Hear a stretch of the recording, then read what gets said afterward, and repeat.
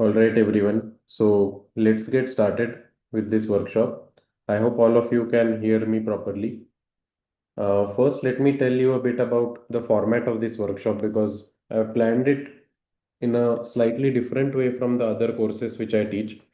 So the reason I'm conducting this workshop is because MoldBot, or earlier it was called ClawdBot, it came out 2 to 3 days back, and I very strongly believe that it has changed everything for uh, AI and AI chatbots, the way industries are going to function, the way the way assistants are going to help us in the near future.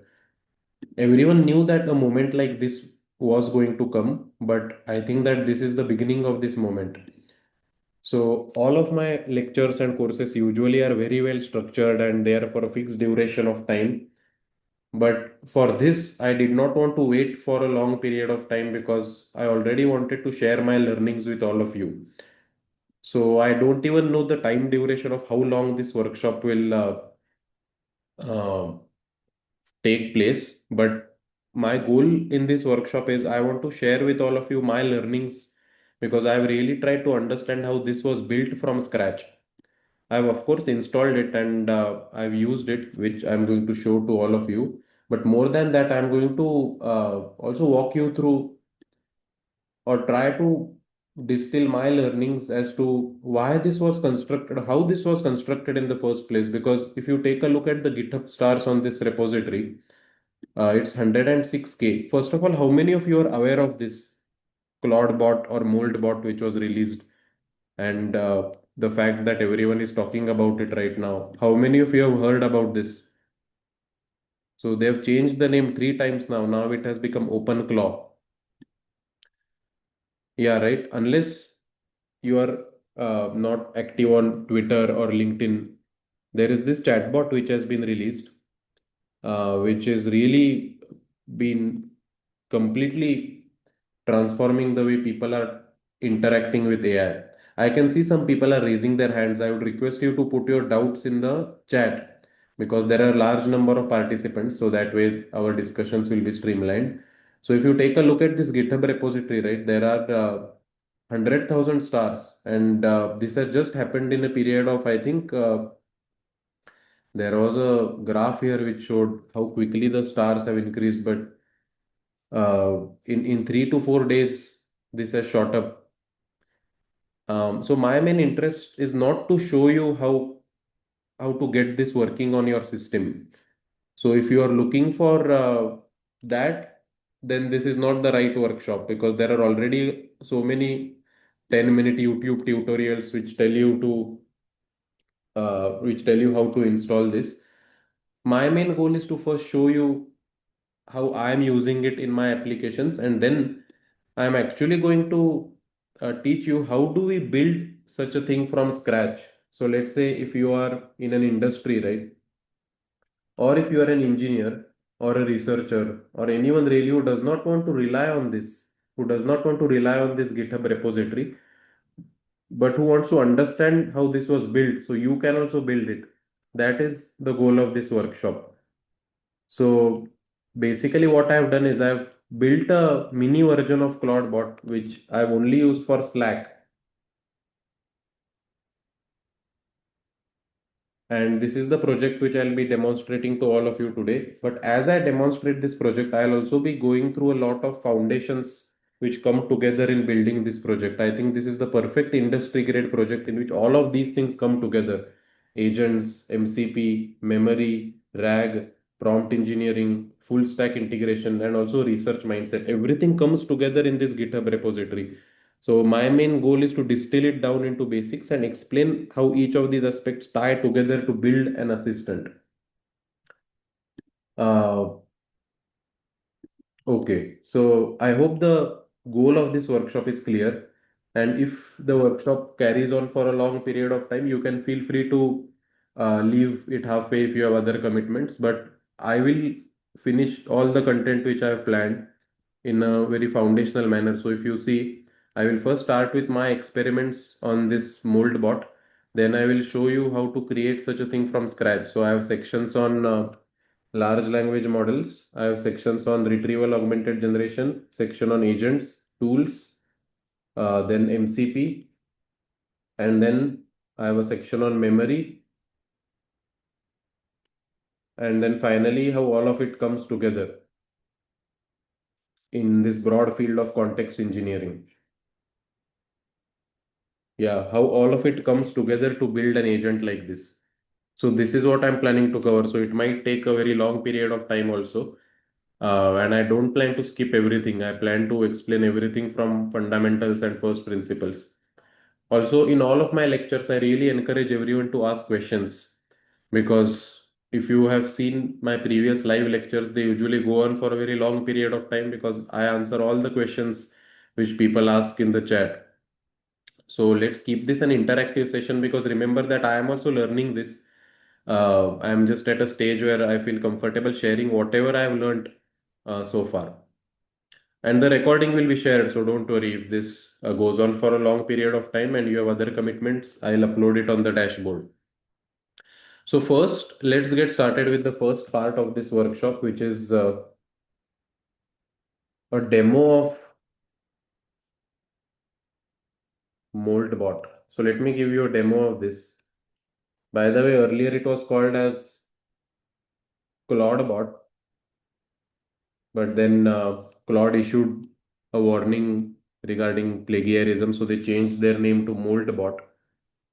Um, this is their website. You can go here. Okay. Um, and as we are conducting this workshop, you can actually use this one line command and install it on your um, laptop. So what you can do is you can go to VS Code.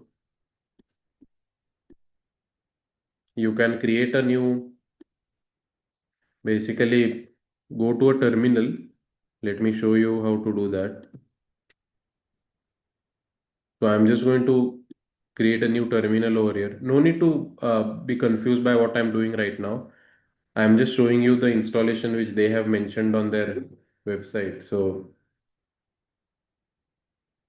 this one line command which they have mentioned, you can just type it. So as I mentioned earlier, this is not an installation workshop, but if anyone wants to just install this, you can go ahead and type this command and you'll see that it will start to install. I hope you can see my VS Code by the way. So I already have OpenClaw installed, but if you don't have it installed, you can basically run this command and you can go ahead and install. Oh, VS Code is not visible. Just a minute. Let me share my entire screen actually. Is my VS Code visible now? Okay, so what I basically did is I went to this website claude.bot and I copied this one line command over here and I have just pasted it here. And it will ideally start to install OpenClaw on your laptop. I'm not going to show the installation in this workshop because it's just a step-by-step click. My main goal is something else. I first want to show you the kind of experiments which I did with this. So once you go ahead with the installation, you will basically be prompted to select the application on which this app or this agent lives. So I have selected Slack as an application. So if I go to my Slack right now, so here is where you should really start paying very close attention in this workshop. Don't worry about the installation right now, but just pay very close attention to what I'm doing. So this Raj Dandekar Vijwara, which you have seen over here, this name, this is actually the Claude bot, which is the agent. Okay, this is not me, but this is an agent.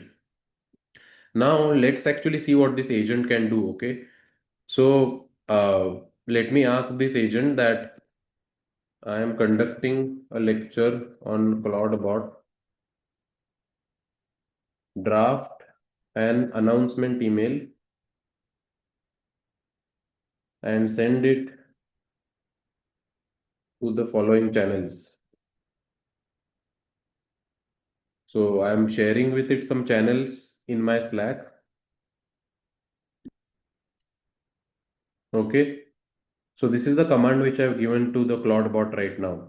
And already you can see how different it is from ChatGPT, right? Because if I go to ChatGPT and if I type something like this, let's go to ChatGPT and type something like this. Do you see the main difference? Can someone tell me what's the major difference between typing this command to ChatGPT versus typing it in Slack?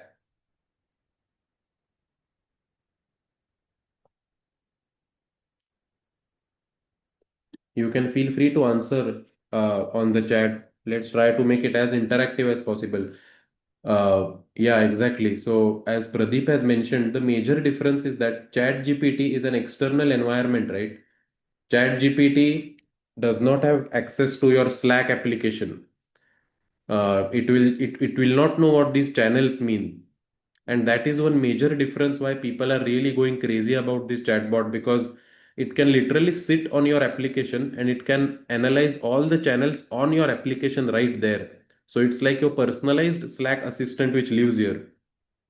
So see, now it has replied to me in this thread that great, I'll post to these channels as soon as you confirm a couple of details. So it has asked me to mention the time, the location, audience, etc.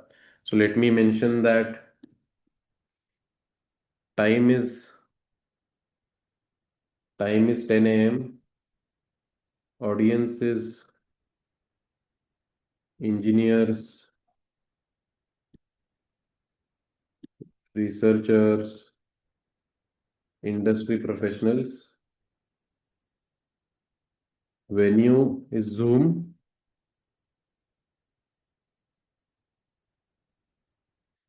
So the main, as many people have mentioned here, the thing which people find beautiful about the chatbot is that it sits natively within your application and it understands everything about your application. So now I don't have to. So here, basically, this is a hallucinated response, right? Because ChatGPT will not actually go to my Slack and post it over there. It's not connected there. So here it says that got it. Are these event details for an announcement? So I'll say it's an announcement. Go ahead and post it in the channels.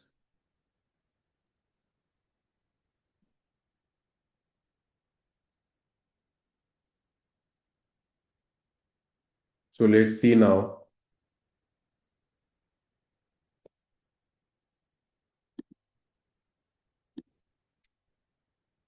Yeah, by the way, these are all the channels which are natively available within my Slack right now, and I use Slack for all my work related things. Imagine uh, if you are a company, or if you are a engineer or any organization who has a certain workflow, you can embed CloudBot into that workflow. So I'll mention the channels again here. So here are the channels: token noise, LLM, and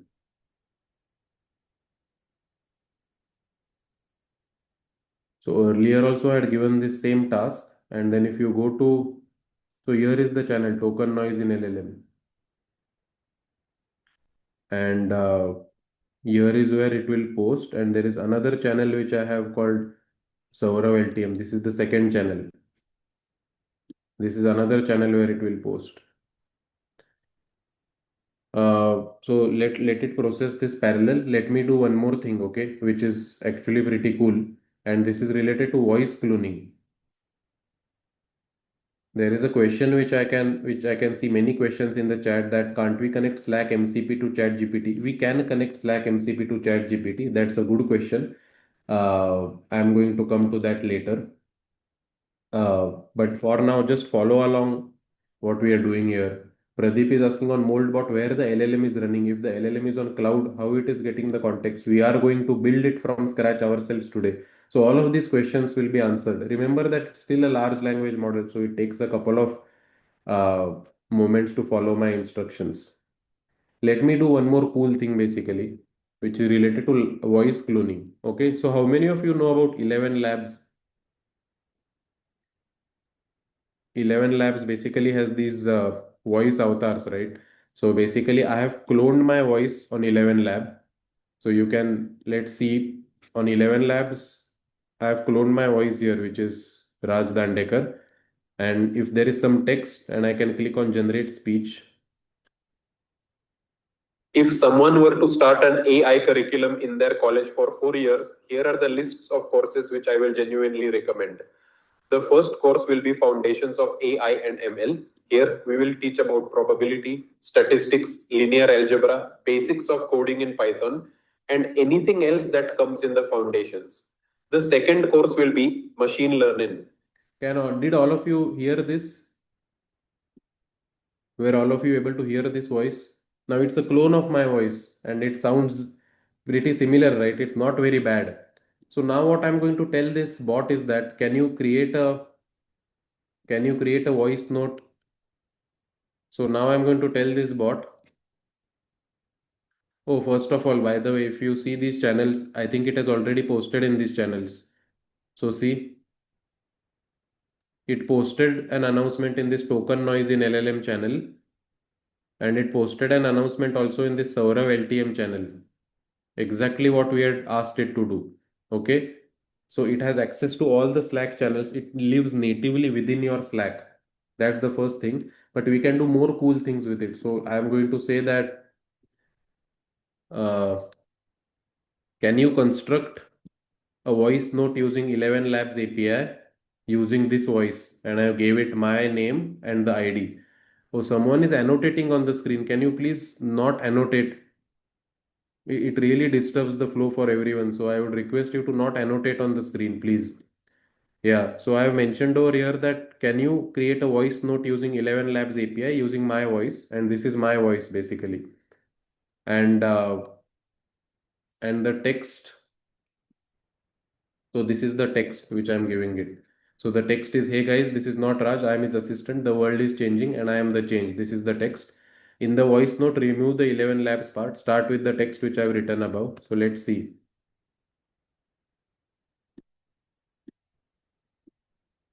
Now, this part maybe can be done by ChatGPT also, but think about the applications, right? If you want to send a voice note to your coworker, imagine you are an industry and you have a team which is working on autonomous driving vehicles.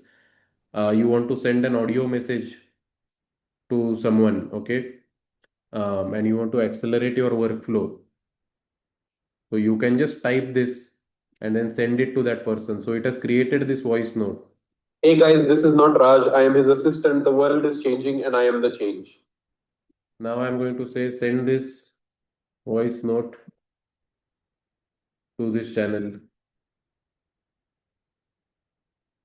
and tag.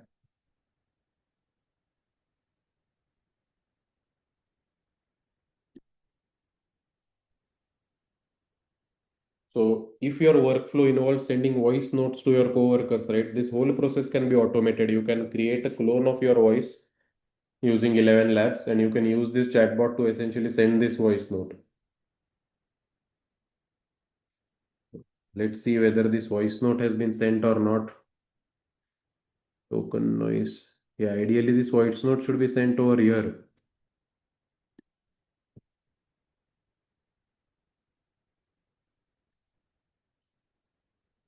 Meanwhile, let me see if there are any questions in the chat. Don't you need to give 11 Labs API credentials? Yes, I have given the credentials when I set up this chatbot. I am going to show you how all of this is built from scratch. Don't worry about that. For now, just follow the workflow with which I've designed this workshop. For now, I'm just showing what all is possible with this. Okay. Uh, so you go to this channel and you see this voice note, which has been posted by this chatbot on this channel itself. Now, this is just the beginning of what this chatbot can do. Okay. Now I'll tell you what all other cool things it can do, which I have tested before. By the way, if I'm on an airport, let's say, and if I'm driving a car, I can do some things like give me some ideas around product management and send it to my laptop. Or I can say things like create an image of yourself the way I have told you to operate and store it on my PC. So when I installed this chatbot, I've told it to behave in a certain way. Like basically, I want it to be proactive. I want it to not wait for my instructions. So I can say something like create an image of yourself the way I have told you to operate, and store it on my PC. So remember, you can do this if you're while you're driving your car, while you're on the airport with just your mobile phone. That's why people are loving this, because on my mobile phone, if I'm uh, bored and I'm at the airport and I want to store something on my PC, or if I want to create a workflow on my PC and I want to email it to someone, I can do that just on my phone, right? So I have even integrated Gmail with this chatbot, so I can do things like create a Kanban board for my team of engineers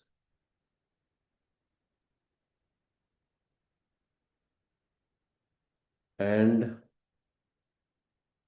send an email to.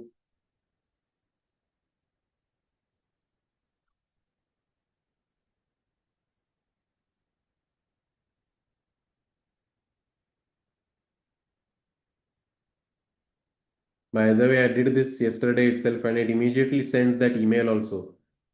So now the reason I'm showing you all these things is because it's basically like a agent, right? It's not, I would say it's like a personal assistant which is working for you. And the reason I believe this is important because I think this is the future of chatbots. When you are on chat gpt, you cannot really make it behave like your personal assistant, right? I cannot, if I'm on a phone and I tell chat gpt to create a kanban board, send it to gmail, email my colleagues about it, send a voice note in my slack channel, etc., it becomes difficult for chat gpt to do this because it is not embedded in environments. It's a chatbot, it's not a personal assistant. But ClawdBot essentially takes things to the next level. There is a question about security vulnerabilities in Moldbot. So please don't focus on that right now. There are security vulnerabilities, but things are moving so fast that it's our responsibility to learn how to build this chatbot, right? And of course, take care of security. But uh, things are moving so rapidly that if we just worry about security, we will not learn anything. I am going to discuss about security and data integrity, as everyone is, two people have mentioned on the chat regarding safety on personal machines. I'll come to that. Okay. So these are questions which I'll address sequentially. But right now, I'm trying to motivate the fact that uh, basically what this new thing is and why it is gaining so much popularity. Why did it gain 100K stars within a period of 3 days? Because it can do all these things. Okay. So it has generated this image actually. So let's see. Yeah, this is the image which has been created by ClawdBot and it has saved it on my PC. Uh, where should the Kanban live? So create a dummy board and quickly send.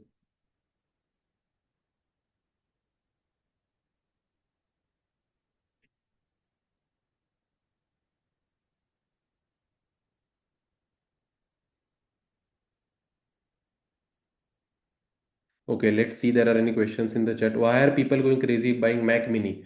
So now that there is so much questions about security, let me answer this just right now. Okay. So the way MoldBot initially was launched, people randomly installed it on their local machines. Okay.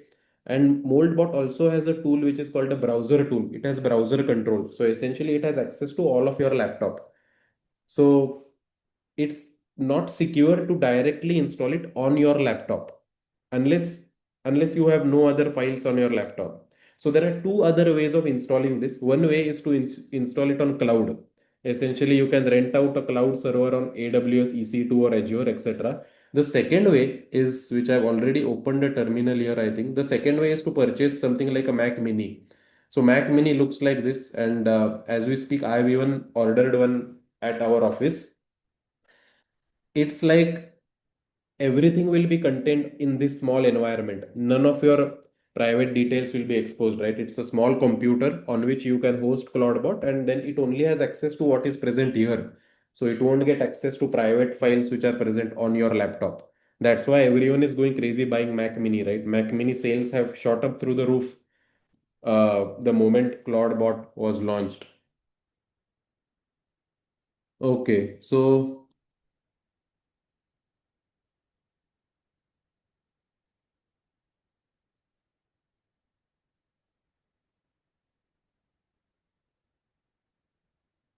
Let's see if there are any questions in this chat.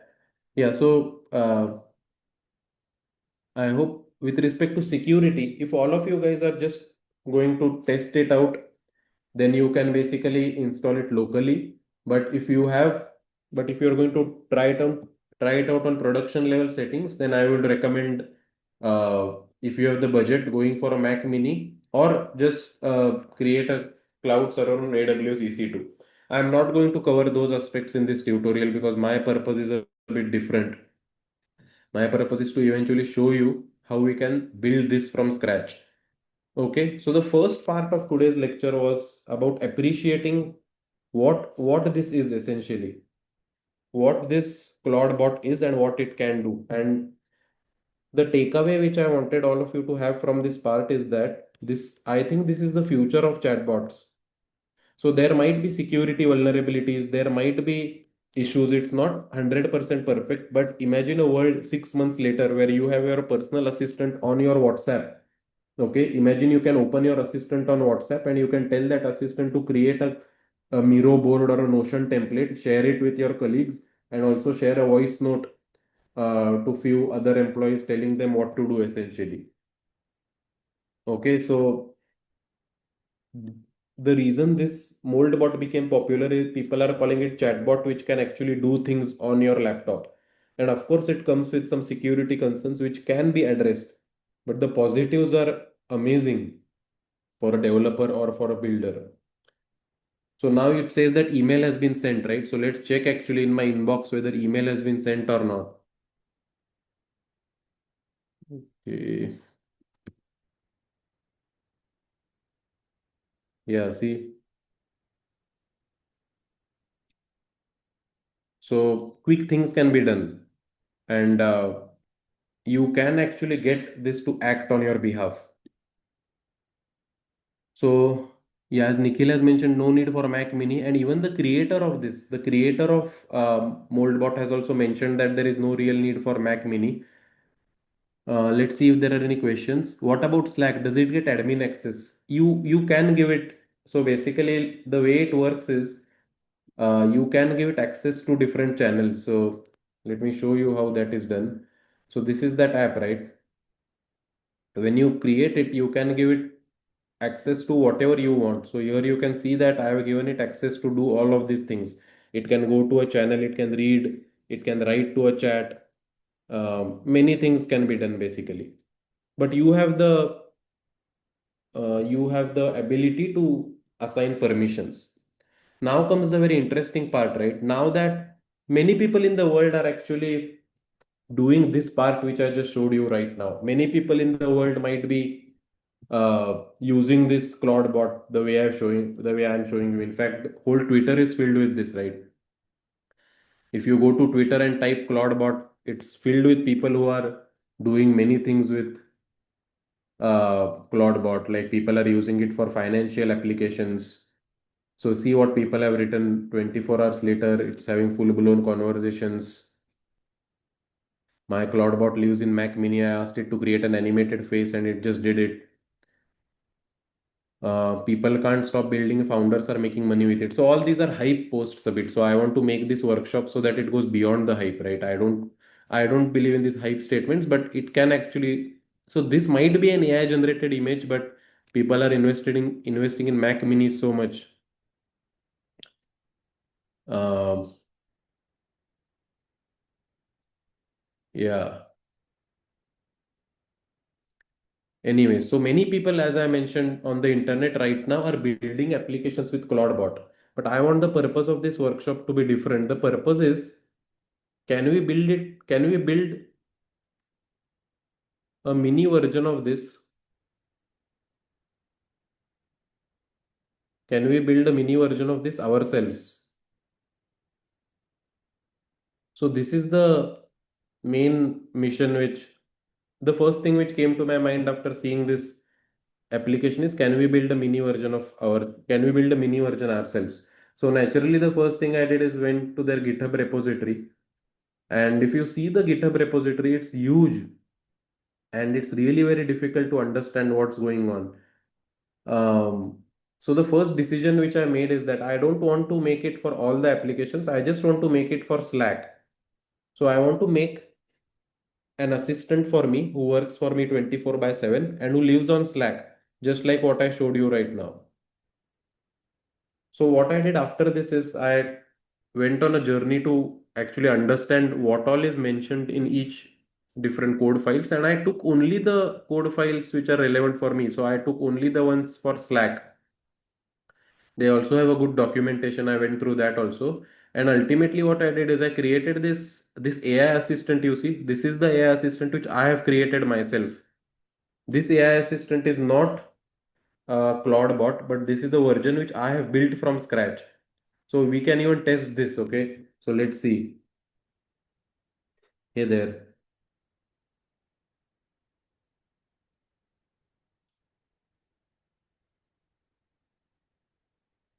Hello. How can I assist you today? So I'm going to tell it a few things. So first thing I'm going to tell it is that so for grad school applications, these documents are important, right? So I'm going to say that remember I care most about resume, SOP and LOR. So I'm going to say search our Slack discussions for any of these topics in the channels which you are present. Then create GitHub issues in certain repository. So look at this command, right? It's a very complex task because what this I'm telling this chatbot to do is that first go to all the channels in which you are present in and search all the discussions in these channels. And in those discussions, search where these topics show up: statement of purpose, resume, and letter of recommendation. I'm just showing these as reference. You can replace this with anything what you care about. Let's say you want to retrieve what we discussed about Cloud Code, let's say. Anything which you want to retrieve from all of your chats. Now, see, this is impossible for Chat GPT to do because for someone to be able to do this, they need to have access to your Slack channel. They need to have access to your Slack channel history. And not just that, there is also a component of retrieval augmented generation here, right? They need to get all of that data and then get that data. And then not just that, they need to create a GitHub issue in this repository. So two things are to be done. First, this chatbot needs to go through all the channels where it's present in, and one of those channels is again Saurav LTM. And it needs to analyze all the history and only retrieve those conversations where SOP, LOR, or resume is present. That's the first thing. That's also hard because it involves retrieval augmented generation. Second thing which it has to do is then create a GitHub issue in this repository. You can might as well replace this with uh, check all Slack channels for unresolved PRs or unresolved issues and create issues on GitHub for my team. Now imagine you set up automated workflows like this for your team in your industry or for your startup. Basically, this assistant can do things for you. So let's see whether it's able to do this. So I'm saying, remember, I care about this. Search our Slack discussions, then create GitHub issues, right? Now, to create GitHub issues, it needs access to GitHub API, it needs an MCP server. So, all of many different technologies are baked into this. To execute this one request, I'll tell you what all is involved. To execute that one request, we have agents because a tool call is made to GitHub. We have MCP, we have RAG, we have memory, we have prompt engineering. All of these need to be done to execute this simple call. So it responded, by the way, I've created GitHub issues for the most important discussions related to SOPs. So it got these discussions from the conversations, and then let's see whether issues have been created. Yeah, so issues have been created over here, and issue have been created over here. And by the way, doing this is not simple. It involves very production level engineering because all of these things need to somehow come together to make the chatbot answer this one request. So this I have built from scratch. So today I'm in a good position to show you how this can be built. But remember that once you build this, you can do it for any application which you want within your organization. And I've just chosen Slack. The method which I'm going to show you is so versatile that it can be, you can integrate it with Discord, you can integrate it with Notion, LinkedIn, any tool which you are using basically. Now, another important aspect which we have not discussed so far is memory. The reason people love MoldBot so much is because it just remembers everything about you. It remembers your preference, it remembers your context, it just gets who you are. And many people think it's rocket science, right? But it's not. They have implemented a very intelligent memory layer, which I'm going to explain to you today, which I've integrated in this chatbot itself. So I'm going to say, what all do you remember about me?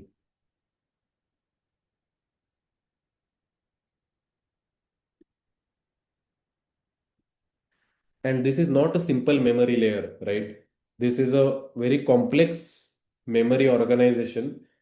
So see, it remembers all of these things. So it has a long-term memory, it has a short-term memory. You are a co-founder of Visual AI Labs. You care most about SOP resume lower because I've mentioned this over here and I've told it to remember. So later today in our workshop, when we are going to see memory, we'll see that memory is actually implemented in a very, very detailed manner. So we have a short-term memory, we have a long-term memory, we have files which understand user preferences, chatbot preferences. Then we have tools also which occupy memory. Then we have something like cron jobs, which are scheduled tasks. Now, what do cron jobs mean? Uh, I can say something like send a message saying hi to this channel every morning at 10 a.m. IST and mention that get ready for our stand-up call. Or you can say that send a message to saying that every Friday asking for LinkedIn posts made that week, traction we got, and areas we can improve. Basically, things can be automated if you forget about any of this. You can ask the chatbot to do. This is what is called as a cron job, which is a recurring task that can also be done. And this mold bot maintains one more file which is called heartbeat state. This is all of these things are beautifully done and it lives somewhere inside this repository, very deep within this repository. But if you read it, it's very, very clever actually. So what they do is this long-term memory essentially maintains commitments, your preferences, etc. Short-term memory maintains the conversation context within the current conversation. Then cron jobs maintains memory of your scheduled reminders, and heartbeat state JSON is lightweight check timestamps. When we come to memory, we are going to discuss this in a lot of detail. Essentially, the memory is divided into six components. One, two, three, four, five, and six. We'll see all of this. Don't worry about that right now. Uh, okay, let me do it one at a time.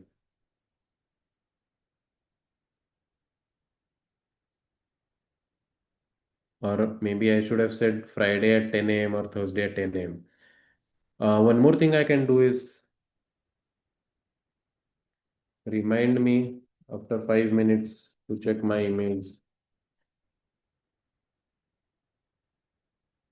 I am going to check the questions in the chat very shortly, but this is what all of us are going to create today. We are going to create an AI assistant, uh, which will basically, yeah, see, it created this email. It created this reminder for me. We are going to create an AI assistant which can do all of these things. It should be, the AI assistant should be able to post to different channels. The AI assistant should retrieve from channels. The AI assistant should create reminders. The AI assistant should can schedule tasks. All of this we are going to build from scratch today. And this is going to be a fully industry level project because, as I mentioned, all of these six things need to come together. Now let me go to the chat and see if there are any questions, right? How different is this from agents like NA10? Yeah, so NA10 is not an agent, right? NA10 is basically a tool for executing agents. And now I think with this, we don't need NA10 at all. Everything can be done through CloudBot. Can CloudBot be integrated on LinkedIn? Yeah. This CloudBot is built on TypeScript. So we are also going to use TypeScript today. Um, will we be able to follow along or only you will be building? No. So my goal is that in this lecture, what I'll be doing is that I will make sure that all of your foundations are very clear. Once the foundations are clear, you will be able to understand code in detail. So we are not going to code everything together. I'm going to share the code file with you, and I'm going to do two things. I'm going to share the code file of this assistant with you, and then we are also going to build it from scratch using Claude Code. Again, Claude Code has completely revolutionized coding, and all of you really need to know how to use Claude Code, by the way.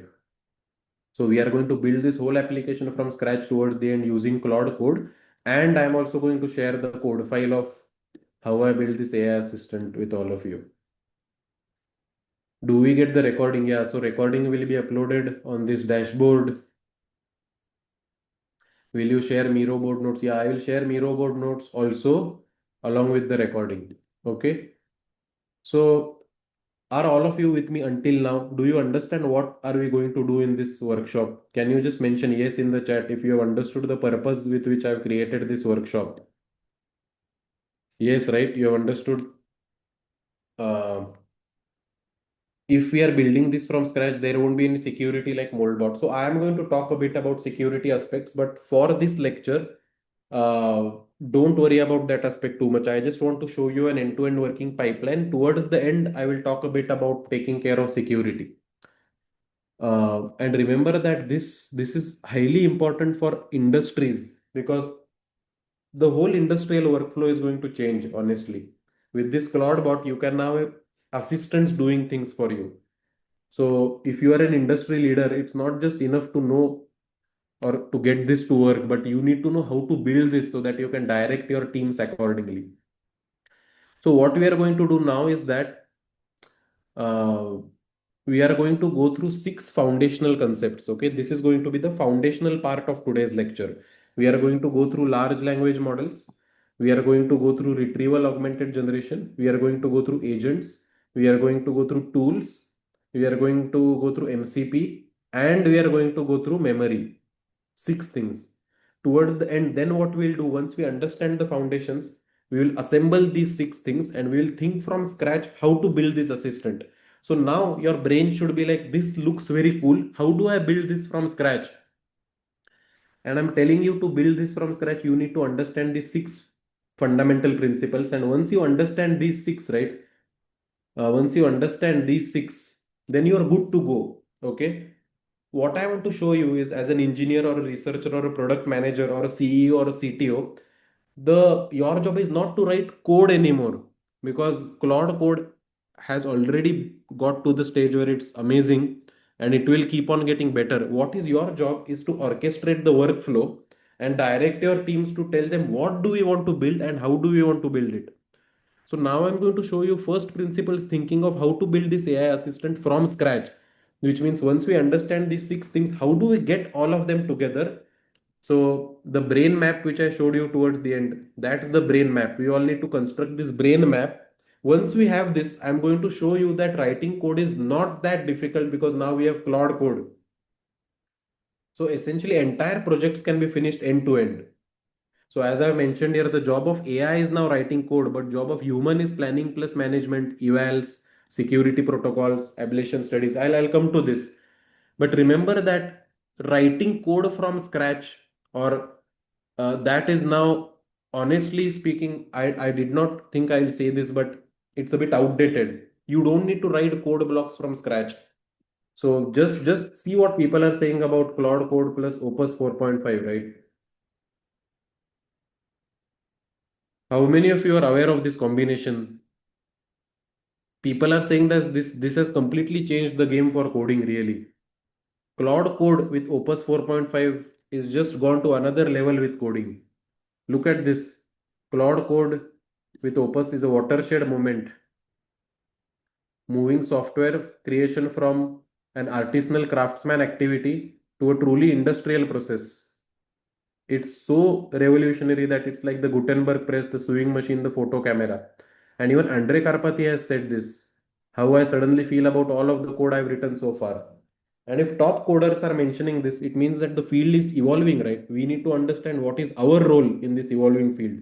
Our role is not to write code anymore, but to think of the workflow, how to guide our teams. For that, we need to know how all of these six things come together. So let me do one thing first. Uh, I'll share with you the GitHub repository of what we are going to build right now. Yeah, so this is the GitHub repo which I have built for this lecture, and this is for the Slack assistant which I just showed you right now. It's the mini Claude, and I'm just going to share it on Slack right now. I share it on the chat. So go ahead. So there is a question about NA10, right? NA10 is completely different, guys. NA10 is for assembling an agent. This goes much further than that. It's a personalized assistant which lives on your application. Okay, so I hope everyone has access to this. Did everyone receive access to this GitHub repository? Can you mention yes in the chat? So as you can see, I've called it mini because it executes all the functionality, but the code base is very small compared to the code base for OpenClaw. Now, let us move to the next aspect of this workshop, which is essentially we are going to go through the foundational building blocks. Let's see if there are any questions in the chat. Right. So we are going to take a short 2 minute break here, and I'm going to come back and then we are going to go through everything in detail. Now, here is where many of you might have knowledge about LLMs before or RAG agents, but stay with me because I'm trying to explain these concepts from a first principles understanding. So hopefully all of you will learn something new. And the beauty of this is that at the end, we are going to see how all of this comes together, right? So I'll come back in 2 minutes time and then we'll get started with the foundational aspect of this workshop.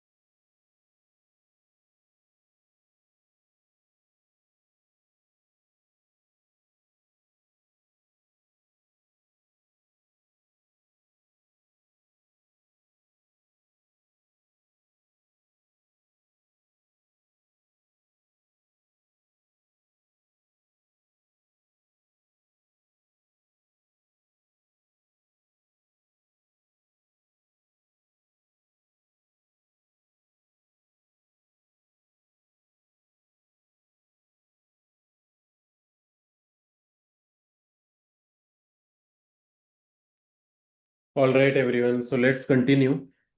Uh, can everyone tell me that are you understanding so far and are you following along with me for the next part? Okay, good. Just please provide me a message of confirmation so that I can move ahead with the next part. Thanks for staying around. Almost 1 hour is past and we still have a long way to go, but let's see. I think that the biggest movie hits this year were 3.5 to 4 hour movies.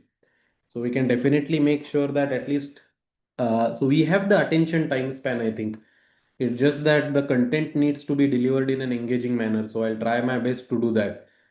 There is a question about memo, right? We are going to use memo in this tutorial, the memory layer. We'll come to that when we come to the sixth aspect of memory. Okay. So let's now sequentially go through LLMs. Now, as we are going through this, as we are going through these fundamental approaches, I want all of you to make sure that your understanding is clear. So I'm going to explain this from first principles. Now, let's say we want to build a chatbot like this from scratch. Okay. What is the first command you will give to a chatbot like this? You will ask something like, hey, how are you? Right. Let's say that forget about all the complexities. The simplest thing you can ask this chatbot is, hey, how are you? And you want the chatbot to understand your question, to understand the meaning behind your question, and to reply, which means that you want to understand the chatbot about language. You want the chatbot to understand, you want the chatbot to understand the language and to respond accordingly. Now, this is where large language models come into the picture. They are really the foundation of building something like this. These are LLMs. How many of you are aware of what large language models are? Can you mention yes in the chat if you know what this is already? I think many of you who are coming to this workshop do have an understanding. So let me again quickly refresh that understanding for you. A large language model essentially involves two stages. It's pre-training and the second stage is fine-tuning. In pre-training, what essentially happens is that you have knowledge from whole internet, right? You have knowledge from the World Wide Web. Based on this knowledge, you pass it through the LLM architecture. And by the way, this is the LLM architecture. We have a whole series on building this architecture from scratch. So I'm not going to go into this architecture in a lot of depth, but understand that the data from the World Wide Web passes through this architecture. Then the parameters of this architecture are trained, and we are able to predict new tokens at a time. Okay. So what a large language model actually does is that it processes this data and it understands the form and the meaning of language. It understands that, let's say, Mary kicked the ball, right? So the form here is subject, verb, and object. In English language, we don't have subject, object, and verb. It's the reverse. It's always S, V, and O. So the model learns this. That's the first thing it learns. So it learns the form. And the second thing which it learns is meaning. So let's say we have something like blue electrons eat fish. Although the form of this sentence is correct, it lacks meaning, right? So the model also knows that this is a meaningless sentence. So it understands the form and meaning of language and then it is able to respond appropriately. That's what a large language model is. So if I go to ChatGPT right now and tell it to create a marketing plan for promoting my vision product, let's say. Now you'll see answer which is being produced, but it will be produced one token at a time because most of the LLMs are trained as auto-regressive models which predict one token at a time. But they do understand human language. It's a model which understands the form and meaning of language and it's able to respond appropriately. So if we want to build a chatbot which just does something like this, then we don't have to have this workshop at all, right? We can just use ChatGPT and we can make a simple API call. Uh, so that's the understanding of large language models, and there are multiple layers of depth in which we can go to. But for this workshop, for the purposes of this workshop, it's enough if all of you have understanding until this level. Okay. Does anyone have any questions in the LLMs, or do you want me to cover a specific aspect of LLMs? You can please mention it in the chat because I don't want to bore you with unnecessarily details of the architecture. But if there is any specific request that you want to go into certain details of a specific aspect, I'll be happy to do that. But for the purposes of this workshop, as long as you know that LLMs capture the form and meaning of human language, that much is enough. Tool calling, we'll come to tool calling. So Ruth and Nikhil, we'll come to that. That is in agents part. So we have whole separate sections on that. What is the difference between context vector and context length? Oh, it's completely different. So essentially, context length is the amount of tokens the LLM can look at one time before giving the output, right? So this concept will show up. a lot. So let's say this is a human, right? Let's say this is a human. The human has a certain memory, and at one time, only a specific amount of information can fit into that memory. Right? At one time, only a specific amount of information can fit into that memory. Similarly, LLMs have something like a context window or a context length. They can only process a certain amount of information, a maximum certain amount of information. And this is where the field of context engineering is born. We are going to cover context engineering also today. Just like land is limited, gold is limited, right? So it's very precious, right? Similarly, context is also limited. And all of these things which we are going to learn about today, they take up context. So we need to optimize what takes up context and how much context is taken by each aspect of it. Um, Can you just provide in brief how to view it as a linear transformation? Sure. So now that you have asked about this linear transformation, right? Let's see what happens here, right? Let's say out of this World Wide Web, we get a small subset of information as the input sequence. And that subset might be this. It's tokenized first and converted into token embeddings. Let's call those token embeddings as input vector X. That X goes to token embeddings, position embeddings. It goes through the transformer block where it goes through normalization, attention layers. It goes through multiple functions essentially. So this X, which is my input, right? We have a function f1 of f2 of f3 of f4 of f5 of f6. It goes through a huge number of transformations, and then finally what we get is the output when we come out. So you can think of the large language model as a giant series of transformations. Actually, it's just how a neural network operates. See, the neural network is also, if you think about it, just a big nested expression, right? It's just a nested function going on and on. Similarly, mathematically, an LLM is just a nested function. Uh, but to explain it, people like to have these blocks, block diagrams, visual representations, etc. So it's just much better that way.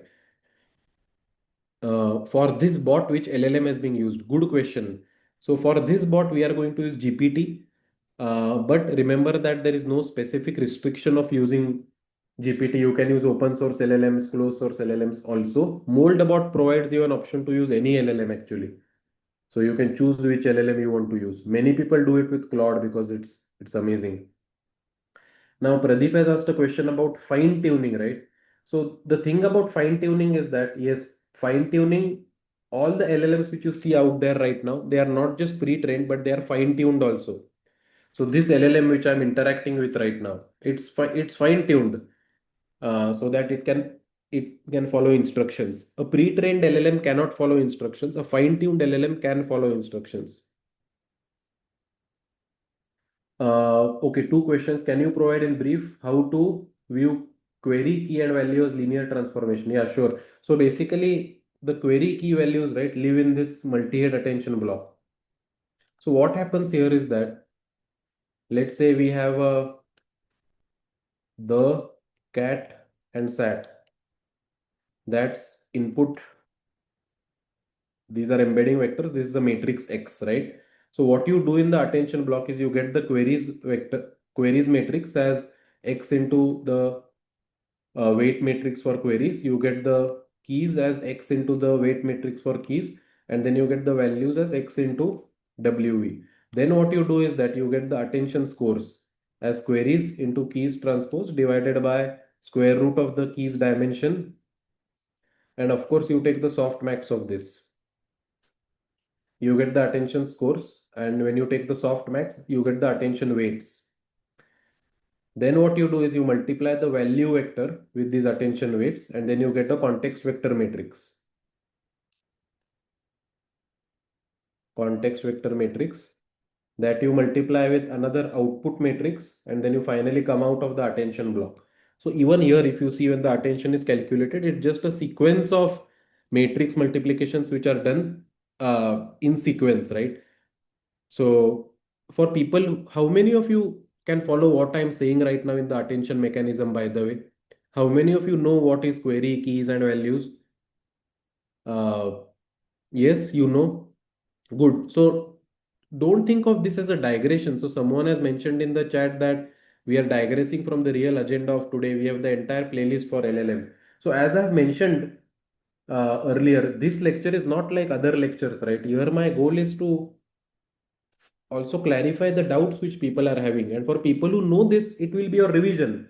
So no harm done anyways, right? It's good to get a full perspective anyways. Many of you have seen the LLM playlist, so you should know this, right? Good. Uh, Yeah, so let's keep this a free flowing session, right? If some of you know it, but some of you don't know it. So my job is not to assume that all of you know it, but my job is to keep it at a high level and then ask you all where you need more guidance or where you need more information. At this time, I want all of you to be at a state where if I ask you to make a chatbot which just does this, all of you should be able to do it. You should tell me that just use an LLM. Why do we need anything else? That's good enough up till now. Now let's move to the next stage.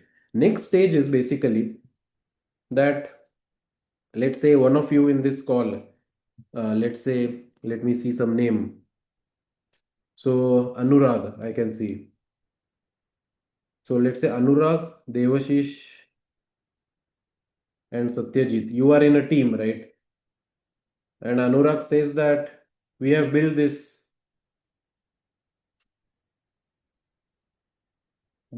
chatbot which answers simple question. So you make a simple API call with an LLM and which can answer questions like how are you, etc. But Devashish and Satyajit are not happy with this. They are saying that for a Slack chatbot, what if a user asks something like this?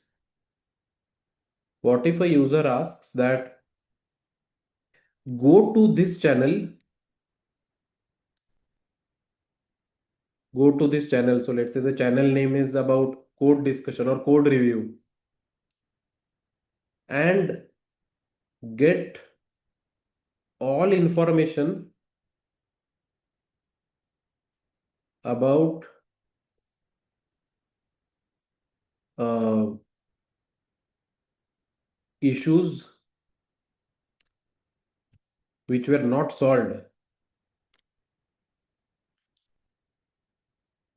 Okay, so now, so Devashish and Satyajit say, I'm not happy with this because this simple chatbot, first of all, it needs to go to all these channels and get information.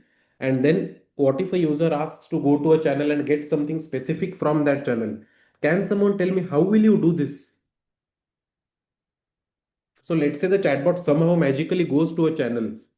Once it goes to a channel, how will it retrieve information from that channel which is related to issues which were not solved or GitHub issues which were not solved? How will you do this? So think from first principles again. Let's say you have this channel. Let's say you have this code review channel, which let's go here. Let's see any channel here, right? Let's say we have this code review channel and it has all of these threads. It has a huge amount of information, right? Out of all of this information on this channel, I only want information related to a specific query. How do I do that? There is a specific name which I'm looking for to do this kind of an operation, and all of you might have heard of this name earlier itself. You can feel free to answer in the chat.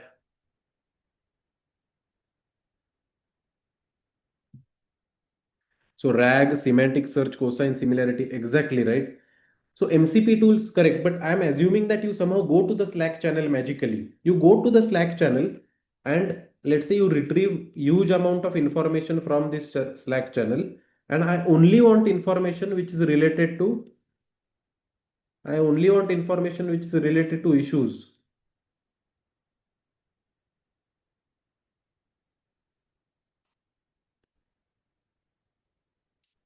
So here is where a technique called retrieval augmented generation or semantic similarity needs to be used. And the way this technique works is that uh, it's like an open book exam, right?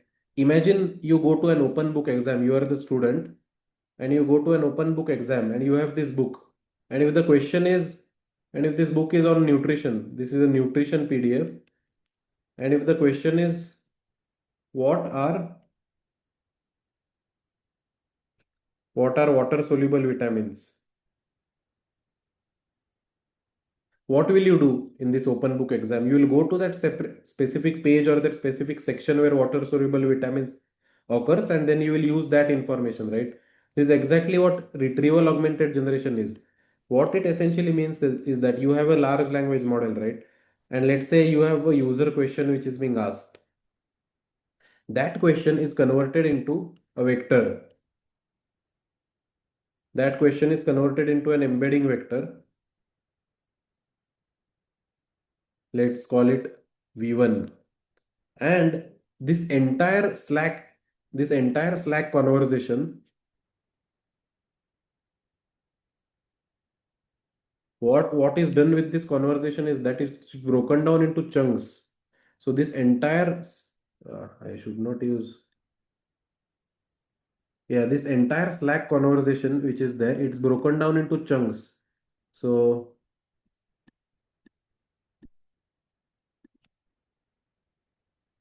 this is chunk number one, this is chunk number two, this is chunk number three, chunk number four, etc. So this whole thing is broken down into chunks, and then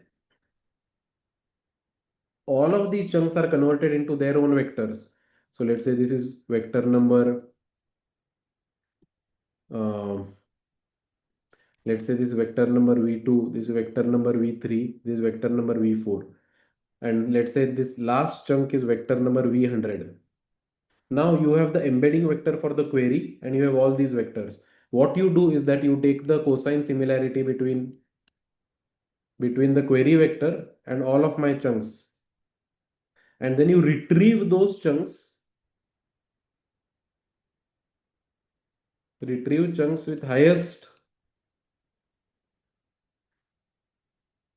highest cosine similarity. So let's say you retrieve this chunk and this chunk, which is V2 and V60. Now, when this question is asked to the LLM, along with this question, these chunks are also passed. So the LLM, when it answers, it knows which information in my Slack channel is relevant to the question which is being asked. And that information is passed along with the prompt. That's why it's called retrieval augmented generation. So let's say if the question is about go to this channel and find information about GitHub issues. What we will do is that we'll first take all the information in each Slack channel where the bot is present. So the way we'll do it is that take all information from channels in which my bot is present, then I will chunk those information and I will convert it into embeddings. So I'll keep these embeddings ready. And whenever a query is asked, I will retrieve chunks which are most similar to that query.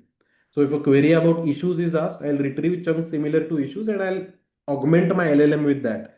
So the LLM which you started with, the three guys which we are looking at, Anurag, Devashish, and Satyajit. So this LLM which we started with, the LLM will stay the same. But now along with the prompt, we also have chunks. And how will we know which channel the bot is present in? Because we can actually invite bots to channels, right? So let's say this Saurav LTM channel, we can go ahead and invite the bot here.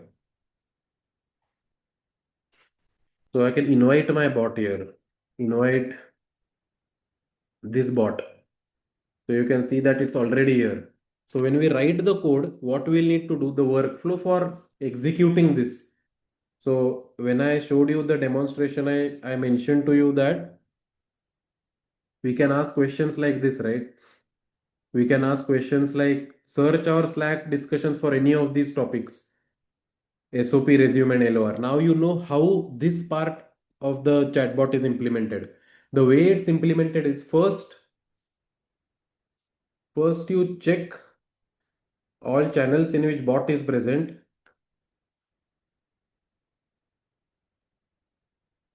Check all channels in which bot is present. Retrieve all messages from those channels. Chunk it, embed it, and when a query is asked, retrieve most relevant chunks, retrieve most relevant chunks and augment my query. So when this query is asked, what it will do is that it will go to this channel server of LTM and it will retrieve only those chunks which are relevant to SOP, LOR, etc. And then it will pass it along with the prompt. So then we'll be able to answer with those chunks as reference. So we'll be able to answer in a much better manner. Now, an engineering decision which you can make here is essentially how many messages of the past do you want to retrieve in the first place, right? You can retrieve 200 messages, you can retrieve all messages also. And another thing which you can do is that you can run this in the background. Now pay careful attention to this. What does it mean running the retrieval in the background? It means that this is called background indexing. What background indexing actually means is that after every 1 hour, you go through all the messages and you index them. So no matter whether the user asks the query or not, your index or your vectors are ready. So you don't have to do it live. One option is that when I ask a query, you do the embedding of the past 200 messages live. That takes time. Or background indexing is that after every 1 hour, you run an indexing task where after every 1 hour, it collects messages, past 200 messages, it indexes them or converts them into vectors and keeps them ready. So whenever a user query is asked, it already has those vectors ready, right? So you don't have to, it becomes fast actually. This is called background indexing. There are two types of indexing, background indexing versus live indexing. Now remember that when we do toy tutorials, all of these questions don't come into the picture. There are 5 minute, 10-minute rack chatbot tutorials on YouTube which don't talk about background and live indexing. But now I care about this because every time I ask a question to the chatbot, I don't want it to index live. I want the vectors to be already created. Is this clear to everyone, the retrieval augmented generation part? Let me now see if there are any questions in the chat. Okay, many questions in the chat. How are we going to give Slack information as RAG to the LLM? How about everyday information from Slack? So Arya, I hope I clarified this for you, right? First, we are going to check where the bot is present. And after every 2 hours in those channels, we are going to run background indexing for the past 200 messages. At what stage this chunking will and storing will happen in the workflow? Okay, so now pay careful attention to this. Let me explain this, right? So right now it's 11 a.m. Okay, now bot is present, let's say in channel number. Bot is present in channel server LTM and bot is present in another channel which is token noise. Now what I will do is right now it's 11 a.m. right? So I will get all the 200 messages, pass the most recent 200 messages. I will chunk them and I will create vectors. I will create a vector store. I will create a vector store and I will keep it ready. I will keep it ready. And this I will do after a periodic time. Let's say I do it after every 2 hours. So I do it at 1 p.m. I do it at 3 p.m. So if a user asks a query at 2 p.m., if a user query is at 2 p.m., it's fine because my most recent chunking is at 1 p.m. anyways. And by that time, new discussions might have happened in the Slack channel, right? So I need to do this periodic chunking. If you go to the code base actually, which I've shared with all of you, there is a, if you go to SRC and if you go to RAG, now this is where all of what I'm saying is actually happening, right? If you go to embedding, pay very careful attention to what I have mentioned. Actually, if you go to indexing rather, indexer, pay very careful attention to the indexer module. And I'm again sharing this link in the chat. Pay very careful attention here because in the indexer module, you will see that we are doing background indexing, which I just mentioned right now. So see what is meant by background indexing is after every 1 hour, I want to index 200 messages from the channel in which the chatbot is present in. Okay, so let's see if there are any other questions now. If the retrieval does not return correct chunks according to the user query in runtime, so exact tool call will not trigger. How will we manage this problem? So basically, what is going to happen is that whenever a question is being asked, the first thing it will check is whether we want to use RAG or not. And hopefully, if our chunking is done correctly, if our embedding is done correctly, the correct messages will be retrieved. The question is, for this bot, what chunking technique is being used? How do we decide the context length for RAG to work correctly? So I'll come to context engineering later, but chunking strategy which we are using here is fixed size chunking. We are using fixed size chunking over here. Uh, so we are doing a very simple thing over here, which is embedding dimension. So we are using an embedding model from OpenAI, text embedding 3 small with an embedding dimension of 1536.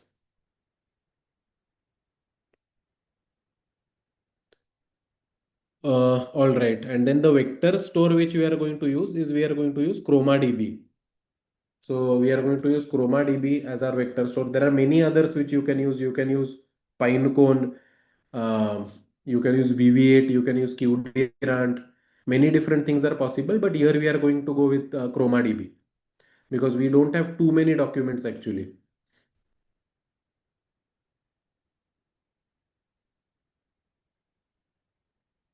Let's see if there are any other questions in the chat. We will miss the unindexed messages, right? So everything will, yeah, correct. That's the engineering decision which you need to make. The engineering decision which all of you need to make is how many past messages do you want to index here.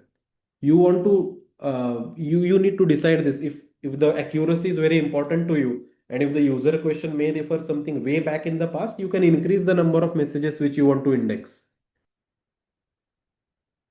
I didn't understand the part that how do we identify where the bot is present. So basically, the way we are going to write the code is that uh, if you see, pay careful attention here, right? The way we are going to write the code, it's in the indexer. Yeah, see this. The way we are going to write the code is we are going to first list all the channels on the Slack, and then we are going to filter the channels in which the bot is present. So we are going to write an is member function to check on the channels where the bot is actually present. So check this indexer.txt again. I think Arya has asked this question. In indexer.txt, we are going to first check the channels in which the bot is present. Only if it's present in the channel, we are going to do the indexing of the messages in that channel itself. What are you using as vector store? So I'm using ChromaDB as vector store. I need some clarification here. When a user asks a query specifying two channels, only chunking happens and based on the query, yes. So user does not say, so when user says about channels, first we check whether the bot is present in those channels or not. Only if the bot is present, we retrieve the recent 200 messages, we chunk those, we convert it into vectors, which is already done in the background, by the way, and we retrieve those chunks which are most relevant to the query and we pass it along with the prompt.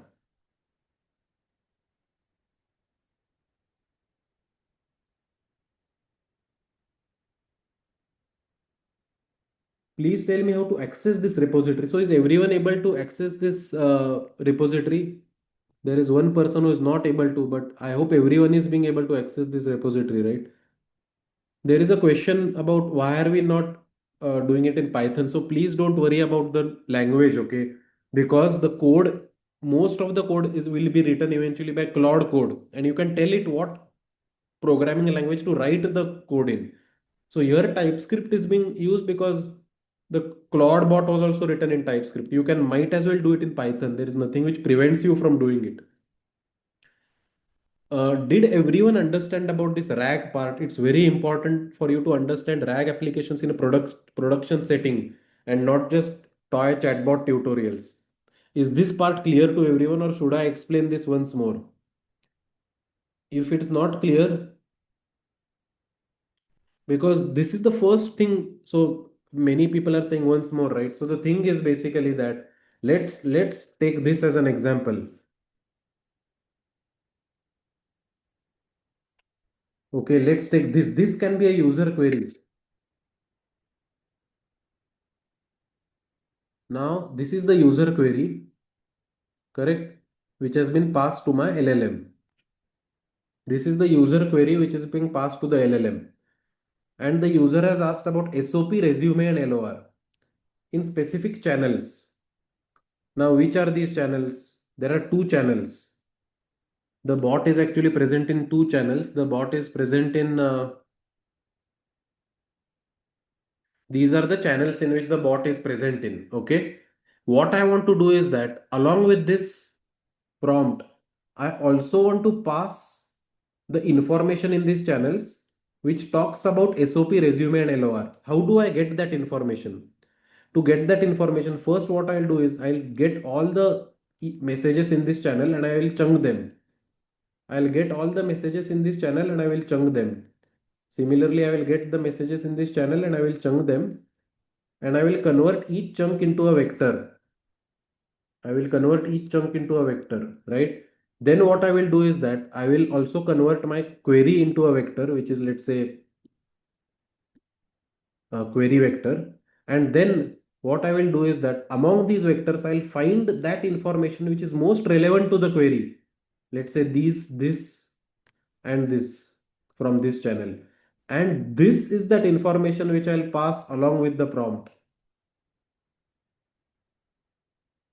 So now when you pass this to the LLM, I also pass all this relevant information. So the LLM will be able to answer appropriately.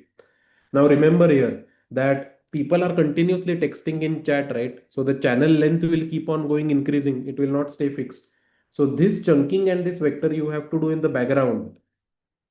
You have to do it periodically. As I mentioned before, you can do it in 2 hour intervals so that if user asks a query anywhere in the middle, you already have the vectors which are ready. This is called background indexing. Usually in toy tutorials, you don't need to do background indexing. It's pretty straightforward. Uh, okay, is it clear to everyone? Can you mention yes in the chat if I can move on now to the next part? Yes, it's clear. What about others? The question is, how will the accuracy be in this case as data corpus increases? Very good question. So it's a trade-off, right? The trade-off, as engineers, always think of the trade-off. What's the points of trade-off? If it's asked in an interview, you should always say these are the trade-offs. Ideally, in a best case scenario, you would want to index very frequently, and you would want to index for huge number of messages. The more messages you index, the better your accuracy will be, naturally. But that's an engineering decision which you have to make, Dishant, based on your application. I don't understand how those vectors are picked. So vectors are not picked. Essentially, what you do is you break this into chunks, and using an embedding model, you create those chunks into vectors. So all of you know about word embeddings, right? The whole basis of all this is that sentences can be represented as vectors. That's the whole basis of what we are doing. And so, if you trace back the origins to what we should be grateful for, it's the Word 2H paper by Google. This was the first paper which kind of proved that vectors can carry meaning, and words which have similar meaning will have vectors which lie close to each other in vector space.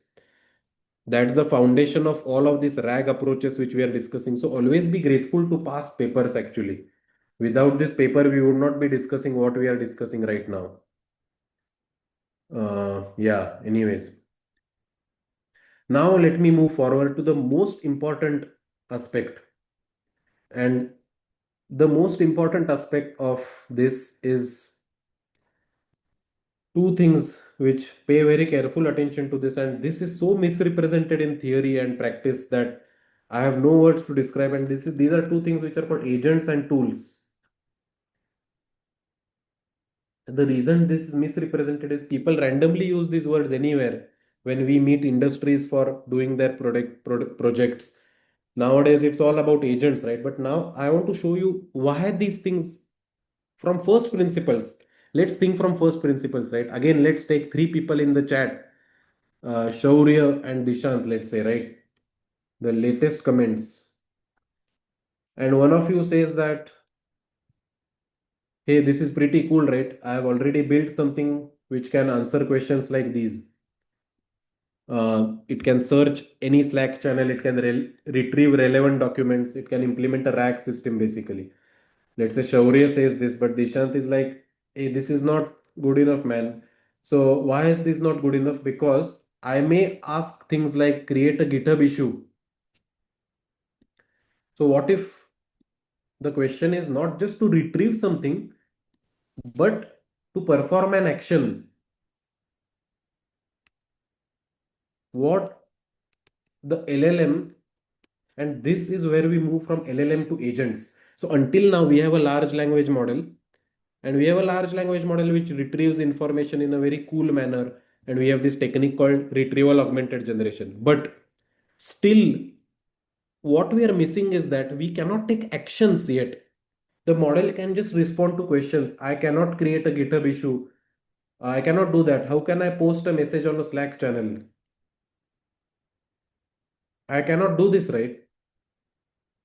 How can an LLM post a message to a Slack channel?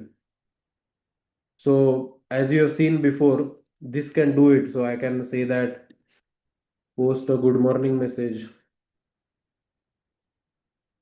to this channel. Let's say you do this, post a good morning message to this channel. Uh,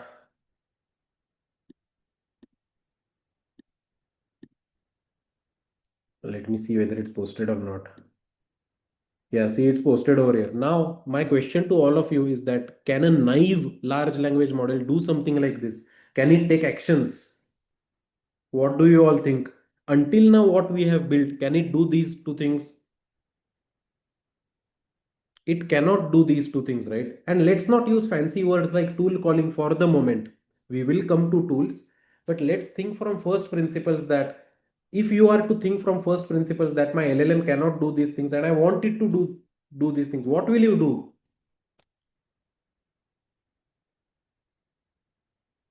What will you do if you want an LLM to do these things, right?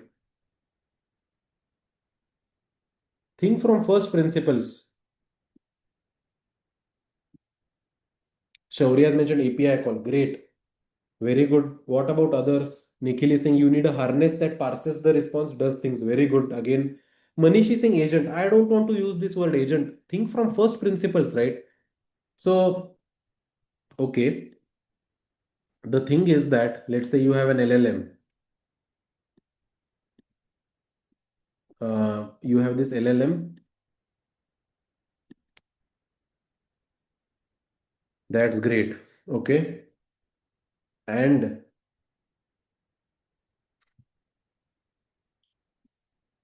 the user asks a question like this. Um, Create a GitHub issue. That's in the prompt. Remember that the LLM just is a language model, right? It cannot do anything. What can you do after this? Now, all of you are saying these things which are pretty natural, right? What you will tell the LLM is that, hey, large language model, along with this, in the prompt itself, you tell the language model that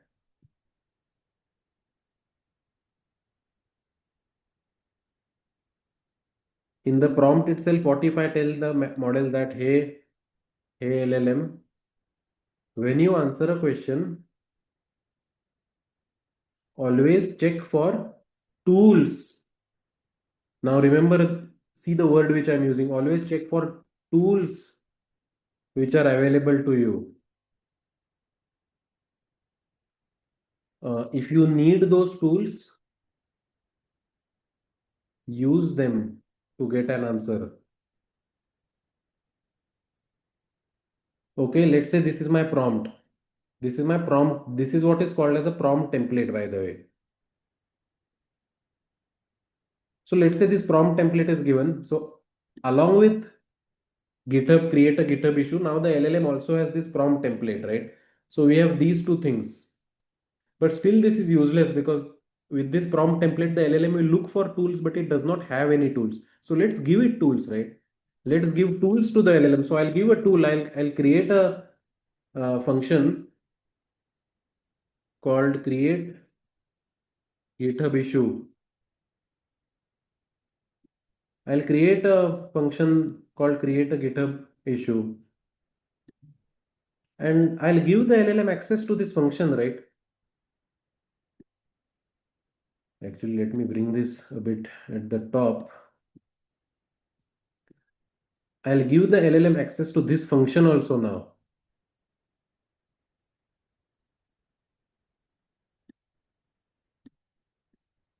Yeah, I'll give the LLM access to this function. Now, what this function will do is that whenever the create a GitHub issue and this is the prompt, so LLM will check for this tool, the LLM will run this tool. And not just that, I have to say that execute the tool and add it to the prompt. So the LLM will run this tool and the answer will now be in my prompt itself. So I want the LLM to have access to these tools. And if you think about tools in a very simple manner, a very simple way to think about tools is just, uh, well, they are functions, right? They are function calls. So now what I want my large language model to do is I will pass the tools in the large language model prompt itself. I want my large language model to execute the tools and take actions for me. So all of you might be thinking that what are these tools, right? And how do I create this function? So think about writing a function for creating an issue. And before this tutorial, I have just asked, yeah, I have just asked Claude to create. I have an AI application which wants to use a tool called create issue, right? And GitHub already has an API for creating an issue, by the way. So you can either write your own function with this API.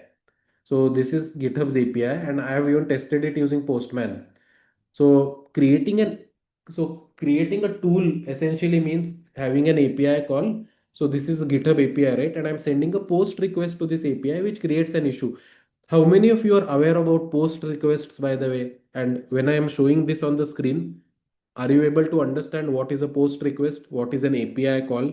Basically, it's just a function, right? Uh, so if I send this post request, an issue will be created at GitHub. That's essentially a function. So if I want my LLM to do this for me, if I want my LLM to create such kind of a issue, I will need to give it access to this function. Now, how do I do this in a much more formal manner? That's where the React framework was born. The React framework is essentially reasoning plus action. So what it means is that whenever a certain question is asked to the LLM, my LLM will go in this loop. And this is that loop, by the way. It is a thought, action, and an observation loop. What this means is that, let's say, so a quick diversion to history. If I ask a question, here ChatGPT is not thinking, it is just giving an answer, right? People figured out that there is something called chain of thought prompting, through which you can get ChatGPT or any LLM to reason through its thinking. How many of you are aware of chain of thought prompting, by the way? Essentially, in the prompt itself, if you mention how to reason, the when the LLM answers something, you can get it to reason. I can see that many of you are aware of this, right? But with chain of thought prompting, you lack access to the external world. This is the most important. When you want to create an issue on GitHub, you will need API access to GitHub, right? LLMs in isolation lack access to the external world. This is where the react comes into picture. You don't only reason, but you also act. What this means is that there is a thought action observation loop. And this is at the core of all the LLMs which want to take an action like creating a GitHub issue. What the thought action observation loop says is that, now let's take the same example of GitHub. What the thought action observations loop says is that whenever you ask a question, my first thought should be, okay, what is the question which is asked that I have to create a GitHub issue? Then I will take an action. To take an action, I will look at the tools which are available for me. So I can see that a GitHub API is available. I will take an action and I will return an answer. So that's the observation. So I will look at the observation. If I'm not satisfied with it, I'll go into a loop. This is called as the TAO loop, and this is how all modern agents work. Now you have converted a language model into an agent, which means that it has access to the external world. It can take actions, it can create issues on GitHub. It has access to tools. And when it executes a tool, it looks at the observation. It does not stop there. It goes into a loop until it's satisfied with the answer. That is the principle behind which all modern agents actually work. It's the thought action observation loop. So, a very, very nice, I want to show you a very nice example of how tool calls actually work, right? So, pay very careful attention. How do tools work? Remember that LLMs can only receive input text and generate output. So, for the LLM to use a tool, we need to tell the LLM that, hey, LLM, this tool exists. Here's how to use it. So what happens if we say the question weather, what is the weather in Paris? And I have a tool which is available to the LLM, which is called weather API. The way this will work is that this question will go to the LLM. The LLM will first look for available tools. Then it will know that this tool is available for me. It will execute this tool and then get the response and then add it to the prompt. This is the process which happens. Similarly, when we create a GitHub issue, the LLM first calls the tool, we get the response that's added to the prompt, then we answer. This same thing is mentioned in this video. Please watch this video in detail. I don't, yeah, please watch this video in detail. Okay, so the prompt is solve this task in an iterative way with the thought action observation loop. Pay careful attention here. Uh, So, okay, the question is how much is 2 raised to 0.27? So what the LLM does is that it runs into the thought action observation loop. So it has got this question, how much is 2 raised to 0.27? And it has these two tools. So the LLM has two tools which are available to it, calculator and web search. It has two tools. So it will look at this task. The first thought will be, I should use the calculator. So it will perform the action that it uses the calculator. uh, it performs the action and then it executes the call and it gets the observation, which is this answer. This observation now goes back to the prompt. This observation goes back to the prompt. Now in the prompt, the LLM has the observation also.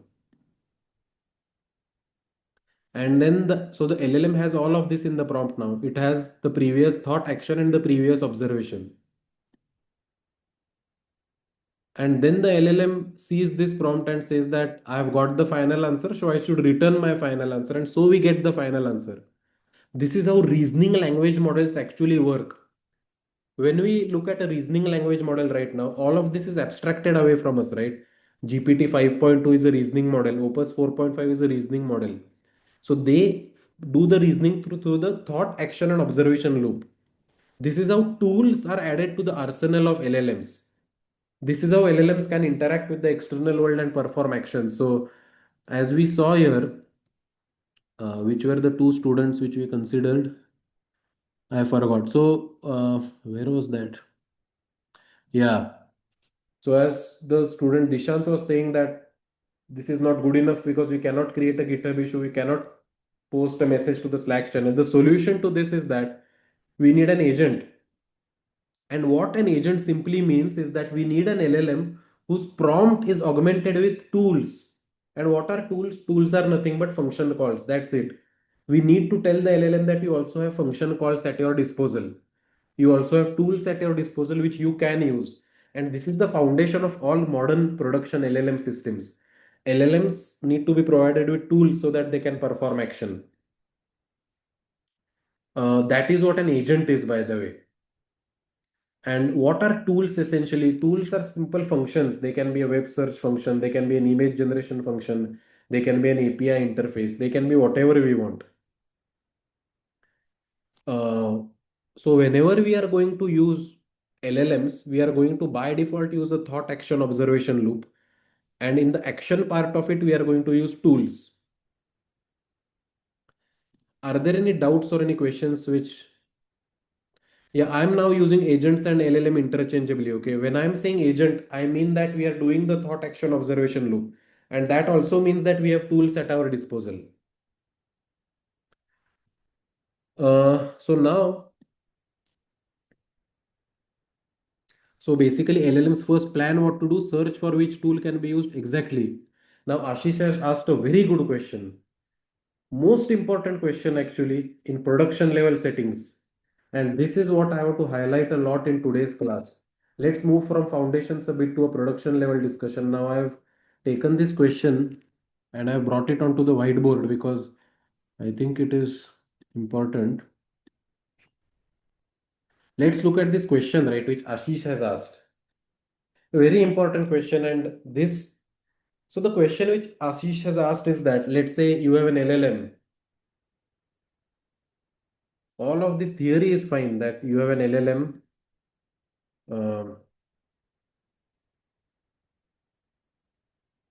And that LLM has access to tools, right? Let's say this is my tool number one, this is my tool number two, this is my tool number three, this is my tool number four, tool number five, and tool number six. Let's say my LLM has access to these tools. Uh, T1, okay, T2, T3, T4, T5, and T6. The question is that which tool to use when, because in the thought action observation loop, in the action part of it, the LLM has to decide which tool it has to use. And this is where LLMs get confused a lot. To solve this confusion, companies like OpenAI have come up with something which is called as a tool calling interface. What this means is that they have created a common interface if you want to give OpenAI access to certain tools. And we are also going to use this tool calling interface when we create the code. Now, what is this tool calling interface? Let's see.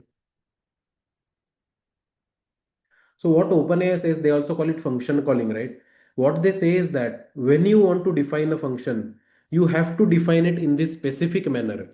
You have to first say that its type is function. You have to tell the name of the function. You have to write a very clear description of what the function does. This is one of the best things you can do to reduce hallucinations.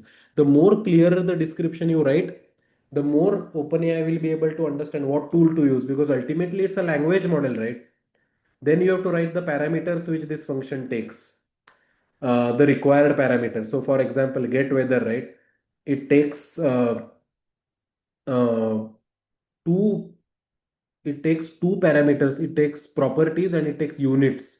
So when you want to say get weather, you have to mention get weather for what location. So you have to mention the city, and you also want to have to mention the units you want the weather to be returned. Every function which you want to, every tool which you want OpenAI LLM to have access to, you need to give this. You need to give this interface basically. And please have a careful look. OpenAI already tells you how to reduce hallucinations, right? It tells you how to define functions so that it can choose it correctly. For the LLM to choose which tool to use, you have to very clearly say, explicitly describe the purpose of the function. That's number one. This is very important. Tell the model what exactly to do. Make the function obvious and intuitive. This is the principle of least surprise. How many of you know about this? We also follow this principle at Vijuvara, by the way. The idea of this is that try to keep things as simple as possible, right? Don't confuse the LLM by writing complicated definitions. So they explicitly say that you should follow this principle of least surprise. Make the functions obvious. Describe describe what the functions do, very obvious, etc. So now if you think about it, for the Slack assistant, what are the different tools which we need? Can you all tell me first, for the Slack assistant which we are building, what are the different tools which the LLM needs access to? Let's try to list down all the tools which come to mind, right? Uh, what are the tools? What do you want the Slack to do, assistant? We want it to post message, right? We want it to retrieve messages. So just think of tools. What functions you need to write, uh, or what actions you want this Slack assistant to do. These are our features, right? So remember, as an engineering manager, you have to decide what this assistant will do. If you decide that it will post messages on channels, it will post messages on channels. Then it can also pin messages, it can set reminders,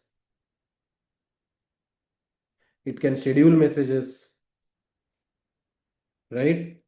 So all of these are my tools, right? My first tool can be to send a message in a channel. My second tool can be set a reminder. My third tool can be pin a message.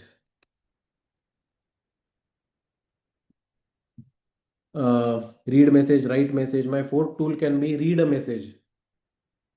Now, if I want my LLM to have access to all of these tools, and if I'm using OpenAI as the LLM, in my code, I have to write functions for, first of all, I have to write functions for all of these, and I need to write the tools in this kind of an interface. So let's see how that is done in my code. So go to the code which I've shared with you and go to this agent.ts. Go to this file which I'm sharing on the screen right now. Scroll down below and come here. These are the Slack tools. Now, if you are following the discussion which I am having, you should be able to exactly understand what we are doing here. Here is where we are telling OpenAI that hey, these are the tools which are available to me. The first tool is search knowledge base, which is searching through index Slack message history using semantic search. So pay careful attention here. The fact that we have added this as a tool itself means that we are not using RAG. Does anyone know what the term for this is? We are also using RAG as a tool here. So it becomes agentic RAG. We are using RAG itself as a tool. So the LLM has an option of whether to use this RAG system or not. So by default now all RAG is agentic RAG because every modern production level application does have tools, right? And if we don't need to search the knowledge base, why would we do that? So it's an optional tool which the LLM has. And look at this format. This format is exactly the same as the chat GPT tool calling interface. Exact same format. So the first tool which we have given here is search knowledge base. Second tool is send message. The third tool is get channel history. Fourth tool is schedule a message. Fifth tool is schedule a recurring message. Sixth tool is set a reminder. Seventh tool is list channels. Eighth tool is list users. These are 8 Slack tools which I have added over here. So I have added 8 Slack tools. All of you might be wondering, where do I actually write the code for these tools, right? The actual code for these tools, let's say if you want for send a message, that's written in this, if you go below, that's written in the slack.ts. If you go to slack.ts, here send message, maybe not here, where is it written? Send message. Yeah, if you go to the right hand side, you will see, oh, here itself it's written, I think. Send message. Okay, send message.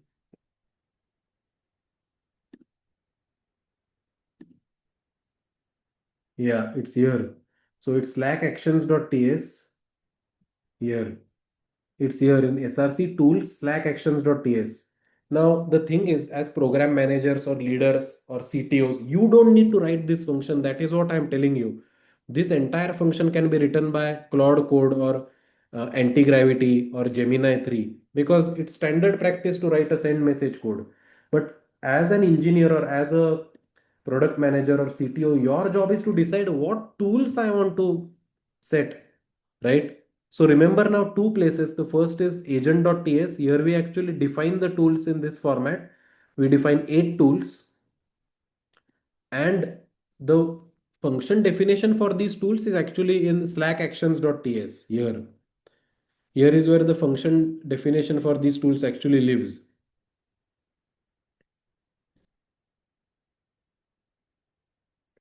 Does anyone have any doubts or questions in this part? Vishnu, I'm going to come to MCP. Please hold on for a moment. It should all happen in a natural flow, right? Imagine that you don't know about MCP. From first principles, what will you do? That is what we are doing right now. Of course, this is not efficient because MCP will be needed. I'll come to MCP, but the need for MCP should be motivated from first principles, right? So remember what we are doing. The reason our LLM is able to answer questions like this, the reason our LLM is able to manage questions like this is because it is able to create GitHub issues. It is able to send messages to Slack. So now you may be thinking that, okay, wait, all of this is cool. I have 8 Slack tools, but where is the GitHub tool?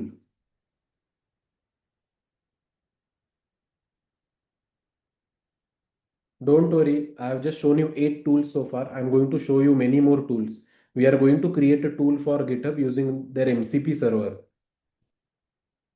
So I want to show you the benefits of MCP. So to do that, the first thing is to do normal things, right, before MCP. And that's basically a normal thing is to write a function definition for every tool which we want to use and then make it according to the OpenAI standard.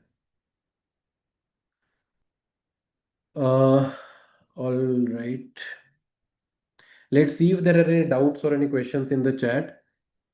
Dishant is asking, is this interface only for OpenAI models? You can use with other frontier models, but they have their own different interface.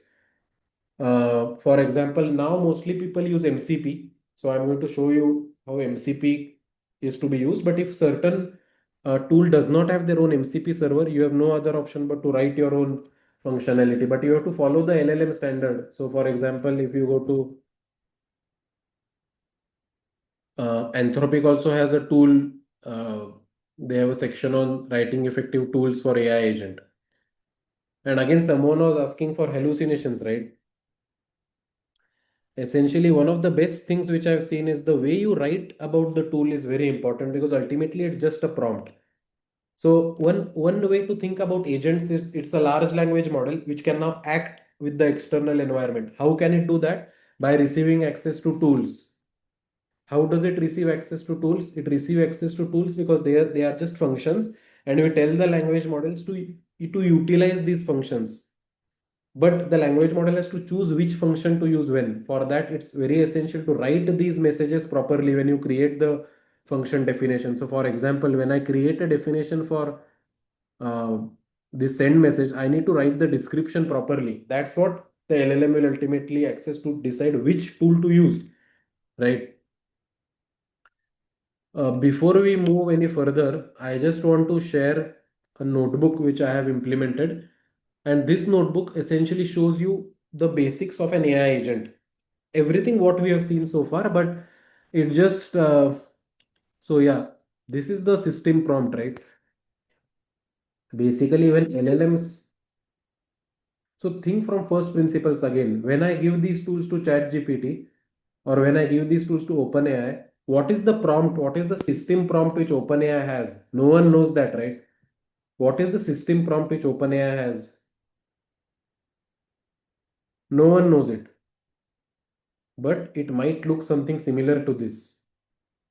Almost everyone thinks that reasoning models have a React framework. So the prompt might be something like this. You are an agent that solves problems using the thought action observation loop. Okay. Here are the tools which are available to you.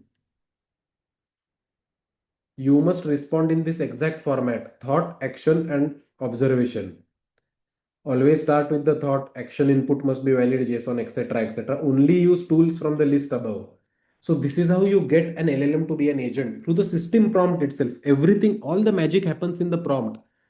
Now, if you go to this code file, let me first of all share it with all of you. Uh, if you go through this code file, so this is the RAG code file.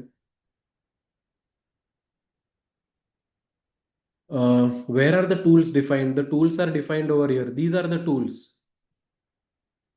These are the tools which are defined. And what we are telling the LLM is that, hey, you have access to all of these tools, but you must just choose which tool to use in a proper manner. So you have the power to do actions, but use your power wisely, choose the tool wisely. This is what is written in the prompt. So no one knows the system prompt for OpenAI. So when they have written this tool calling interface, who knows what their system prompt is, but it might follow the thought action observation loop is what I am thinking. Because the I know that the agent does not go through just one TAO loop, it goes through multiple TAO loops. So this might be the system prompt. I read somewhere that Claude system prompt was leaked or something. I think but I never know whether these things are actually true or not. But anyways, of these frontier models, we will never know what their actual system prompt is. But I think it might be something like this. So all of you who want to understand agents from scratch, right, you can actually implement this notebook. So let me implement different code cells. Just start executing from the first code cell. Then the different tools which I have is get weather, calculator, etc. Then here is where you define the agent, right? Define the agent here, and then here you can also visualize the trace, etc. Here I've deliberately kept it simple so that you can visualize the thought action observation loop.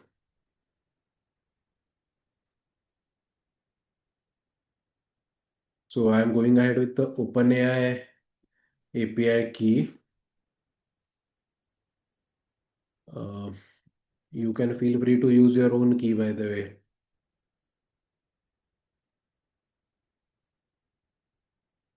API key configured. Yeah, so if this is the question which is asked to the agent, what is the weather in Tokyo? What should I wear outside? What actually happens is that this is the thought action observation loop.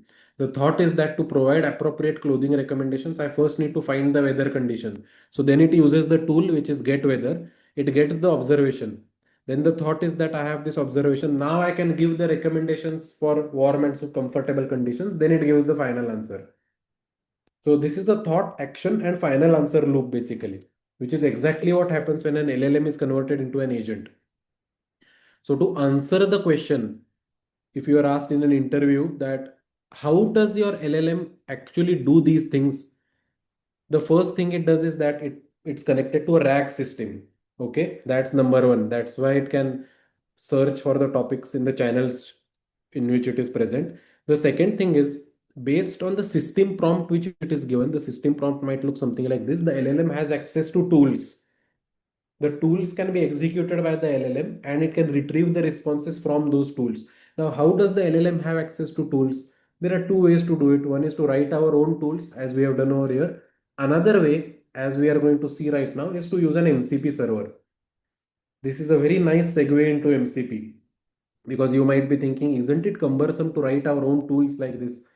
Just take a look at the amount of code which we have written. It's a huge, basically, is it necessary to write an API function for every separate tool which I want? That's a huge amount of code, right? That's where MCP comes into the picture. But this debate which we had between the two students, I hope now we can take the LLM to a stage where it can perform actions. And the way to do that is to convert it into tools.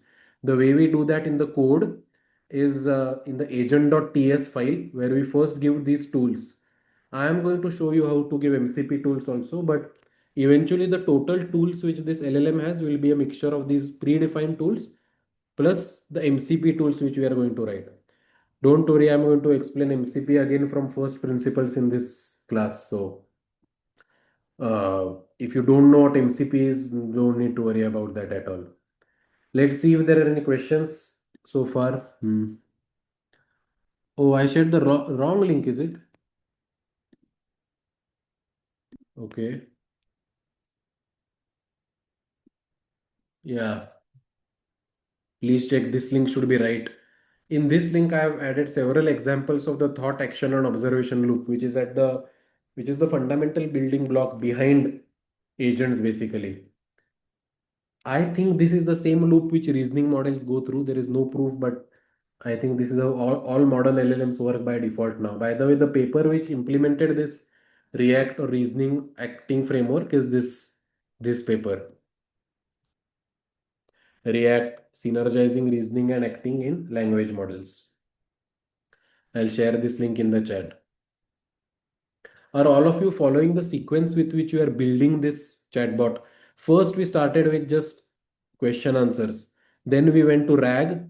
Then now we went to agents and tools.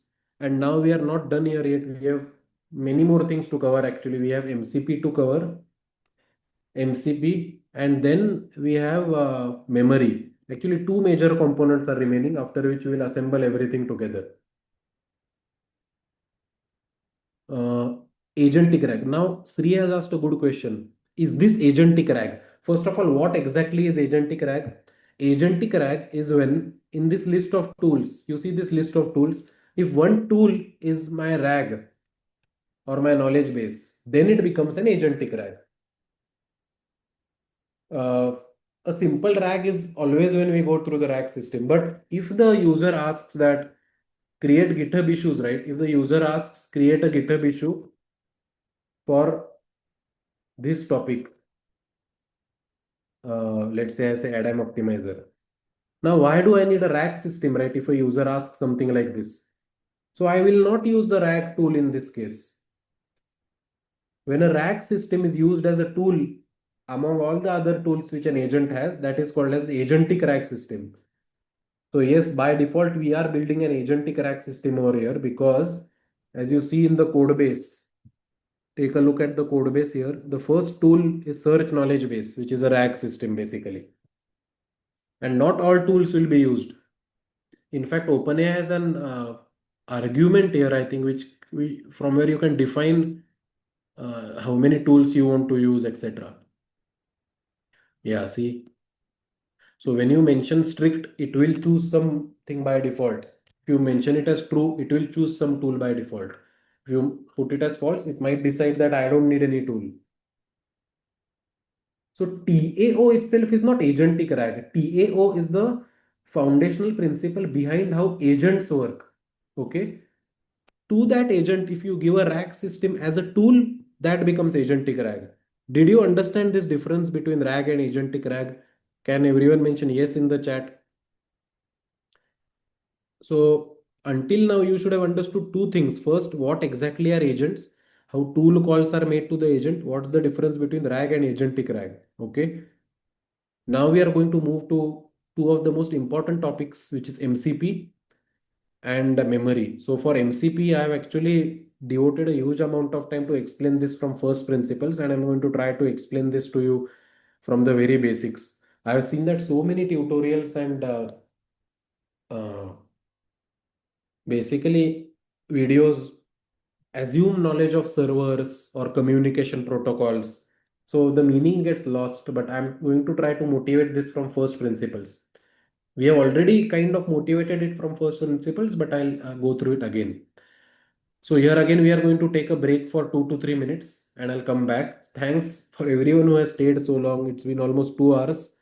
I actually don't know how much more it will take. So you can feel free to uh, continue. We still yet have to cover MCP. We have to cover memory. We have to cover we have to cover context engineering and how all of these things actually come together. So yeah, I'll just come after 2 to 3 minutes. All of you guys who are planning to stay further can also take a quick break uh, so that you know you can also be refreshed. Yeah, I'll just be back, guys, after two to. I'll just drink some water and come back.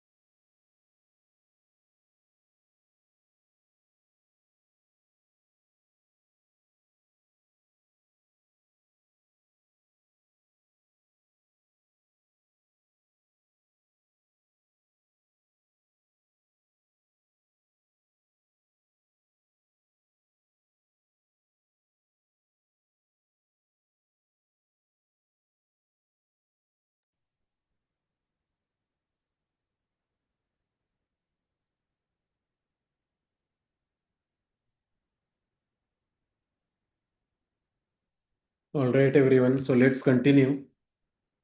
Google Colab code file. Yeah, let me just share it once more in the chat. Yeah, I think this should be the one. Now let's come to MCP. This is, I think, by far one of the most misunderstood topics in language model or generative AI, because I think there are two categories of people related to MCP. There is one category of people who have a very strong CS background, and for them MCP comes almost naturally. But all the other category, MCP remains very highly non-intuitive. So people think they have understood it, but the fundamentals itself are not very clear. So first, let me motivate why MCP is needed in the first place. Okay. Um, and the answer for this lies in whatever we have seen so far. Let's say if we want to make these 8 tools, uh, let me bring that up. Let's say we want to make these 8 tools, right? Do you see how tedious it was to write a function for each of these 8 tools? We had to basically, first of all, make this into the um, chat GPT style format. Not just that, the second thing we needed to do was uh, to actually write this function itself, right? And that is not easy at all. That to write this whole function takes a lot of space. So here all of those functions are written. See, list users, list channels. A new function has to be written where a separate error mechanism needs to be written for each function. That's a huge amount of code which is written. Another way to motivate this is basically, if you can just, all of you can go to Claude right now with me, or go to any chatbot which you want, and say that, let's say you are building. So what I'm saying is, all right, I have an AI application which wants to use a tool called create issue, which creates an issue on GitHub. I don't have MCP. I want to write code from scratch. Write the full code for this tool: authentication, post request, and error handling. Okay. Now let's see how such a tool can be created without using MCP. Okay, so now you can see that Claude has started to create this tool, and first you have to write classes for API error, authentication error, not found error, validation error. Then you actually write the class for the issue response. Then you write a class for authentication, get headers, a class for GitHub API client. So don't you think that it's a, and then you finally you write a function for creating an issue after all of this.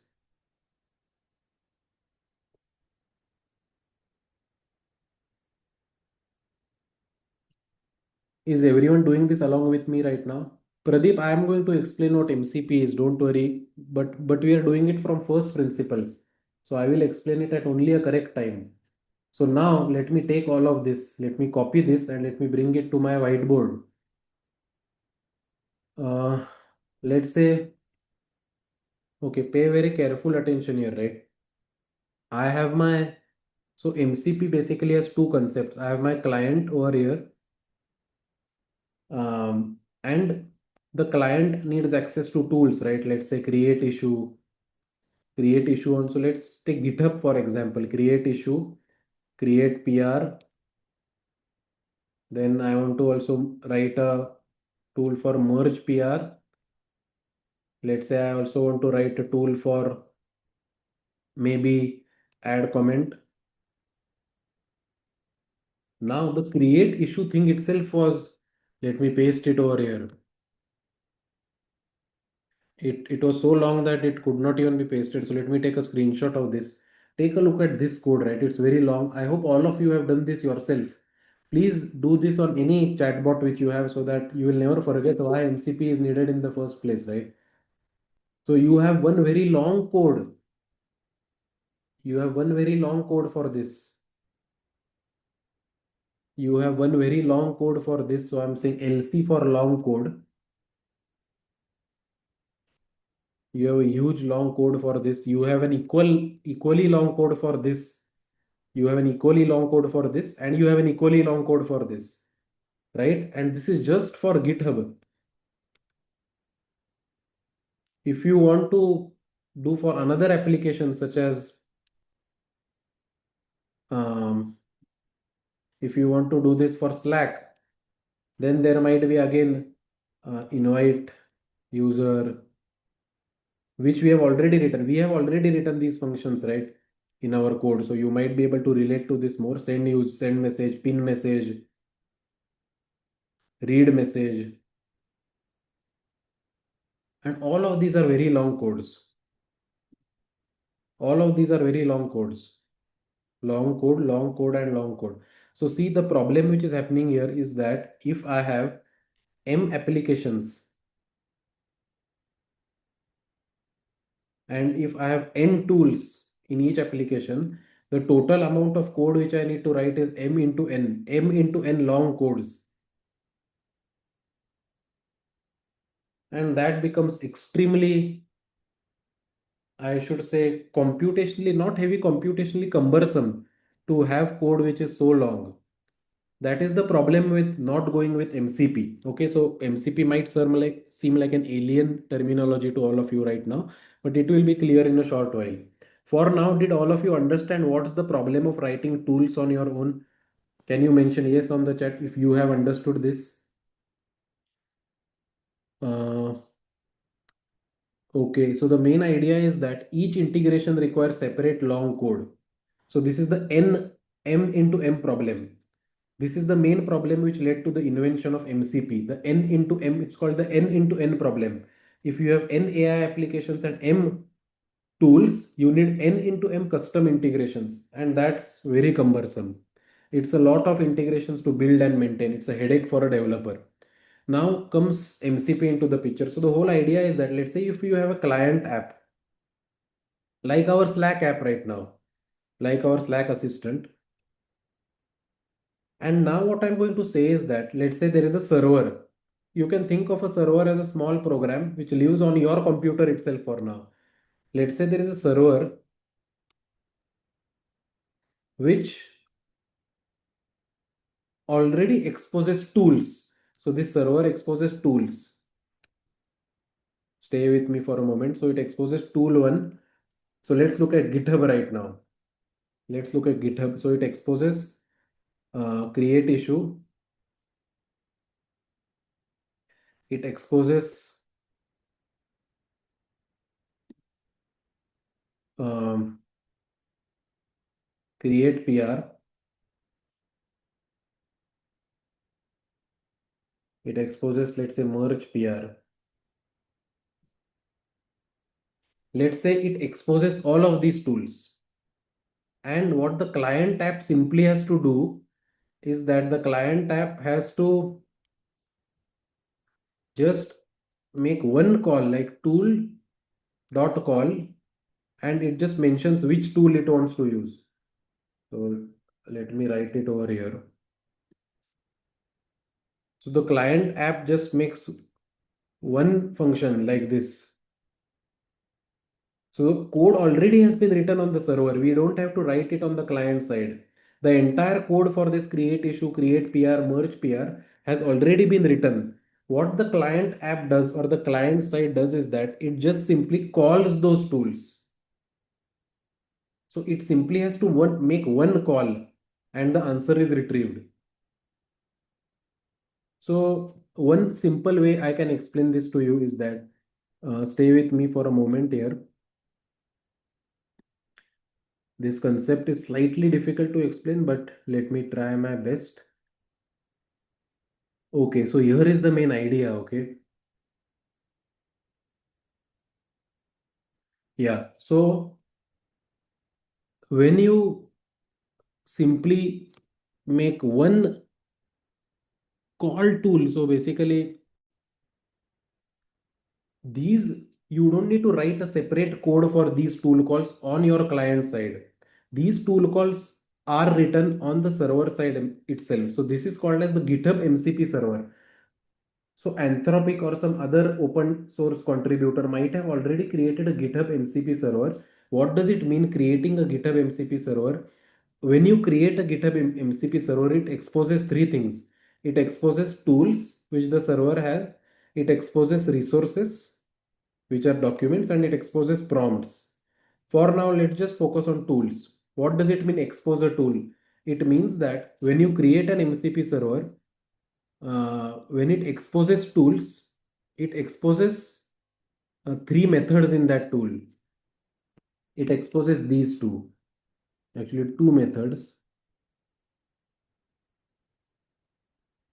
When you create an MCP server, it exposes in tools, it exposes these two methods, tools.list and tools.call.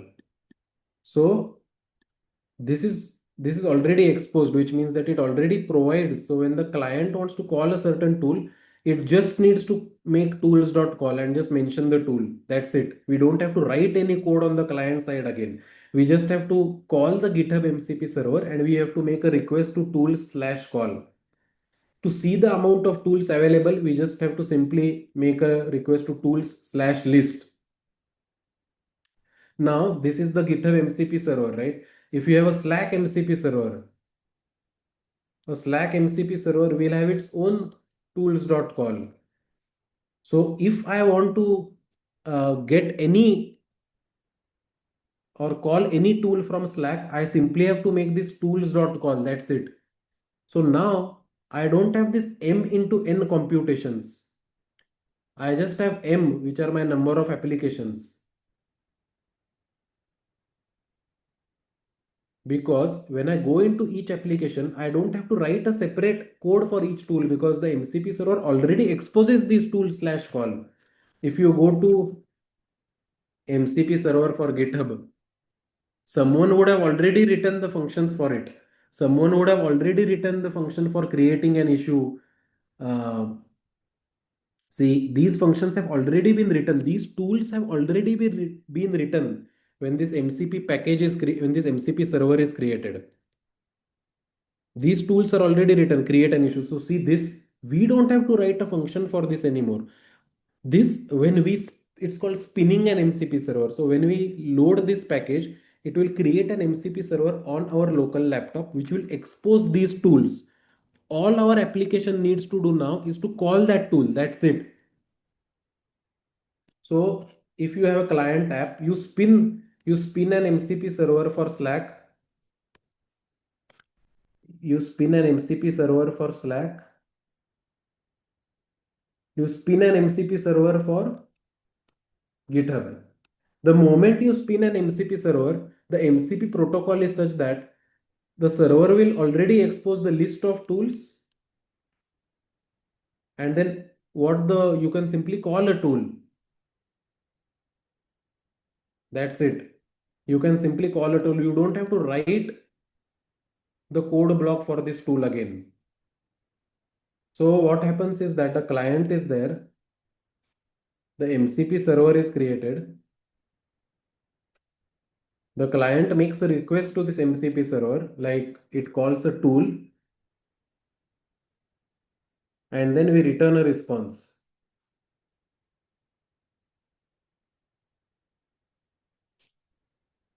So creating an MCP server for an application simply means that, let's say if you have built something like GitHub and you want to expose, you want developers to create an issue, you want developers to create a PR, you want developers to merge a PR, and you don't want them to write their own code each time. So you simply create an MCP server and you write these functions yourself. So every time a developer has to call these functions, they don't have to write their own code. They simply spin up your server. They simply spin up your server and they call tools from your server. This is the whole idea of MCP or Model Context Protocol. Is the basic idea clear to everyone? Dishat is saying, how is the auth to GitHub managed in this case as our client needs to auth? So that needs to be done through the initialize. So whenever you create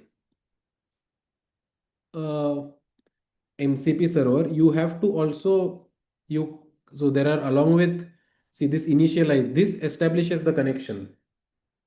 So the auth can happen through this initialization itself. Arya has asked a question: do we need to create separate MCP server? Every major application has their own MCP server. However, if you have built your own application, let's say we have built this Viz AI, right? Recently, we have built Viz AI. Uh, this is our own personal tutor. No one has created an MCP server for this. So we will need to create it separately. I'll shortly teach you the process of creating an MCP server. But for now, did you understand how tools can be accessed very easily? Is it same like using a library in our code? Yes. When you want to use an MCP server, you simply do npm install GitHub MCP server. That's it. Just by this command npm install model context protocol slash server GitHub. So Pradeep has asked why MCP server when it is a simple redirection of a tool to API. It's not really simple redirection because it not just creates an API, but the server actually does many other things. Now let me show you the process of creating a server in the first place, right? So I'm going to share a Google Colab code file with all of you in which we are going to create an MCP server ourselves. And we are going to understand it from scratch. Then you will understand why it is actually called a server. So I've shared the Google Colab code file with you on the chat. Just scroll down below uh, and start executing the different. So we are going to build an MCP server. And as I told you, when you create an MCP server, it exposes three things. Pay very careful attention here. It exposes the tools which the server has, it exposes the resources, and it exposes prompt templates. For now, we will only pay attention to tools, right? Now, to implement an MCP server, we first have to register a tool. So let's see where those tools are registered. So if you scroll down below, here are the tools which are registered with our MCP server. So now here I'm creating an MCP server which has the following tools. It has get weather, calculate, and get time. It has only three functions which are associated with it. Three tools. This GitHub MCP server, for example, has many tools. It has so many tools. It has around 26 tools, right?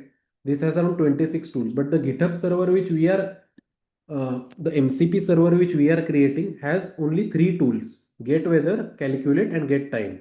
So the first thing which we have to do is that we have to define what these tools actually do, right? Create issue, create an issue, etc.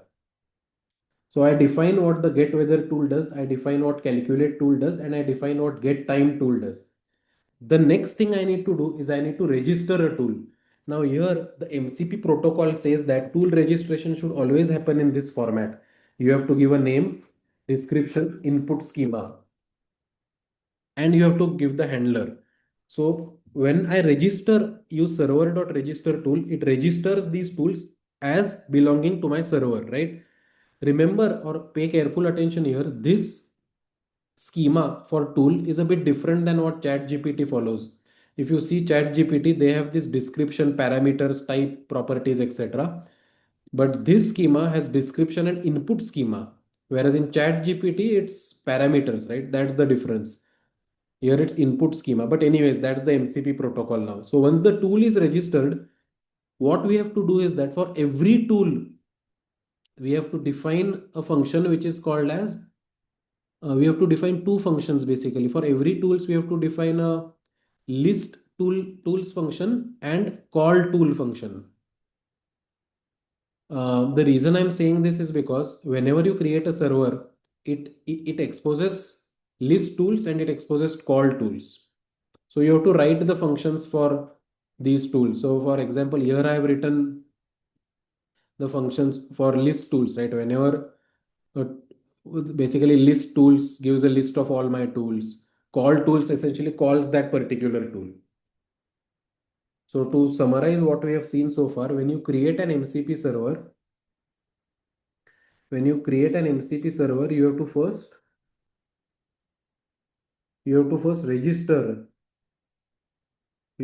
register tools, and then for each tool you have to expose two methods: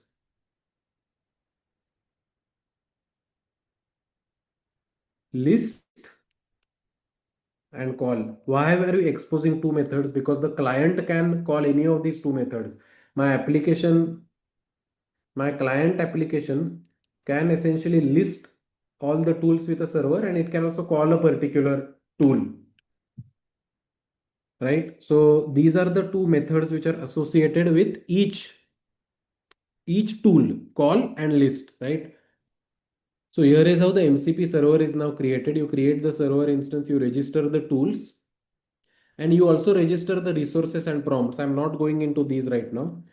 Now here we are also building an MCP client.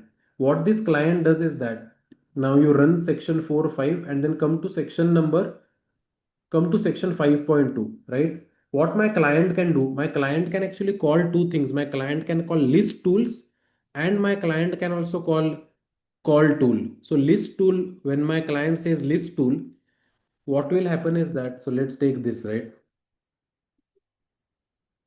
So when my client says something like list tools, when my client says something like this,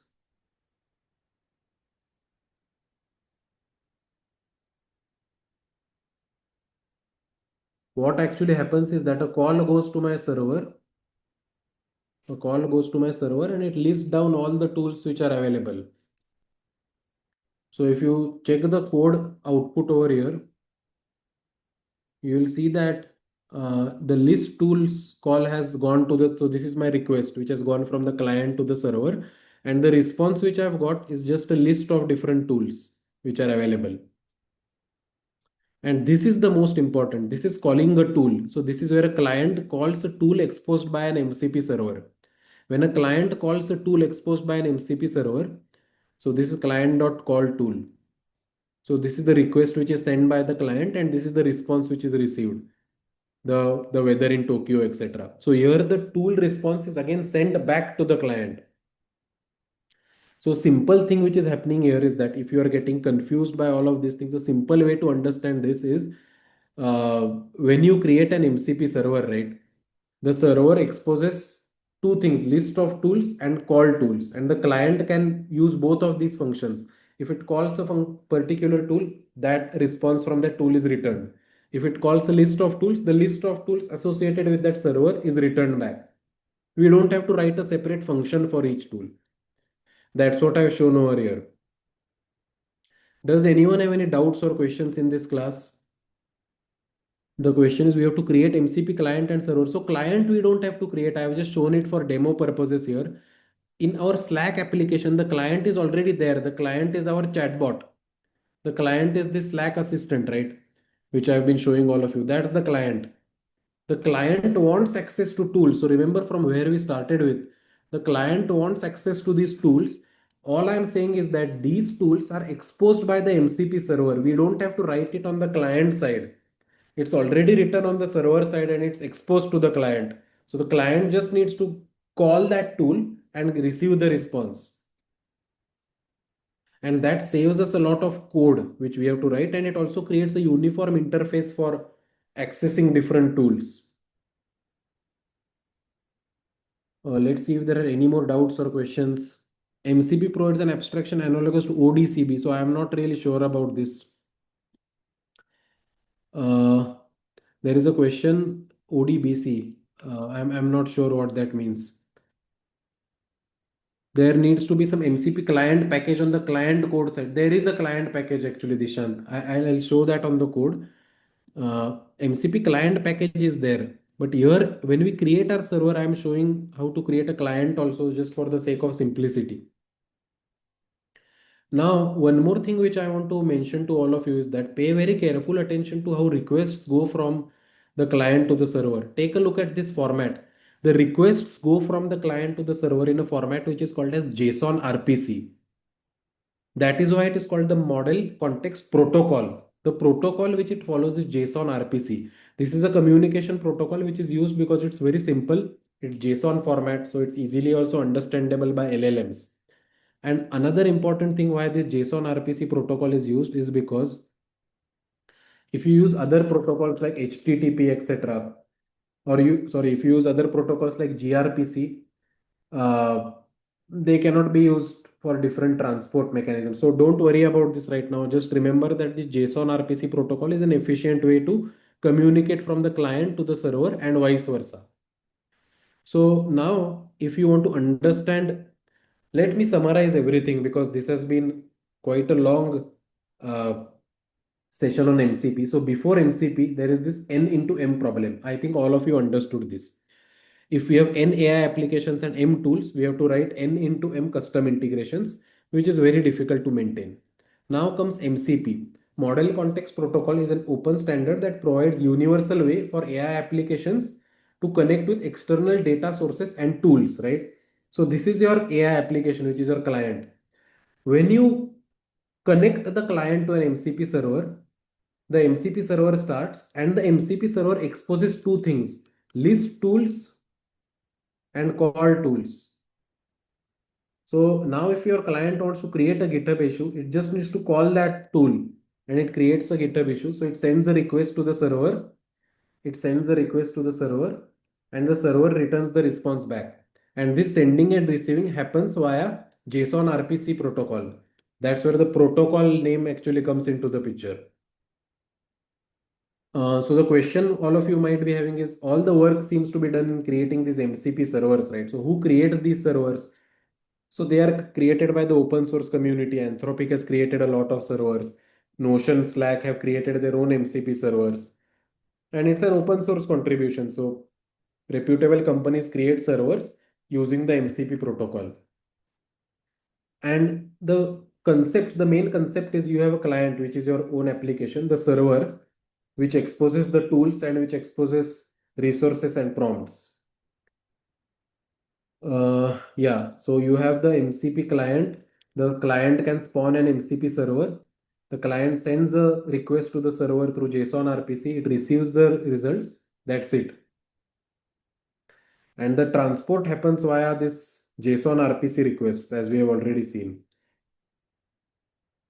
Uh, I'm not going into too much detail with respect to HTTP, WebSocket, or STDIO.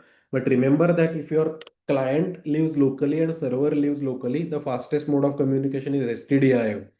If your client lives locally and if your server is on the web or if your server is on the cloud, the way of communication which is preferred is HTTP. And JSON RPC protocol allows for both of these type of transports to happen. And that's one major reason why it's preferred protocol over other protocols per se. Uh, right. So this is most important, right? When you create an MCP server, it exposes all of these methods which our client is free to access.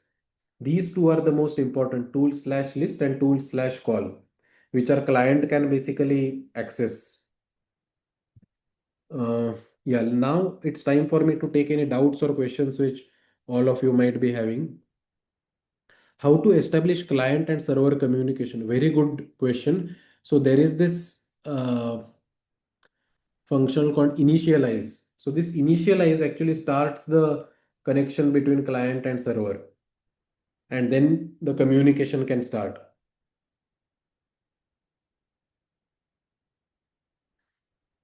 Is there a governing body who manages MCP framework? So there is. So now think about this, right? There is no MCP framework is a, I would say, a set of rules, right? So you can think of MCP framework. So when you mean by framework, what it essentially means is that client, it means two things. First, tools, resources, and prompts should be written in a specific manner, should be written in like this kind of a manner, a specific schema. That's first thing when you mean MCP rules. The second thing is communication from client to the server side should happen via JSON RPC.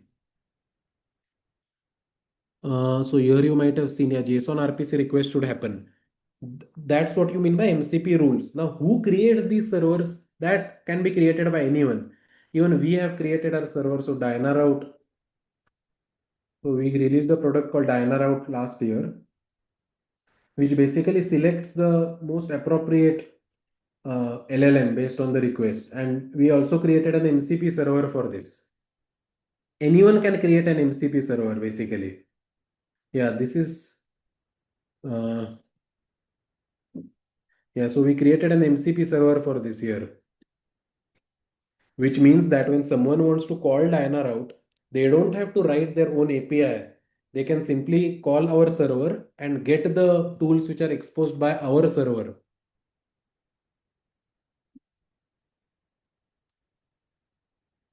Let me see if there are any more questions which are present on the chat. By the way, have all of you run this Google Colab code file and understood most of it?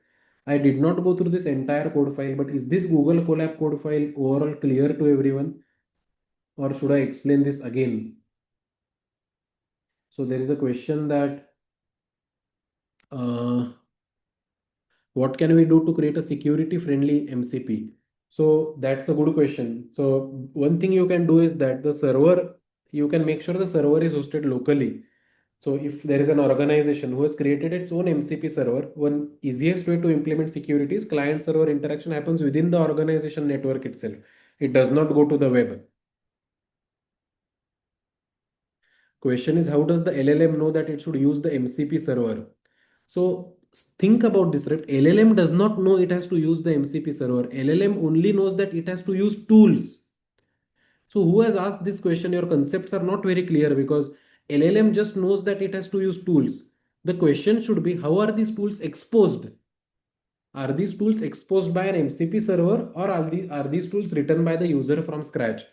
The way we are coding this application today is that many of the tools like the Slack tools we have coded ourselves, but the GitHub tools, and there is also a tool we'll add called Notion tool, those are exposed by an MCP server. So for example, if you go to the code and if you see the section called MCP, go to the section called MCP over here. And actually, when you go to the section on MCP, sorry, go to config.ts. Yeah, see this, we are using two MCP servers here, Model Context Protocol Server GitHub, Model Context Protocol Server Notion. These are MCP servers. So when we create these servers, they will automatically expose tools for GitHub and Notion. We don't have to write the create issue, create PR, merge PR. That will already be exposed. We just have to provide the GitHub personal access token and the Notion API token. And when you spin these servers, the tools will be exposed. So somewhere you will get tool slash, I think when you want to call, it's basically call tools dash call, right? So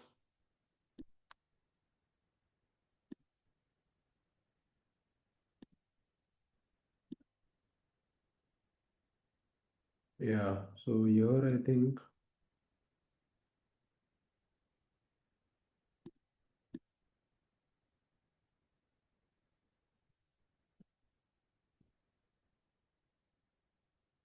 yeah, see here, uh, when we created the server, remember I mentioned that MCP server exposes this tool slash call. That's that same method which we are using here.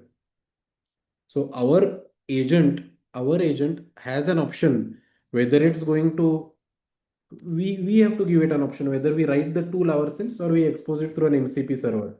So GitHub and Notion tools we are exposing through the server, which our agent can just connect to the server and send a request to tool slash call. That's it, and it will get the result.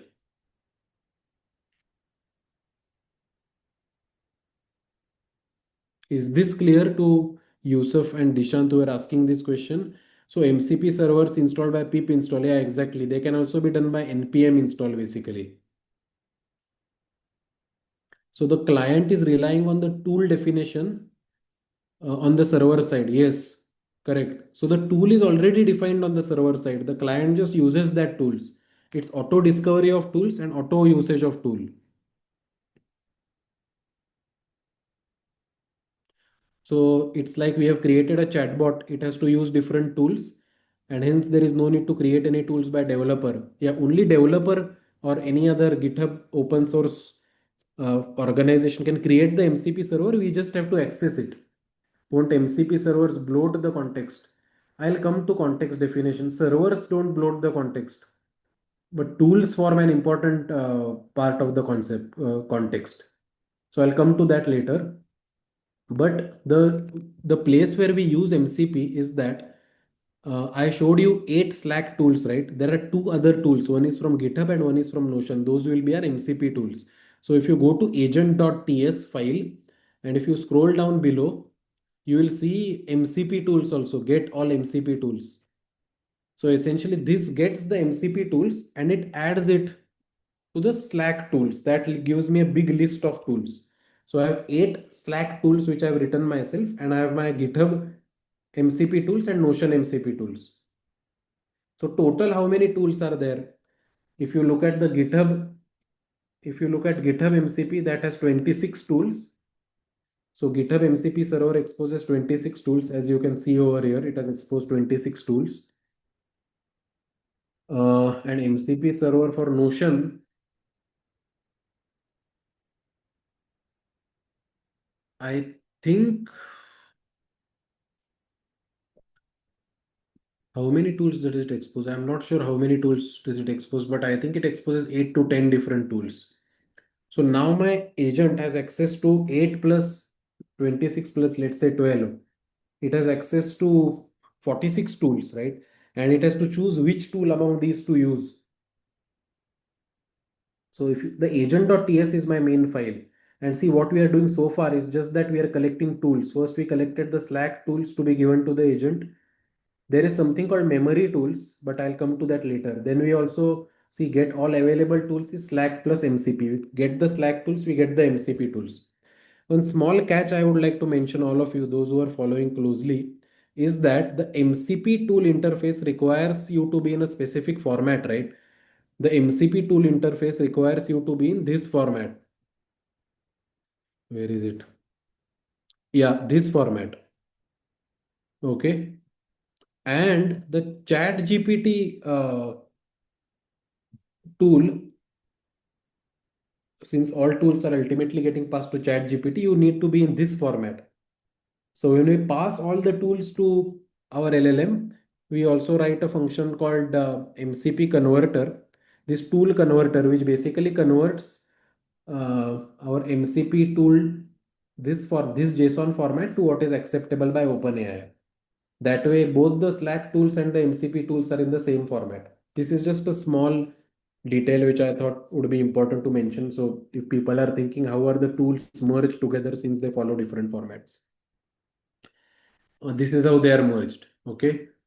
So why did MCP first of all come into the picture? MCP came into the picture because if it did not, I would have to write 26 definitions. I would have to write 12 definitions. I would have to write 38 different definitions for these tools, which I did not want to write. So I simply connected a GitHub MCP server and a Notion MCP server. That's it. Does anyone have any doubts or questions in this part so far? Generally, will tools as part of MCP employ guardrails to ensure we get the correct response? I don't think so. I think it's very closed-ended. You can define guardrails, but most of the MCP tools which I've installed, they come without guardrails. So security protocols we need to design ourselves. Dishant is saying, so does the code of the tools is fetched from server to client when we get all tools and then code runs on the client? Yeah, that's correct. So that is actually a very good question. So there are two ways to do this, right? One way to do this is make sure that the code runs on the server and then we just get the response. But the way we have done it is slightly different. We want all the tools to be passed in OpenAI format. So the whole thing runs on OpenAI. Uh, we are not running on MCP server right now. We do run on the MCP server later. Once the agent selects which tool to use, once the agent selects which tool to use and it's one of these tools. So there are two things, right? First, the LLM has to decide from the tools which it has, which tool to use. The LLM has to decide from the tools which it has, which tool to use. For that, we pass all the tools in the same format. Then if the LLM decides that I want to go with the GitHub tool, then it just calls that MCP server. So then the MCP server executes that tool. But for the selection of the tool, we pass all the tools in the OpenAI format to OpenAI. so that it can select which tools to use. Once the tool is selected, and if it's one of GitHub tool or Notion tool, server runs that request. I hope that is clear. It's a bit. I'm glad you asked this question. It's into the weeds a bit. Uh, can you share link to the GitHub repo? Yeah, sure. So this is the GitHub repo. How does LLM resolve ambiguous tool definitions and which ones to call? That's again LLM. So OpenAI gives you guidelines. The best way to define tools is to write the descriptions in as much detail as possible. Uh, Mention in the prompt very clearly when to use that tool. But other than that, we are relying on the judgment ability of the LLM here, the thought action observation loop which it has. In that loop, it also decides which tool it has to use basically.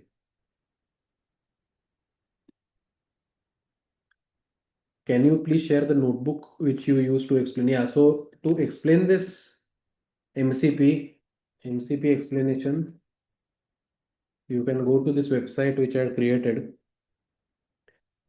Shravan is asking, do we pass all 44 tool schemas? Yes, exactly. Now you understand, right? Why tools play an important part in context. Tools take up big space in context because all these 45 tools with these schemas are passed to OpenAI as the context. That's a huge amount of context which is filled up through tools itself. But it is important because OpenAI has to decide which tool among those to use. Is everyone clear on MCP part? If it's clear, we can then move to the last building block of our application, which is memory. Everyone is clear? Can you let me know on the chat if MCP is clear? I tried to explain it to the best of my abilities completely from first principles. And it's always good to relate it to a live application. So that now when someone says MCP, you can think back to why I need MCP, not just blindly that so everyone is saying MCP, so you should say MCP. You should know why you need MCP in the context of this application. Can we pass selective context of tools according to prompt? That can be done. So when a prompt is that actually I'll come to that, Ashish. We can do that because it can be done through memory actually. Remind to ask this question once I come to the memory section. Okay, I'm going to take a break again now, guys, for 2 to 3 minutes. I don't want to take an extended break in this workshop because that will break my continuity. So what is remaining now is the memory, and then we are going to assemble everything together. Context engineering. Three things are remaining, and then I'm also going to show you how to build this application using Claude Code. So if anyone wants to have lunch or something, you can quickly go and come back. But I'm going to be back in 3 to 4 minutes and I'm going to start explaining the memory section. So thanks again, everyone it's almost 3 hours now and I can see that almost 80 people have stayed back. That's amazing. So as I already shared at the start, I want to explain everything from detail. So we will not leave anything behind because all of this is important in production setting. And as we go deeper and deeper, things are actually becoming more and more important. So for example, memory is one of the most critical and most overlooked aspects. Uh, so Dishant has shared a screenshot. I'm not able to. Does the code of the tools fetched from MCP server to client and that code runs on our client? Tool code from an MCP server is not fetched to the client and executed. Yeah, so MCP tools will run the code, but in our case, it's a bit different, right? In our case, we are invoking the LLM two times. First, we are invoking the LLM so that it chooses the tool, and second, we are executing the tool. That's done on the server side. Okay, so guys, I'll be back after 3 to 4 minutes and we'll discuss about memory.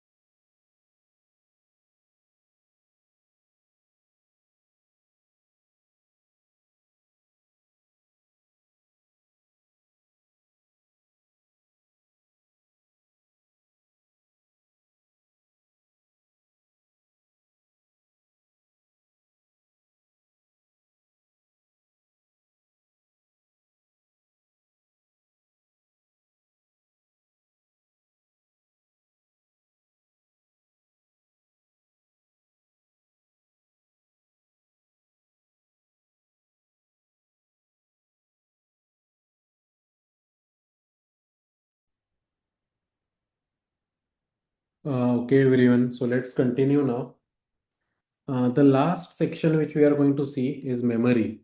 So let's see so far what we have seen. Until now, we have seen five aspects of building this production level Slack assistant. We have seen LLM, RAG, agents, tools, MCP. Right? Now comes one of the aspects in which AI is actually still lacking a bit behind, and there is, I think, there is a scope for a lot of contributions in this area. There are already startups which are raising huge amount of money and funding to deal with memory. So what exactly do I mean by memory? If I go to my chatbot right now, and if I say, what do you remember about me?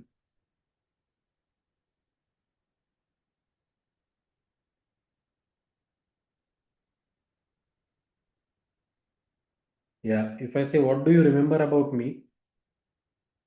Uh, it will answer something, right? It will answer maybe of what. So here you can see the answer is what all interactions I've had with it so far. How do you implement the memory architecture for an agent like this? How do you decide what it has to retain? So think about yourself, right? When you have conversations with people, you don't retain everything what they tell you. You retain important aspects. So can you all tell me what all different memory types come to your mind when you are, let's say, having a conversation with a chatbot? How will you make sure that it has memory, which means that it has remembered what you have told it in the past? And when I say past, it should not just be 1 day, 2 day, but even 10 days back. Yeah, so the simplest form of memory is what we call as conversational memory. This is the simplest form of memory. What this means is that when I'm having one conversation with this chatbot, it should remember what I had said earlier in the conversation. Okay, that's the first type of memory, which is simplest type. It also comes under, I would say, short-term memory. There is another type of memory which is called as long-term memory. Now, long-term memory is particularly interesting because the reason people are saying ClawdBot is amazing is because one of the reasons is that it just seems to remember everything about you. It seems to remember everything which you have talked to it in the past. So you could say that what if we simply store everything? What if we store everything? What would be the drawback of this? One approach which you would say is that let me store all the conversations which the user has with the chatbot. What is the drawback of this? One possible approach which I say is forget about this memory thing. I'll just store everything which the user has interacted with, and then I'll pass it into the prompt whenever the user asks a new question.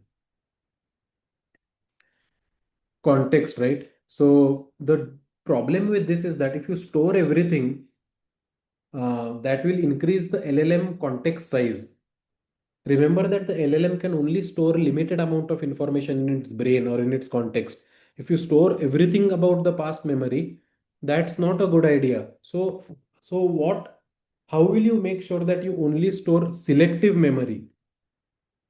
Just a minute.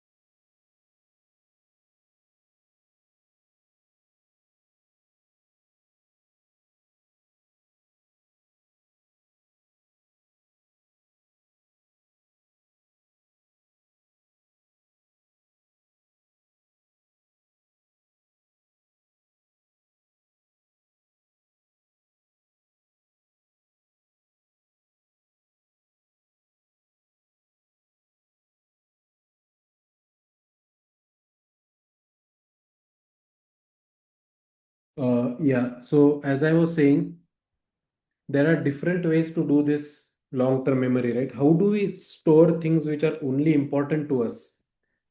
And how do we know what is important to us? The way ClawdBot actually implemented this is really very interesting, and let's go through it step by step. So what it did was it basically short-term memory is fine. That's the conversation context. Within a conversation, it remembers what we are talking about. Then it also had something like a long-term memory. So it maintains two files. One is called as memory.md. Now what ClawdBot does is that every time when you're interacting with ClawdBot and you, let's say, take some decision in that interaction, you make some commitment in that interaction, you show some preference. Let's say you say that I strongly like this or I strongly dislike this. It stores it in the memory.md file. And along with this, it also has this another file, which is a timestamp. So basically, every day you interact with it, it's saving raw events, scratch notes, etc. The reason this is long-term memory is because every time the user asks a particular question, right? What ClawdBot does is that it does a quick embedding. It does a quick search in the long-term memory related that based on the question, is there anything relevant which is present in these files? And then it retrieves that relevant information for you. That's why when people, even when they interact with it 10 days later or 20 days later, it still remembers what you had mentioned to it in the past because of these two files which it's continuously maintaining. It has the memory.md file and the timestamp file also. So in the question, if you refer some conversation in the past, it can access this timestamp file. In this question, if you refer something about your strengths or your weakness, it will refer this memory.md. And the reason, so here also there is a rack system if you see carefully, because this question is converted into an embedding vector.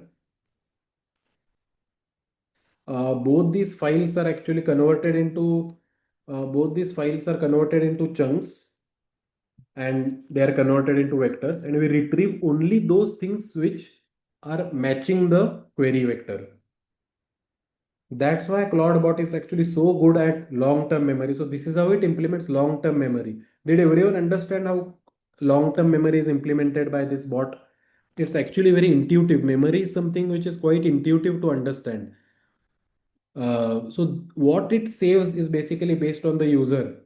You can also define anything which you want. Here, the person who created CloudBot has mentioned that the decisions, commitments, recurring preferences need to be saved, but you can write anything which you want. There is a question, could you explain about the memory? So essentially, one simple memory is that as you are having conversation with the chatbot, it remembers what you said in one conversation. That's fine. That's short-term memory. But 20 days, let's say after you told the chatbot that I am very strong in this particular topic. 20 days later, the chatbot remembers that. How is that? For that, you need to maintain something like a long-term memory. So the way CloudBot does is that it's file back, which means you maintain two files which are long-term memory files. One is this memory.md file which is there, and one is this timestamp memory file. So in this memory.md file, you will have you can basically decide what you want to have there. If the user says remember this, that will also be saved over here. If the user talks about decisions, commitments, recurring preferences, that will also be saved over here. Essentially, you can think of this memory as the central soul or the central principles of a person that may involve their decision making, that may involve their strengths, weaknesses, preferences, etc. These are only two types of memory. CloudBot actually went a step ahead and implemented some other very cool types of memory. So it has something like soul.md. So SOUL means the soul of this chatbot. And here, when you interact with CloudBot, you can tell it something like, hey, I want you to. So, for example, um, when I go to the CloudBot connection, I can say that, hey, I want you to humorous and funny. Now, when I say something like this, I'm giving personality to the chatbot, right? This personality will be added to the soul.md file. This soul. This because this file contains the chatbot behavior. Earlier, I had given it a Marine Commander personality. Now I've changed it to comedian. So let me ask it, did you save this? Which file did you save this to?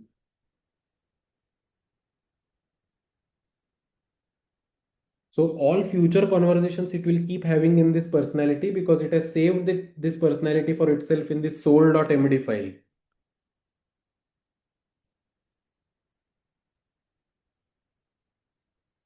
All right. So now another file which it maintains is user.md. This contains user preferences. And one more file is tools.md. So someone was asking a question that can we selectively choose tools at the start itself, right? We can do that. So basically in the question itself, if you refer a certain tool, we can select those tools from tools.md file itself. So if you think about it, the ClawdBot maintains 6 types of memories. And no one knows about this because no one has actually gone through the architecture of ClawdBot in depth. But I have never seen this implemented anywhere before. Usually people just implement short-term memory and long-term memory. This is the first time a chatbot has implemented 6 types of memories. So this is long-term memory. I hope you understood this. And here I've mentioned embeddings because it's RAG-based retrieval. This is soul.md. So if a person asks what's your tone or how should you behave, it will retrieve from the soul.md file. If the user asks how should you address me, my preferred name, it will retrieve from user.md. If the user asks what did we decide last week, then it will retrieve from long-term memory. If the user asks what is my configuration for 11 labs, it will retrieve from tools.md. It also has two other files which is called cron jobs and one file called heartbeat.json. This file is very cool because tasks which are scheduled periodically are saved in this heartbeat.md. So the reason it's called heartbeat is because heartbeat is periodic, right? So tasks which are scheduled periodically are stored in this heartbeat.md file. So if you ask the chatbot, what do you check periodically? I can even go and ask it over here. So, or do you have any periodic tasks? Do you have any? Uh, do you have any periodic tasks? What do you check periodically?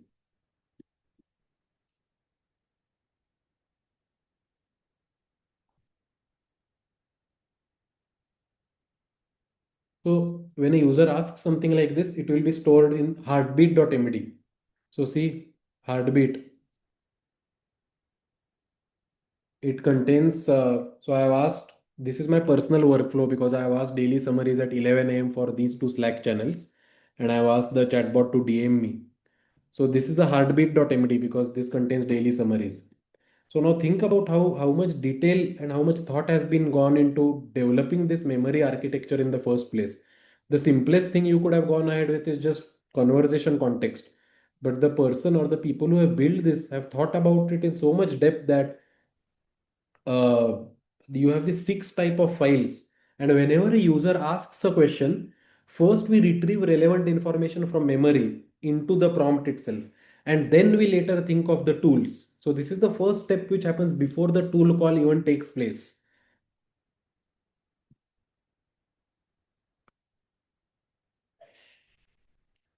There is a question, how does it know which dates to load if user in natural language does not mention exact dates?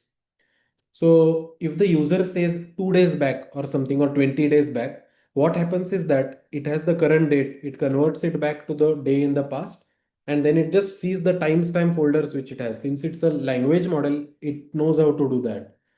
What is the difference between heartbeat and cron jobs? So cron job is just, so if you see, it's just the basically an exact schedule.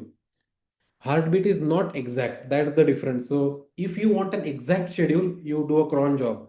Whereas if you want something which is, it can be slightly variable, then you can do it through heartbeat. So they have two types of things which have been integrated into the chatbot itself. And I think that's what makes ClawdBot so good at memory. There is no other personal assistant before which users are finding relatable. And if you pay very close attention, when do you think that something is personalized? When that person remembers about you, right? When you go to a tutor and you show some weakness in certain subject of mathematics like calculus, 10 days later, if the tutor tells you that, hey, I remember you were weak at calculus, so let's strengthen that. then you feel you are getting personalized attention, right? This is exactly what happens over here because in long-term memory, we do save user preferences, user strengths, user weaknesses, etc. And the model brings all that information when a new question is asked. So when you design assistants or when you design agents, memory plays a very, very crucial role. And you should not take this lightly. All of these different types of memories make the chatbot appear a lot more personalized. And I think this might be the real deeper reason why Moldbot is appealing to so many people. Apart from all the hype and beneath all the hype, the real reason is that they have worked a lot on the architectural aspects of it, such as the memory, etc. Does anyone have any doubts or any questions so far in understanding how ClawdBot or MoldBot implements memory in the first place? You can feel free to ask me. There is a question: how did you go through memory architecture in a very short span?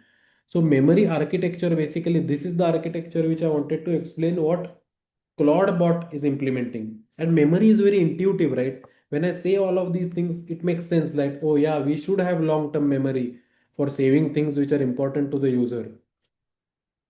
Yeah, so as Arya has asked, when I say something about my preferences or when I say something about my strengths, weaknesses, or commitments, it will automatically update these files. These files will automatically be updated.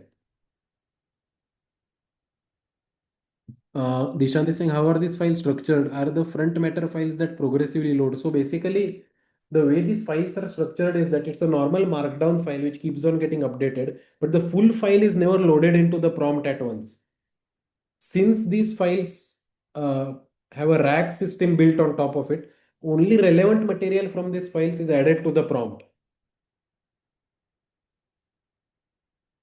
There is a question, it's surprising other LLMs have not implemented this memory architecture. So the question needs to be reframed. LLMs don't implement memory architecture, products implement memory architecture.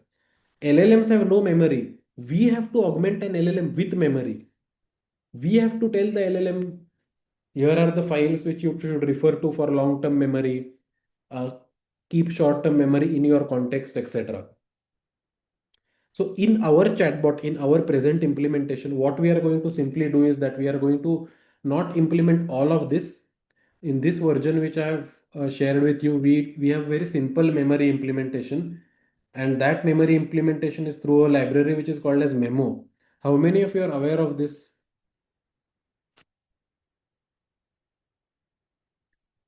This.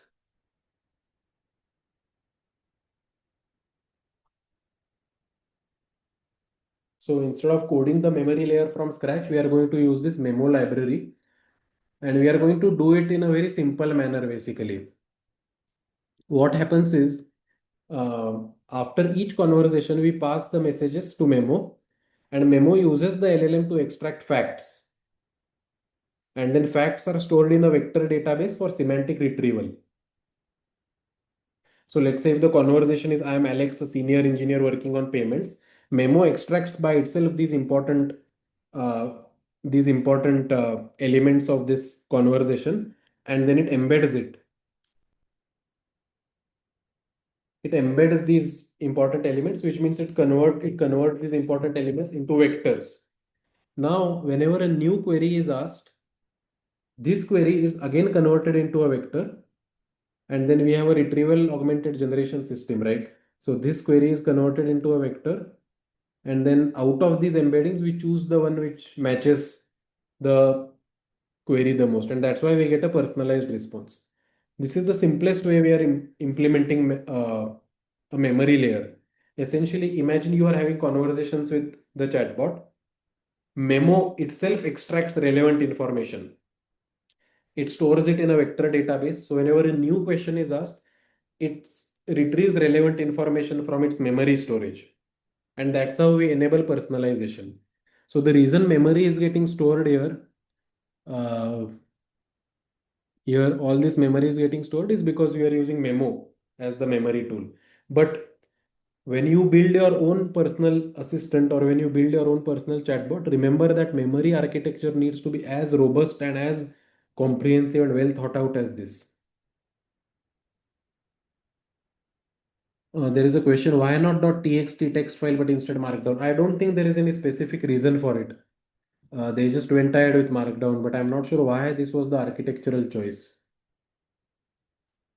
Have you used graph-based storage? Yeah, yeah. So we do have projects on KG-RAG, knowledge graph-based RAG systems, and they do grounding much better than traditional RAG, but relationships need to exist because creating the graph itself takes a huge amount of memory.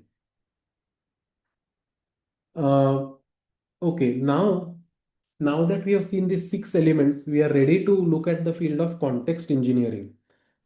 And now I think all of you will be able to appreciate context engineering a lot more. So based on what all you have seen so far, can all of you tell me what goes into the context of an LLM? Just try listing down points step by step. What do you think goes into the context of an LLM? Let's say if you have an LLM, what all different things go into its context? Let's say this is my LLM context. And let me have some buckets. Let's see if there are any answers. So the first is the prompt itself, correct? So let me write it over here. So first is the prompt itself.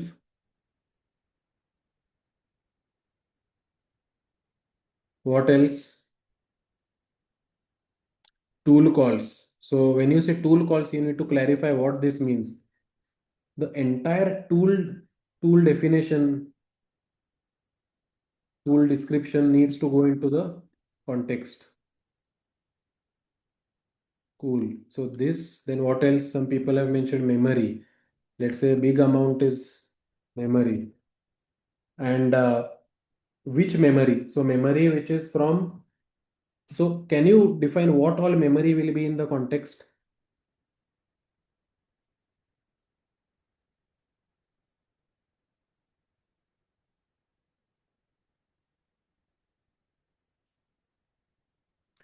Yeah, so conversation memory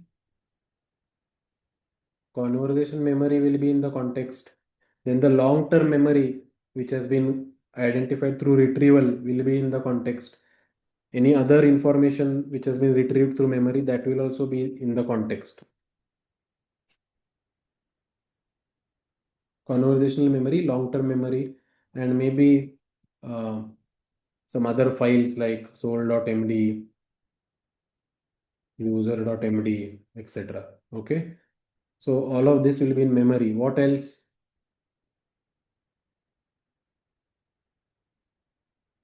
Yeah, there will be the system prompt. I hope so. So let me classify this as user prompt. I hope all of you know what system prompt means. System prompt is essentially this.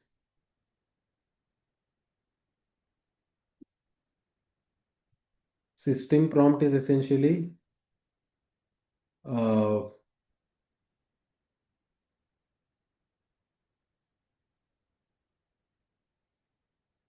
yeah, this is the system prompt. This is different than the user prompt. The system prompt usually is much longer than the user prompt. Along with this, what else is there? So let's say documents are in the user prompt itself. RAG data, right? I missed RAG data.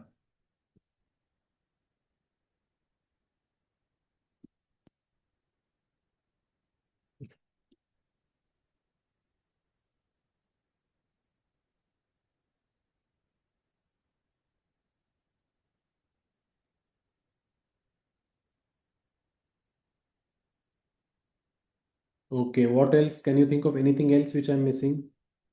So Pawan has mentioned agent. When you say agent, what exactly?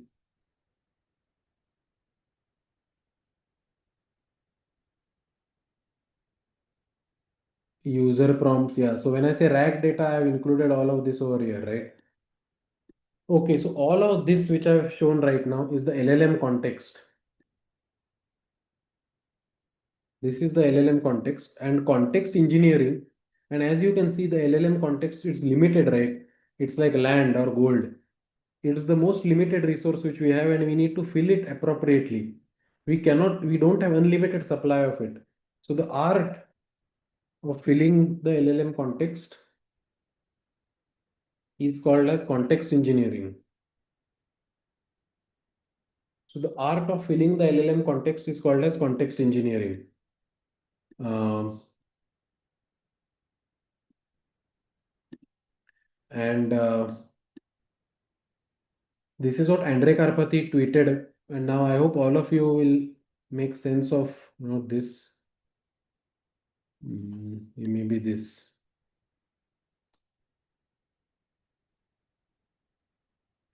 Let me pull that up.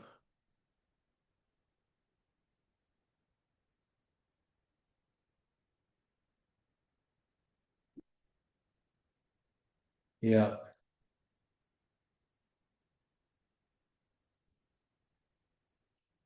When in every industrial strength LLM app, like the app which we are building right now, context engineering is the delicate art and science of filling the context window with just the right amount of information for the next step. So this is the most important. It's the delicate art of filling the context window with just the right amount of information. And we have so many things to choose from, right? We have the prompt itself, we have RAG, we have tools, we have state and history. Too little or of the wrong form, and the LLM doesn't have the right context for optimal performance. Too much, and the LLM costs might go up. So now you might be thinking that what is the role of an LLM engineer, right? This is the role of an LLM engineer. The role of an engineer is to decide how big or how small each of these buckets need to be for an optimal performance. How big do you want the tool definition to be? How big do you want the RAG data to be? For example, if you get information from past all Slack conversations, remember here we have taken that engineering decision of getting information from 200 messages, right? We have, where is it? Yeah, we have received messages from past 200 conversations, or maximum we are fetching 200 messages from every channel. If we increase the number of messages, the RAG data will increase and it may fill up our entire context. And we don't want that, because then the amount of space for other things would be reduced. If you unnecessarily give huge amount of tools, right, that would also increase your context window. That would also increase the amount of context bucket which is occupied, and you don't want that. You only want to give tools which are necessary. uh, is this clear to everyone? So the reason I think this project is the perfect combination of everything is because we have spent time talking about all of this before. So context engineering, if you think about it, it's also the art of creating prompts. You don't want the, why have I included prompt engineering here? Because you don't want your user prompt or system prompt to be too long. Then we have outputs, we have memory, state, RAG, and some other things also which we have mentioned over here, like tool definitions, etc. Okay, does anyone have any doubts or questions in this part so far? Because after this, what we are going to do is we are going to see how all of these aspects come together to build our application. So far, we have seen different things, right? So far, we have seen these 6 aspects. We have seen LLM, we have seen RAG, we have seen agents, tools, MCP, and we have seen memory. And all of these we have seen kind of in isolation with each other. Now we are going to see the entire workflow of our agent. And this is the role of CTOs or managers or engineers or researchers. The role has now transitioned from writing code to building a blueprint for how should your agent operate. Once you have this limited context, right?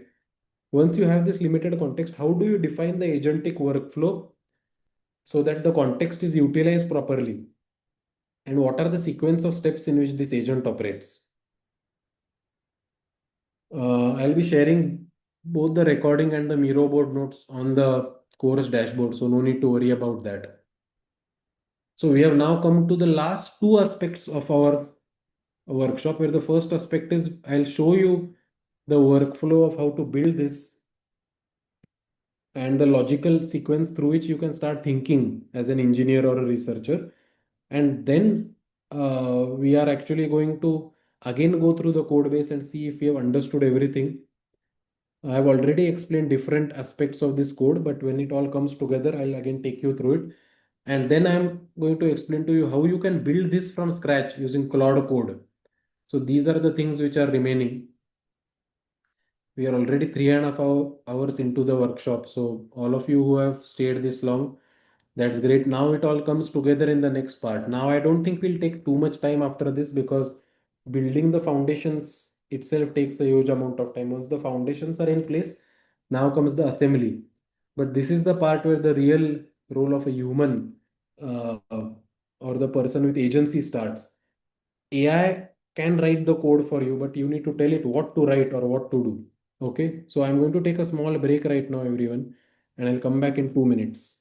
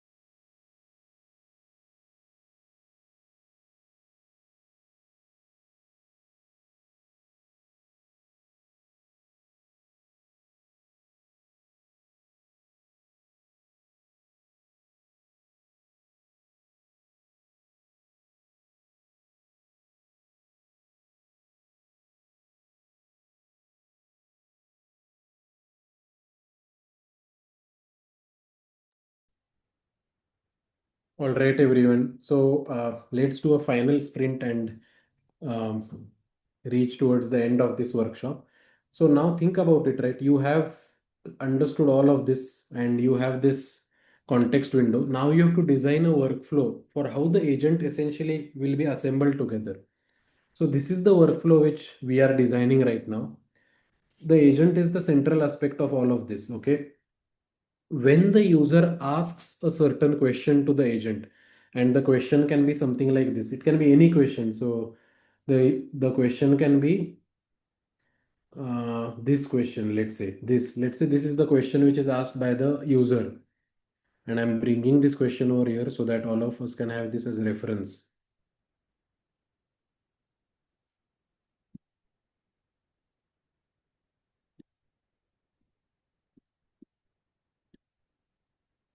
Okay, so let's say this is the question which is asked by the user. What will happen first is that And this is very intuitive. Humans have a very strong intuition and we should make use of that. Whenever someone asks a question like this, first we should decide that, okay, what are the memories which I should retrieve for this particular conversation? Now, to retrieve memories, you need to first check which bucket the question falls into, right? And then you retrieve memory from that particular place. If the question is about the chatbot's personality, you have to retrieve from soul.md. If the question is about uh, user asking about their preferences, it should be user.md. If the question is about what did we decide last week or something which references something in the past, or any question for which you think memory might be useful, you need to retrieve relevant embedding uh, memories from this memory.md through a rack system. If the question is about retrieving tasks which this bot is doing periodically, it should retrieve from heartbeat.md and cron jobs. Whereas if the question is about what tools do you have access to or any device configuration, it should go to tools.md. Okay. So it should be a mix of short-term memory and long-term memory. So first thing which you should decide is based on the question which is asked, what memory should I pull in? And in this case, we are using memo. So we don't need to make this decision. What memo will do is that based on this question, it will convert this into a vector. And based on all our prior conversations, it will find any prior information which is relevant to this particular question and it will automatically extract this information. Let's say these two chunks are important. It will extract this information and augment it to the prompt. So prompt augmentation is the key here. Remember that this is the user prompt, right? What I have mentioned here is the user prompt. Now let's go on filling the context window one at a time. Let me take this context window. Let me take this and let's say that everything starts from scratch. Let me put this over here. Yeah, I've started here and everything we are doing from scratch. So the first thing which is present is only the uh, user prompt and the system prompt. Yeah, so the first thing which is present is the user prompt and the system prompt. We have nothing until now. And so far, what we are doing is we are now filling the context step by step and we are deciding the workflow in which this context needs to be filled. So let me remove everything. Yeah, so far we have the user prompt and the oops.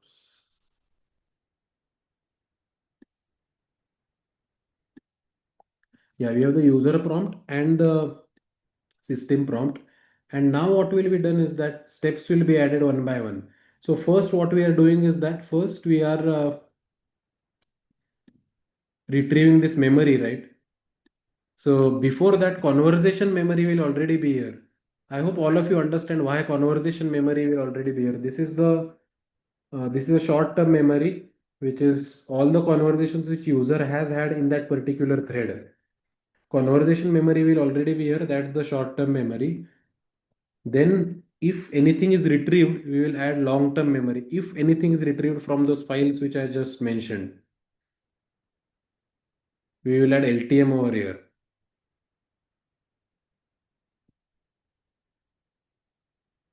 Long-term memory, LTM. This is added. So this is in first step right now. We retrieve all the relevant memories about the user. That's the first thing. Then comes the agentic part step. Okay. Now, based on the question which is asked, we need to check whether a RAG will help us or not. Remember, we initially saw a RAG system in which we go to channels, we create chunks in that channels. Okay. So here in the code, what we have done is that there is a function called should we use RAG. So essentially, if the what we have done here is hard coding, but you can change the logic the way you want. If there is some things like this in the question, like what did or who said, how did discussion, decision about, conversation about, remember when last time, previously, etc. Find messages. If the question is about this, then probably a rack system would help us, right? And then you would invoke the rack tool. So for example, in this question clearly mentions that search our Slack discussions for any of these topics. So a rack system would help over here. But if the it just has create a GitHub issue or schedule or send reminder, then RAG won't help. So this is again agentic RAG because we have a choice whether to use RAG or not. Let's say we decide to use RAG and we pull in the conversation history, relevant conversation history from the channels in which the chatbot is. So RAG data will also be in our context. That's step number two. The third step is the most important. This is the step where tools are loaded into the prompt. This is the step when all of our tools are loaded into this context. This includes the Slack tools plus MCP tools. So we have all of the Slack tools and we have Notion and GitHub MCP tools. Okay. All of these tools are loaded into the prompt. Now that's the right side of my agent. Once I have my right side of the agent, that's it. Now all of this can be passed to a language model. And the first thing the LLM has to do is it has to decide that, okay, all of this is present in my context, right? First, it has to decide which tools I have to use. It has to decide which tools I have to use. And then when it decides the tools, it decides the tools. So LLM has to decide which tools are relevant. This is a very important step. And as someone had asked before, LLM can make mistakes here. The best way is to write good description of these tools. So LLM has to decide which tools to use, right? Once the LLM has decided which tool to use, that tool will be executed and its response will be again added to the LLM prompt. And then the LLM will be called once more with that response. So once that tool is executed, the tool execution response will also take up some space in context.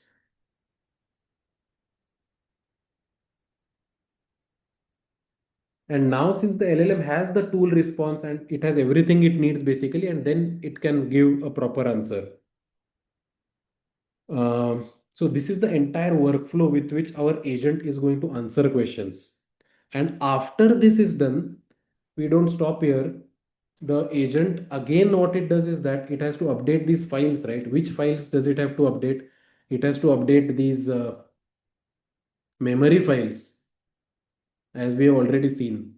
So based on what happened in the conversation, it will update long-term memory files, it will update user files, soul files, heartbeat files. If the user told the agent to create a periodic job, so let's say if I tell the agent to,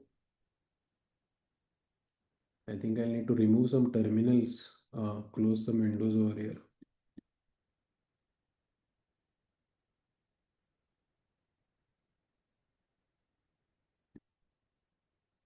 Yeah, if I tell the agent to do a periodic job for me, uh,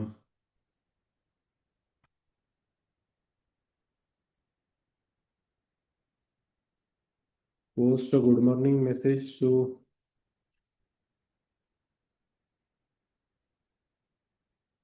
this will basically be um, this will basically update the heartbeat.md file or the cron job file. So once we get the LLM response, the task is not over at that time. We need to still update the long-term memory, or essentially we need to store new memories from this conversation. Once this entire loop is completed, that's when the agent has executed its task.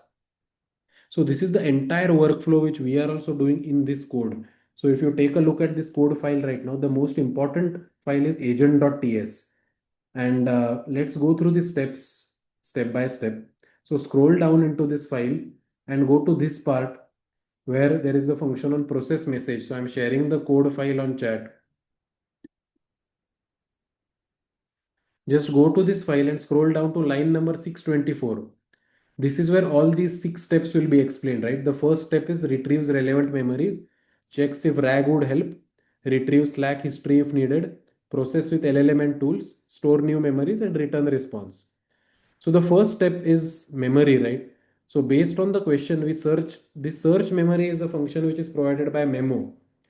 So based on the user message, we search memory and then we retrieve information. If there are any relevant memories, it is added to the context. The second thing is if check if RAG would help. So this should use RAG function.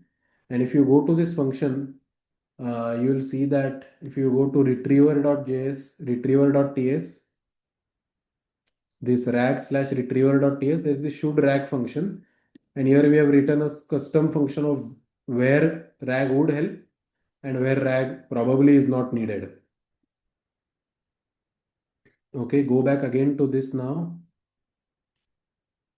Yeah, check if RAG would help. That's step number two. If RAG does help, then basically you need to retrieve based on the user message, based on the similarity threshold which you have maintained. You need to retrieve the results and you need to add the results to your context. Okay.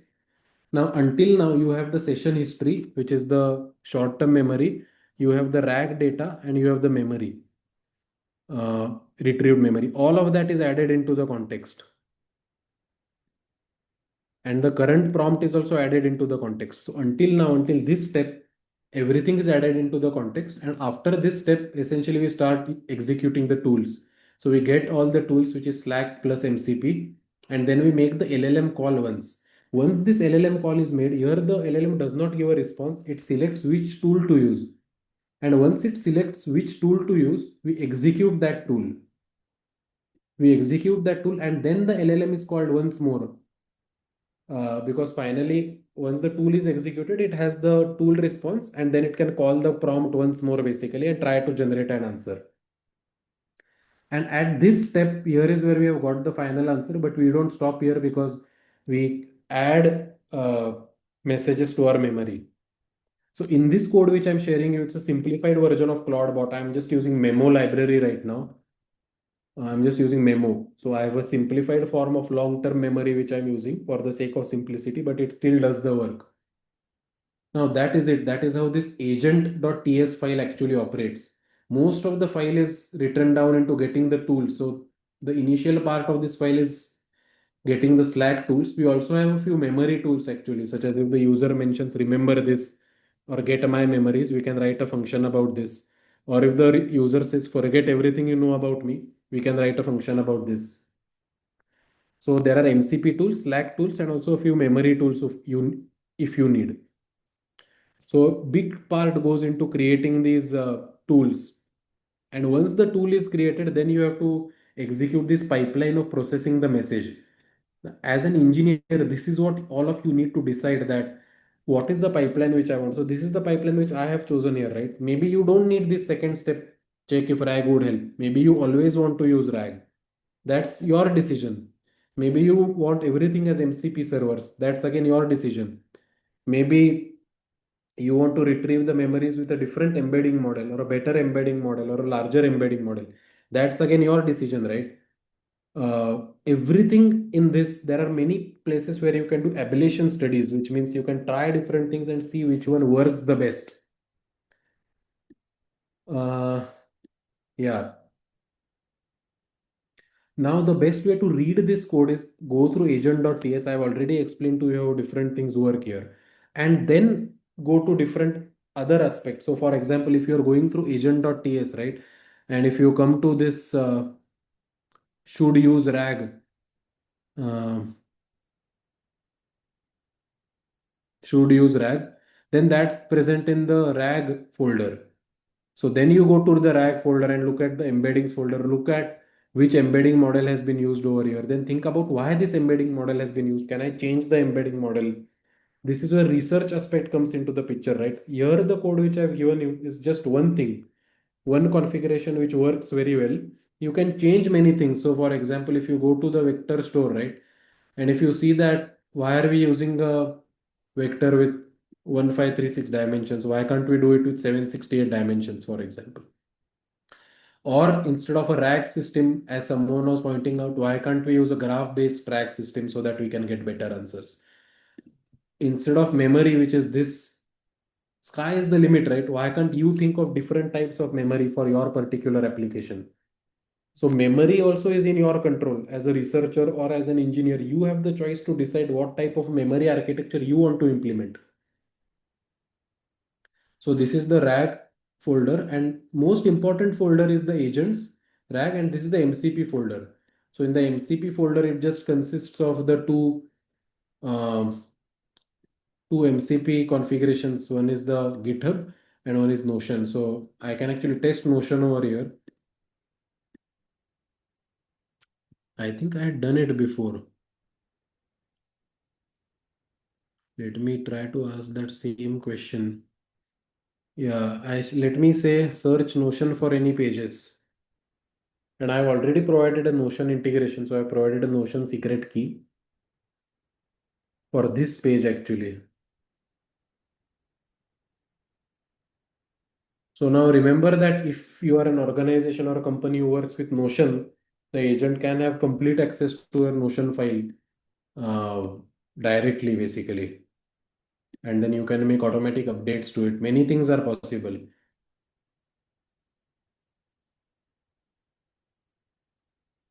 Yeah, so let's see the response now, which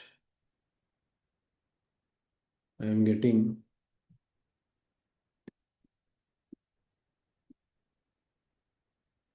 Yeah, so here you can see I found a Notion page titled Tiny Stories Regional. Let me actually remove some things here.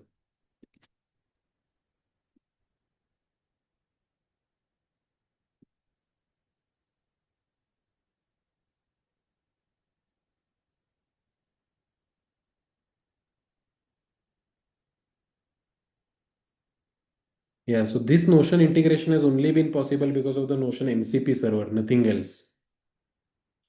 Does anyone have any doubts or questions in this part?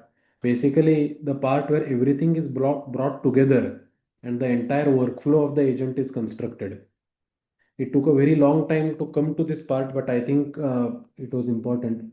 Let's see some questions. Is there any advantage in latency if you use MCP instead of APIs? I don't think MCP is used especially for latency. It is just used with respect to the code length purpose.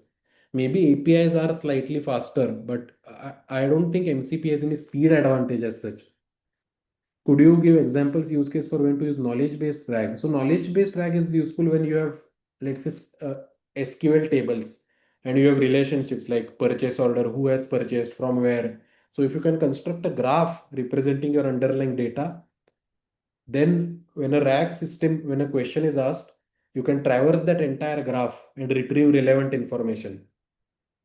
That's generally prevents hallucinations a lot more than a traditional RAG. In this code, is it fair to say if we just switch the LLM, we need to ensure we use an LLM with similar context window? Yeah, you can switch the LLM very easily. This code is completely modular.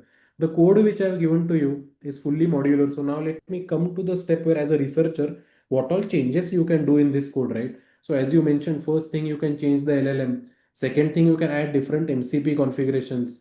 Third thing, you can add so many new features to this Slack application, right? And the only thing you need to do to add features is add more tools.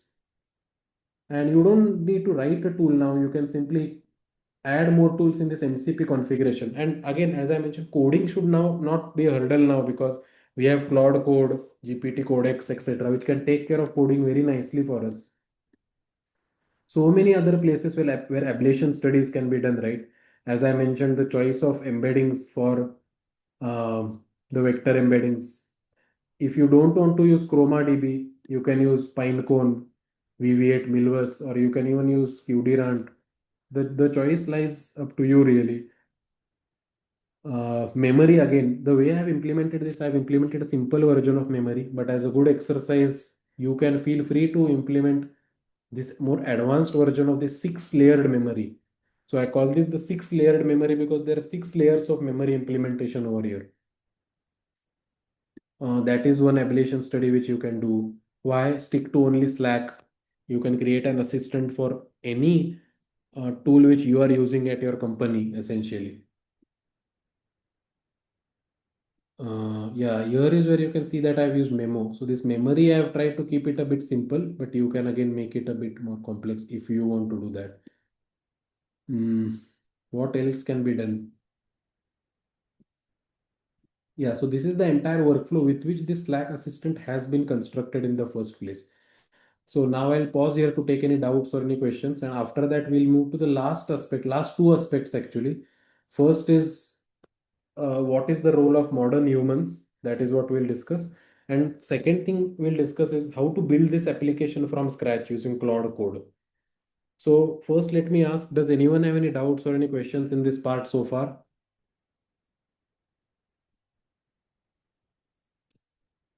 There is a question by Pradeep. We have seen agent and apps data interacting using RAG, agents and app actions interacting using tools and MCP. What if I have to connect agent to an agent? Yeah, yeah. So there is a standard for an agent to agent. So it's an A2A protocol.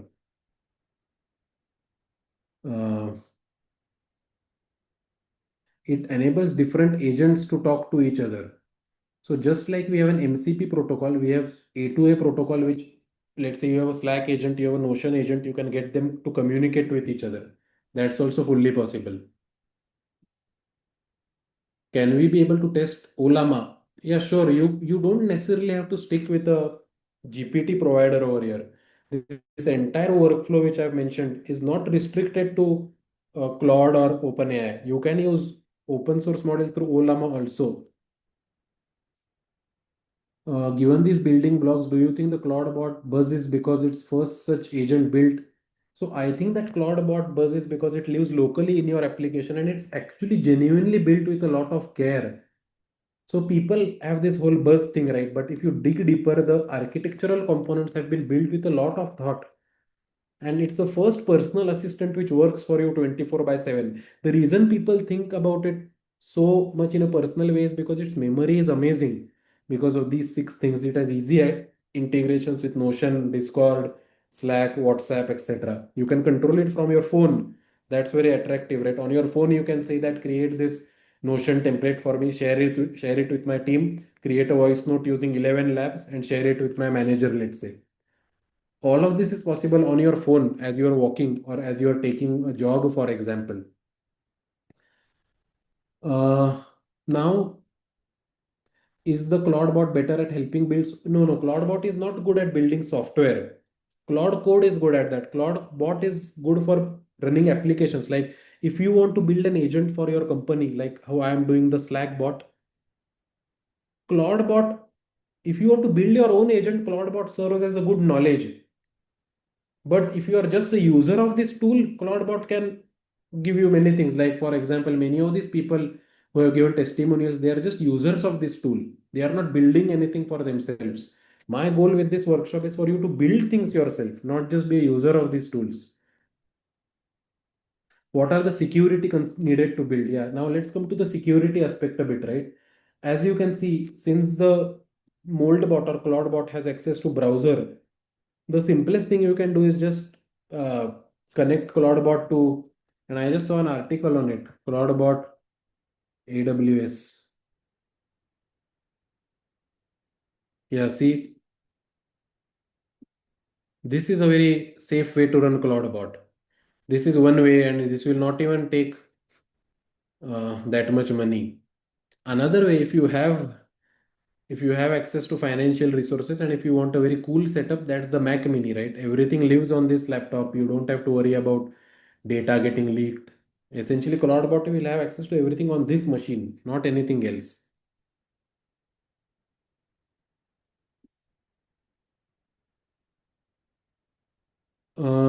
Is your mini implementation mini as per the memory architecture? So the implementation matches CloudBot, but it's done only for Slack. And that's one. And second, it has memory, which I wanted to implement this larger feature, but I think it can be done by all of you very easily. So this I did not cover. Everything else is pretty much, I've tried to mimic their architecture as much as possible. Some things might have been left, but I've tried to include many things. uh, Okay, now actually before moving to implementing it from scratch, let me just give you a high level thing of what role a human has to play. If you are an industry leader, CEO, CTO, researcher, engineer, whatever, and if you want, why are you learning this? Because probably you want to build something like this yourself, right? So my takeaway is that when you build the code, you should outsource it, at least the initial version of the code, to Claude Code. So Claude Code can basically write the initial version of the code. Let's say you want to add these six features. You want to augment the memory with these six features, and you don't have the coding capability to do so. That's fine now because Claude Code can create the code. You can review the code maybe, and you can then merge the pull request. So create the code using this, but everything else you have to decide. This architecture flow, what it needs to happen, what's the memory architecture I have to use, what's this flow which I plan to use, how do I make sure the context does not get unnecessarily filled, then what are the ablation studies, um, what are the embeddings which I have to use, which embedding model, which LLM I have to use, how do I ensure security for my team. You have to decide that as an engineer or as a business leader. And all teams need to have people who are very good at all these things. One more thing I want to mention is evaluations. Another extremely neglected but a very useful aspect is when such chatbots are released, no one talks about evals, right? How is this chatbot actually performing? Can you quantify it? You can actually design evaluation frameworks for your agent where you can give it certain tasks with a predefined answer, and then you can score the agent on what it is doing versus what the actual answer is. That is what is the true test of whether it's working in production in your industry or not. So deciding evaluations is very good for deployment. And ablation, basically ablation studies guided by intuition. This is very good for developing a research-based mindset. Every engineer in an organization needs to have ablation studies, right? Why do you blindly go with OpenAI? Why not use Quen? That's an ablation study. So ablation just means trying out different options for that particular uh, axis of inquiry. Like why only closed source model? Why not open source model? Why not graph-based RAG? That's ablation studies. Your researchers need to be good at that. So this cannot be outsourced, I think, at least not yet. But writing code, at least the first draft, can be outsourced to Claude Code with Opus 4.5. Let's see if there are any doubts or any questions. What framework is used for building agents here? So this is fully from scratch. We are not using any agentic framework here. Please schedule a detailed workshop for building from scratch along. So we do have LLM build from scratch workshops already on YouTube, which you can go through. Does anyone have any doubts or any questions in this section so far? Now we have to come to our last section that let's say in our last section, what we are going to do is if we have this blueprint, how can we build such a GitHub repository from scratch? So currently I told you this perspective that I have this GitHub repository and I'm explaining different aspects of it. But how do you build this? Before moving to that, I'll just pause for some time to get any questions and then we'll move to the last module of this workshop. How much time did it take to build this from first seeing ClawdBot online? So it took, I think, 3 days for me, 3, 4 days. Because as I mentioned, our task is to generate this roadmap, as Preetham is saying. I relied on Claude Code to get this code for me, which all of you can also do. This is exactly the workflow which I'm going to teach all of you right now. Once you have this blueprint, how can you convert it into code? How can you build it into your own agent or assistant? Can you speak a little on how we can design specific industry applications? Yeah, so basically imagine you have an industry, right? And you have marketing team and they have a certain marketing workflow. You can have an agent sit in that team and do tasks in an automated manner. So for example, all the tasks which I showed on Slack, that can be done in an automated manner for your marketing team by this agent. So think of your team and a central agent which can coordinate all tasks. It can do things automatically. It can schedule LinkedIn posts. It can even learn from the amount of likes, dislikes it's getting and go on improving with time. That would revolutionize marketing departments of all industries, not just marketing. If you have a coding team, you can have an agent sit on this GitHub, right? And do things just there and then. It just, the sky is the limit for building an assistant such as this for yourself. Customer support query. The whole customer support query pipeline can be automated with this pipeline. If you have a payment gateway, you can build an agent which sits on your payment gateway and executes actions. The workflow, the blueprint which I've just mentioned remains exactly the same. Now I'm going to show you how to take this blueprint and convert it into code. So the last part is how to go from blueprint to code.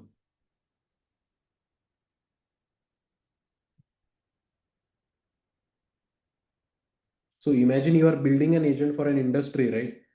You are a product manager. What I'm telling you is that all you need to do initially is have this blueprint. For that, your foundations need to be clear.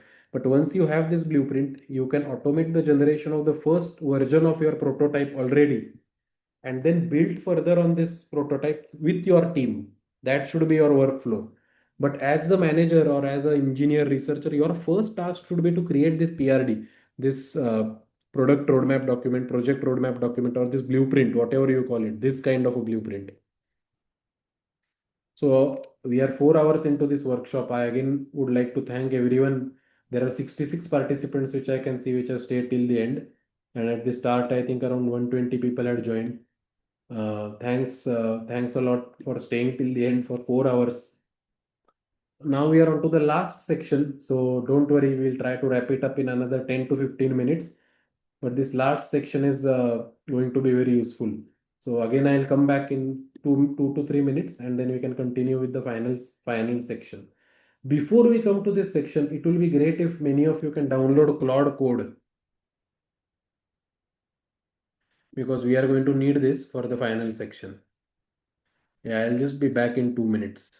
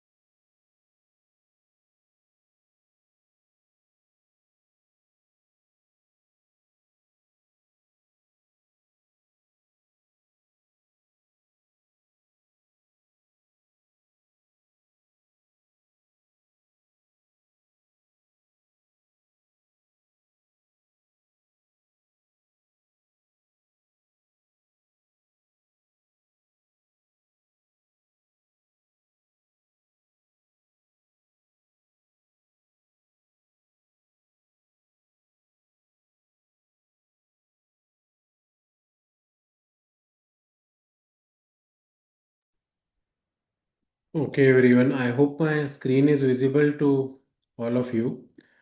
Before we get started, I just have a small request. Uh, there are many future workshops which I'm planning, such as this, which explain modern concepts as and when I'm learning them. So it would be great if all of you can provide feedback.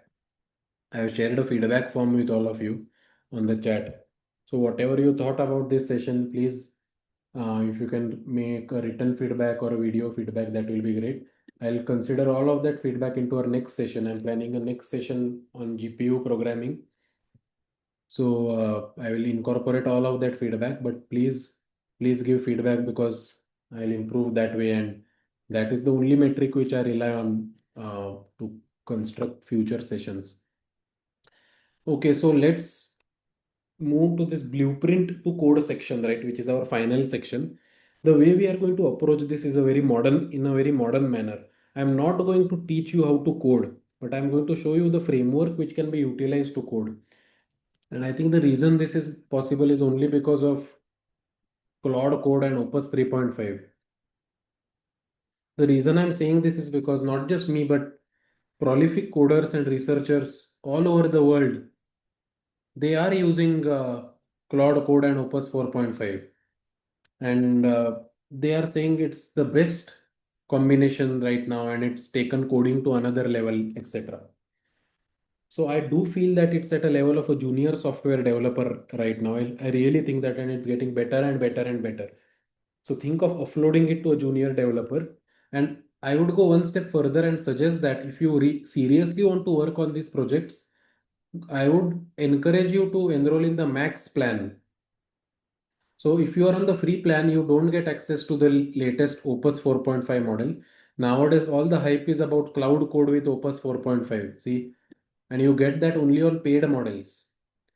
So if you invest $100 per month, it's like paying 8,000 rupees to a medium level software developer per month, and it's totally worth it.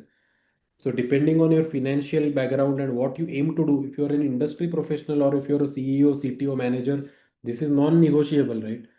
Because you would blindly hire an intern for 8,000 rupees per month who can do things at this level. So why not purchase a subscription, which is very, very good. In fact, it's amazing. In fact, I have access to max 5x plan, which is $200 per month, and I have made this code using that plan itself. So let me now tell you what to do. Okay, first we are going to download Claude Code. How many of you do have access to Claude Code?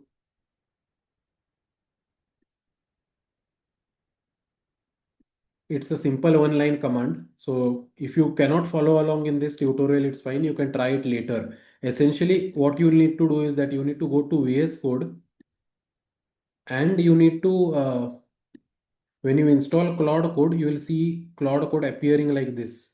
This is Claude Code basically. So on the left hand side are my folders. On the bottom is my terminal. So let me, and this what I'm seeing right now, this is Claude Code. It lives in your VS Code and you can interact with it. Good. So now the next thing what we have to do is that if I have something of a blueprint in my mind, something like this blueprint, if I have in mind, my task is to convey this to Claude Code in as much detail as possible. And here is where you should spend a huge amount of time, right? So I have actually converted this blueprint into text, and I'm going to show you that it's very important to write it in as much detail as you can. So I'll show you the text which I had written, right? Yeah, this. Yeah,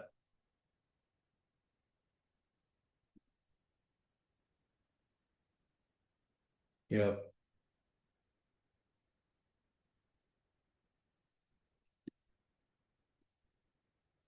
So this is the prompt which I've written, such a big prompt.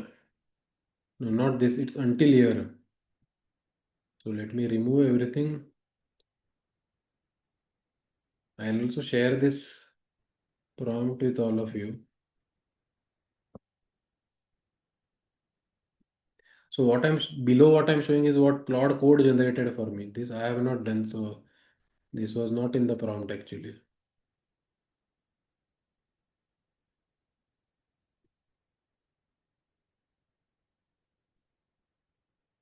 Yeah, so this is the prompt. And you will be able to write this prompt in this much depth only if you have understood the blueprint, only if you know what you want the agent to do.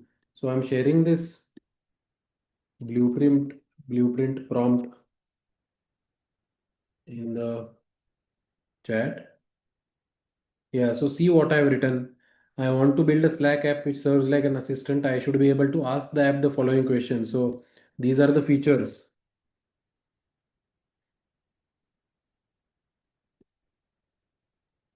So I'm saying that I want the features to be go to this channel, retrieve messages, schedule a reminder, welcome to this channel, scan for any issues, create a Notion page. So first is the features. So what I mentioned above is the features. Then you have to write a bit about the architecture which you want. Now, unless even if you are at a high level position, unless you understand the fundamentals, you would not be able to tell this architecture. That's you can think of writing this section as one of the main purposes of today's workshop, right? You have to say that the backbone of this app is going to be an agent system. When the user asks a question, the agent will first determine if RAG knowledge base is utilized. The RAG knowledge base should be a vector store of all the channels in which the app is present. You can index the past 200 conversations and have a certain indexing frequency. Agent will have access to MCP tools. You can have a Slack, GitHub, Notion tool.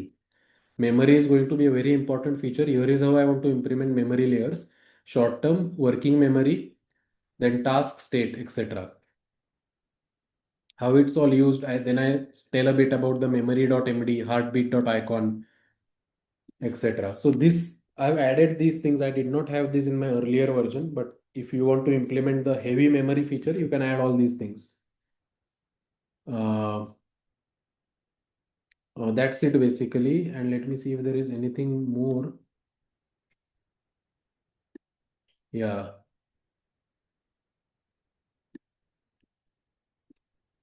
The last thing is this. I want you to very thoughtfully create and construct this entire project, make very thoughtful folders.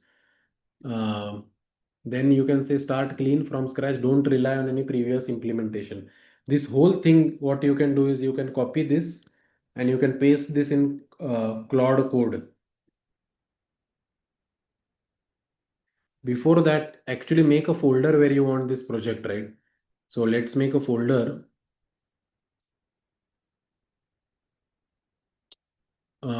Let me make a new folder here actually. Mold bot scratch workshop. So I want all the edits to be done in this folder, right? So I'll add it. Okay. And the final thing is, so I'll copy the path and I'll say, make sure to build the project here. Yeah, that's it. And then I'll submit it. Now, what I'm trying to say here is that if you are on the Claude Max plan with 5x max, which is $200 per month, Claude will build the entire code base for you and it will even upload it to GitHub. It will do everything for you. Claude Code will do this entirely automatically for you. All you need to do is understand how the different files are created, what is present in each file. That's why I took so much effort to explain what every single file here means. It's not rocket science. Everything is actually linked to this theory. So once you understand the theory, only then you will be able to understand the code files. And only then you will be able to debug when Claude Code, let's say, makes certain mistakes. So yeah, let's see. Now I'll say yes, allow all the edits this session. So I basically give all the access to Claude Code. So you can see how the different strategy it's implementing. The directory is created. Now let me create a comprehensive README that explains the entire architecture, then build out the project systematically. You will need to give it frequent permissions here and then. The question by Dishant is, how are you running Cloud Code in IDE tab? You can run it in the terminal itself, but I'm using VS Code plugin actually. I find it to be much better. I'm using this Cloud Code for VS Code plugin. I mean, you can do it in terminal, it's not an issue, but here I just feel the interface is much more convenient for me. How many of you are doing this along with me right now? Because by the end, once you do this, you will have the full working application which is ready to go. You can implement this and directly build your own Slack personal assistant. It will take some time. One more thing which I would like to mention here is that once, if you want to create a Slack application, there are some additional things which you need to do. For example, you need to go to this API slack.com/apps, and then you will need to give permissions basically. You will need to give permissions, and once you give permissions, you will get app level token, and you will also need this bot user token. By the way, all these instructions will be mentioned to you by Claude. If you forget what I'm saying right now, no need to worry. Claude Code will do everything for you. It will tell you how to get these API codes, etc. Slowly, you will see that this directory will start getting populated. Yeah, see now the README file is added here already on the left hand side. This is an agent by itself. It essentially can implement everything from scratch. So this is the modern workflow of how an AI engineer, I believe, should operate in practice. Your best friend or your best mid-level software engineer which works for you is going to be Claude Code with Opus 4.5. That's the best combination, and I think it's a fair amount of investment based on what you're planning to do. If you are an industry leader, right, then this is a no-brainer, I think personally. So as you can see, this is my Claude plan. Uh, and I have access to Opus 4.5. In fact, everything I do these days is with Opus 4.5 itself. I think it's one of the best models which has been released recently, and many people feel that way. Whereas if you go to the free plan, which is there on this browser,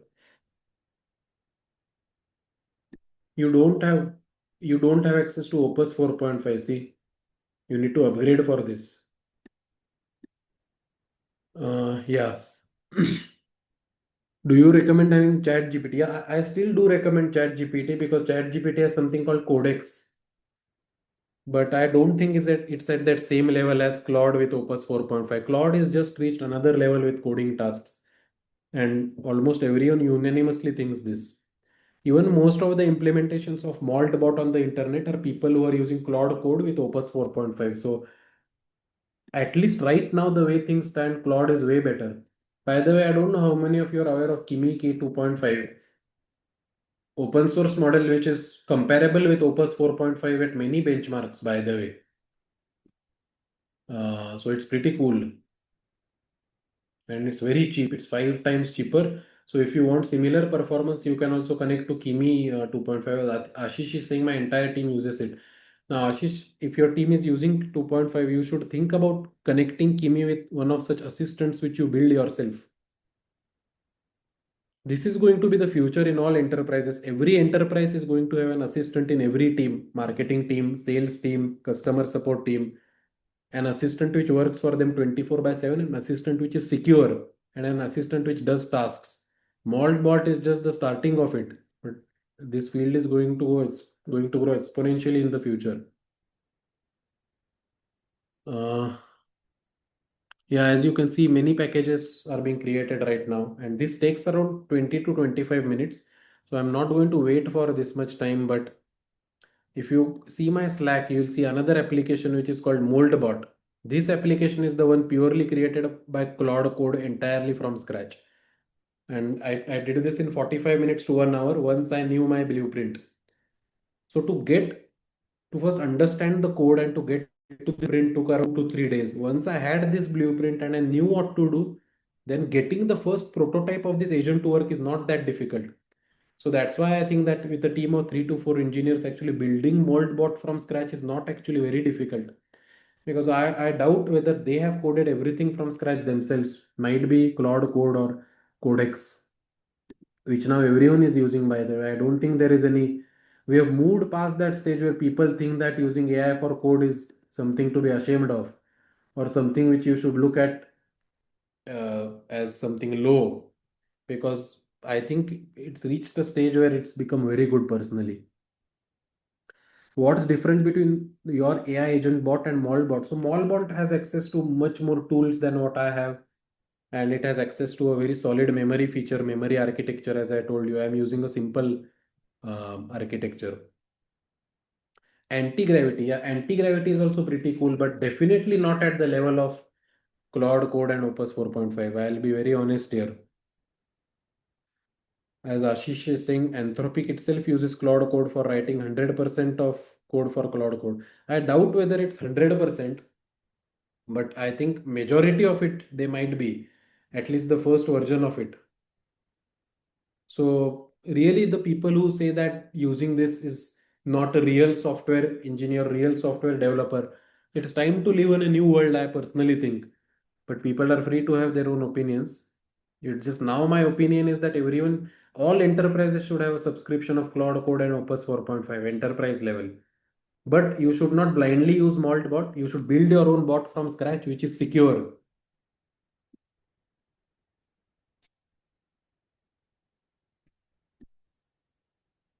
Yeah, you see, all of these files have been created by Cloud Code for me. On the left hand side, see, nothing existed here before. It Cloud Code itself created a memory file where it added memory.md, soul.md, tools.md, user.md. All of this is created by Cloud Code. Now, if a junior developer did this, you would be amazed, right? You would definitely hire them full time. So why not spend this much on this subscription? That's my personal thought. What is your view on open code? Cloud Code beats everything by a huge amount, Saurav. I think it's really on another level now. What do you think about agent skills versus workflows written in written in code? Uh, I honestly have not implemented with. I have not experimented too much with agent skills, so I don't have a very strong opinion on that. But my general opinion is to build things ourselves because, um, as Ashish has also mentioned, workflows is now outdated. I also think like that because when by workflow you mean N8N, is it Dishant or something else? What about student? What should they focus on? Think about this, Abhishek, right? You're interviewing with Anthropic. What will Anthropic ask you? They will ask you these questions, right? How do you build this from scratch? How would you set up the memory architecture? What is context engineering?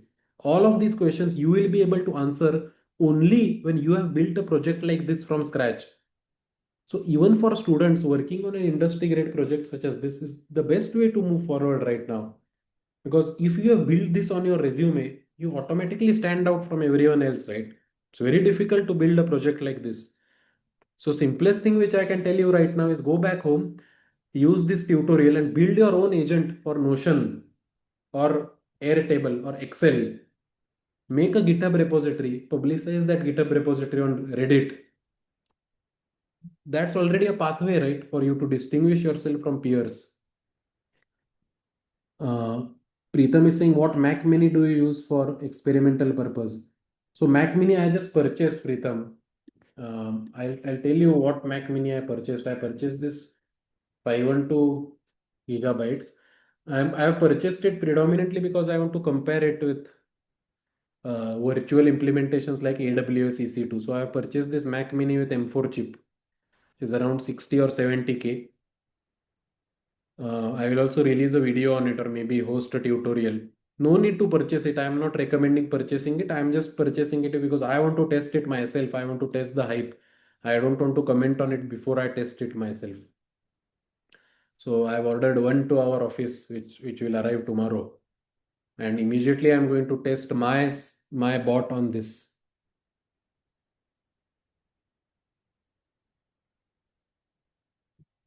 Um, Can I make autonomous agentic penetration testing application? Yeah, definitely. No, not you cannot make it completely from Cloud Opus. I hope I have given the correct message here. I am not telling you to build everything from Cloud Opus. I am telling that the blueprint or the project roadmap document should be yours. The ablation studies should be yours. The evaluation metrics should be yours. The first version of the code should be made with Cloud Opus and uh, Cloud Code and Opus 4.5, and you should have an engineering team review what Cloud Code has done and approve it, etc. That should be the workflow. But once you have understood the pipeline which I've mentioned in today's class, you can literally build any agentic workflow around it.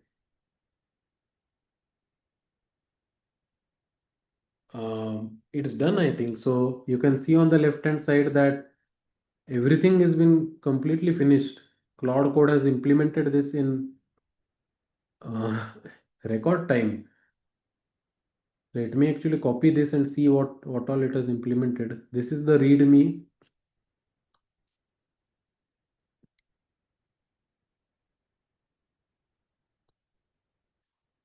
So here itself, I'm uploading my README so that all of you can see it. Okay.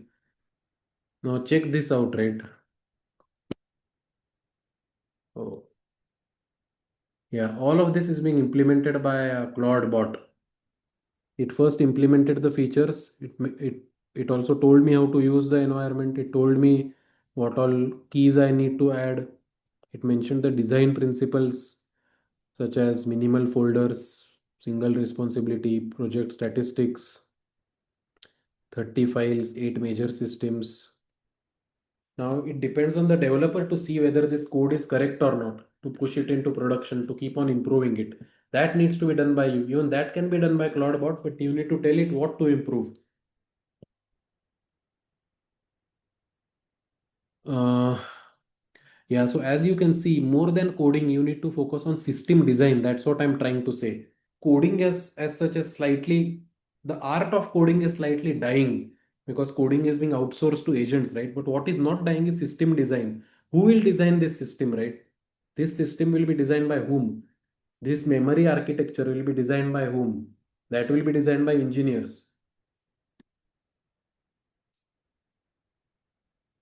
So Saurav has mentioned a very big project. For such projects, I cannot answer right now actually because it's a difficult yes or no. Um, so please you can email me and I'll try to answer this because I can see that it's an automation project with customer support. Okay, if it's a customer support pipeline, you can use this same pipeline, which we have also used internally at Vijuara to build customer support agents for companies. So for industries, we have built around 10 to 12 agents now, and almost all of those follow this pipeline, which I just explained to all of you. The thinking should be from the context perspective. That should be where you start building agents for industries. If I use Python instead of TypeScript, I would not I would not compare because I randomly use TypeScript. I don't have any specific reason. I use TypeScript because it was used in this ClawdBot project, but I don't think there is any specific reason for using TypeScript. Have you ever experienced evaluating your code like unit testing? Now that's difficult, right? People do this. People write unit tests and evaluate using Cloud Code, but those tests you have to write yourself, David. That's very important. The key question is how do you write those steps yourself for an agent like this? That is where a lot of value can also lie. How the context is maintained after our code for follow-up questions. Nothing will break because when follow-up questions are asked, the conversation history is already maintained, right? That's the short-term memory. Ashish is saying, how can my team learn evals? Ashish, that's the most important thing actually. I am planning to have an evaluation workshop actually to for industry professionals, but there is very few resources or materials out there. You can reach out to me and I can try providing some resources to you, but they are very poor actually. Even for this ClawdBot, if you see on YouTube, there are 5-minute tutorials which explain how ClawdBot works or how to set up ClawdBot. But such a large tutorial or workshop does not exist anywhere. Similarly for evaluation. Sunny is saying that ClawdBot is a general purpose agent. If we are to specialize it, yeah, this is exactly what I'm saying, Sunny. So I specialized it for Slack right now, right? What is going to become big in the future is such chatbot built for specific purposes which are secure. Use the exact same framework which I'm showing right now. Exactly same. It's just that your tools will be different. If you are building a stock market predictor, your tools will be different. If you want to build it securely, maybe you can integrate light LLM, right? Now that you know how to build it from scratch, you can integrate secure workflows which are not integrated in Moldbot. But you can do that because In this workshop, I don't want people to blindly use MoldBot. I want them to build it from scratch. So architecture is similar. How to fine tune our system design thought process. It comes with experience, honestly. System design cannot be taught like that. It also depends a lot on intuition. People who have worked with engineers can see that some ML engineers have very good intuition about system design, some do not. I think it's also dependent a lot on how much you have worked with machine learning systems. That's how I distinguish between beginners and experts, right? Because let's say both have written codes. It's difficult to distinguish code quality now. Claude Code can write amazing code. But what I can distinguish is if I ask someone, why did you come up with this system design? The experienced ML designer will answer from scratch, whereas the person who is a beginner will not be able to justify. In interviews also, it's very apparent to it's very easy to distinguish. There is a question on GPU programming preparation, right? I'm working on it. I'll show you some things which I have created. I'm working on it. It's new. What I'm doing is something new which has not been done before, but it is taking some time because I want to curate a workshop which is as good as this. Um, but anyways, I'm working on GPU workshop. I'll update all of you in 1 or 2 weeks. Meanwhile, again, I will mention that please go to this uh, feedback and give your feedback to me.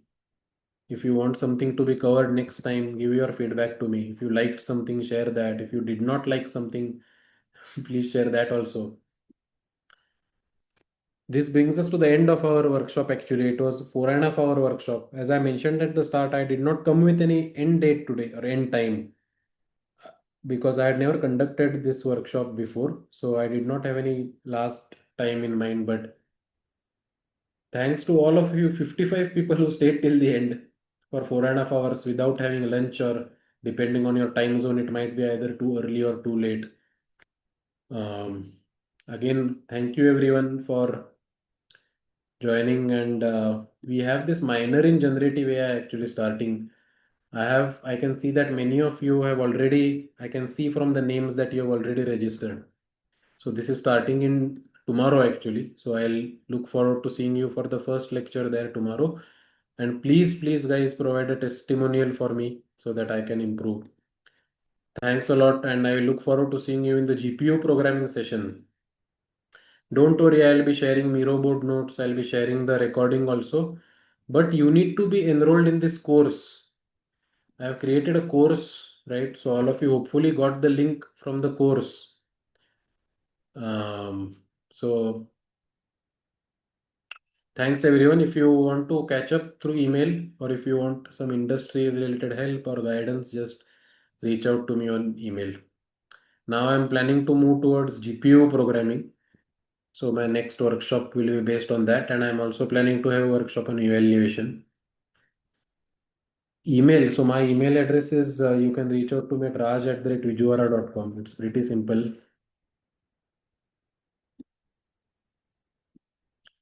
Thanks for your kind feedback, everyone. I will look forward to seeing you. Those of you who are in the minor in generative AI, I look forward to seeing you tomorrow.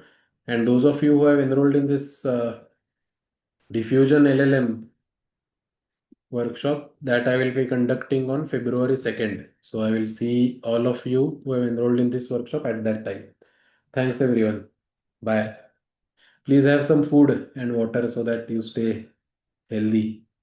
Because I know 4.5 hours is very long. Dishant, all the details for the minor are on that link. So we have made it as self-explanatory as possible. Thank you, everyone. See you. Bye.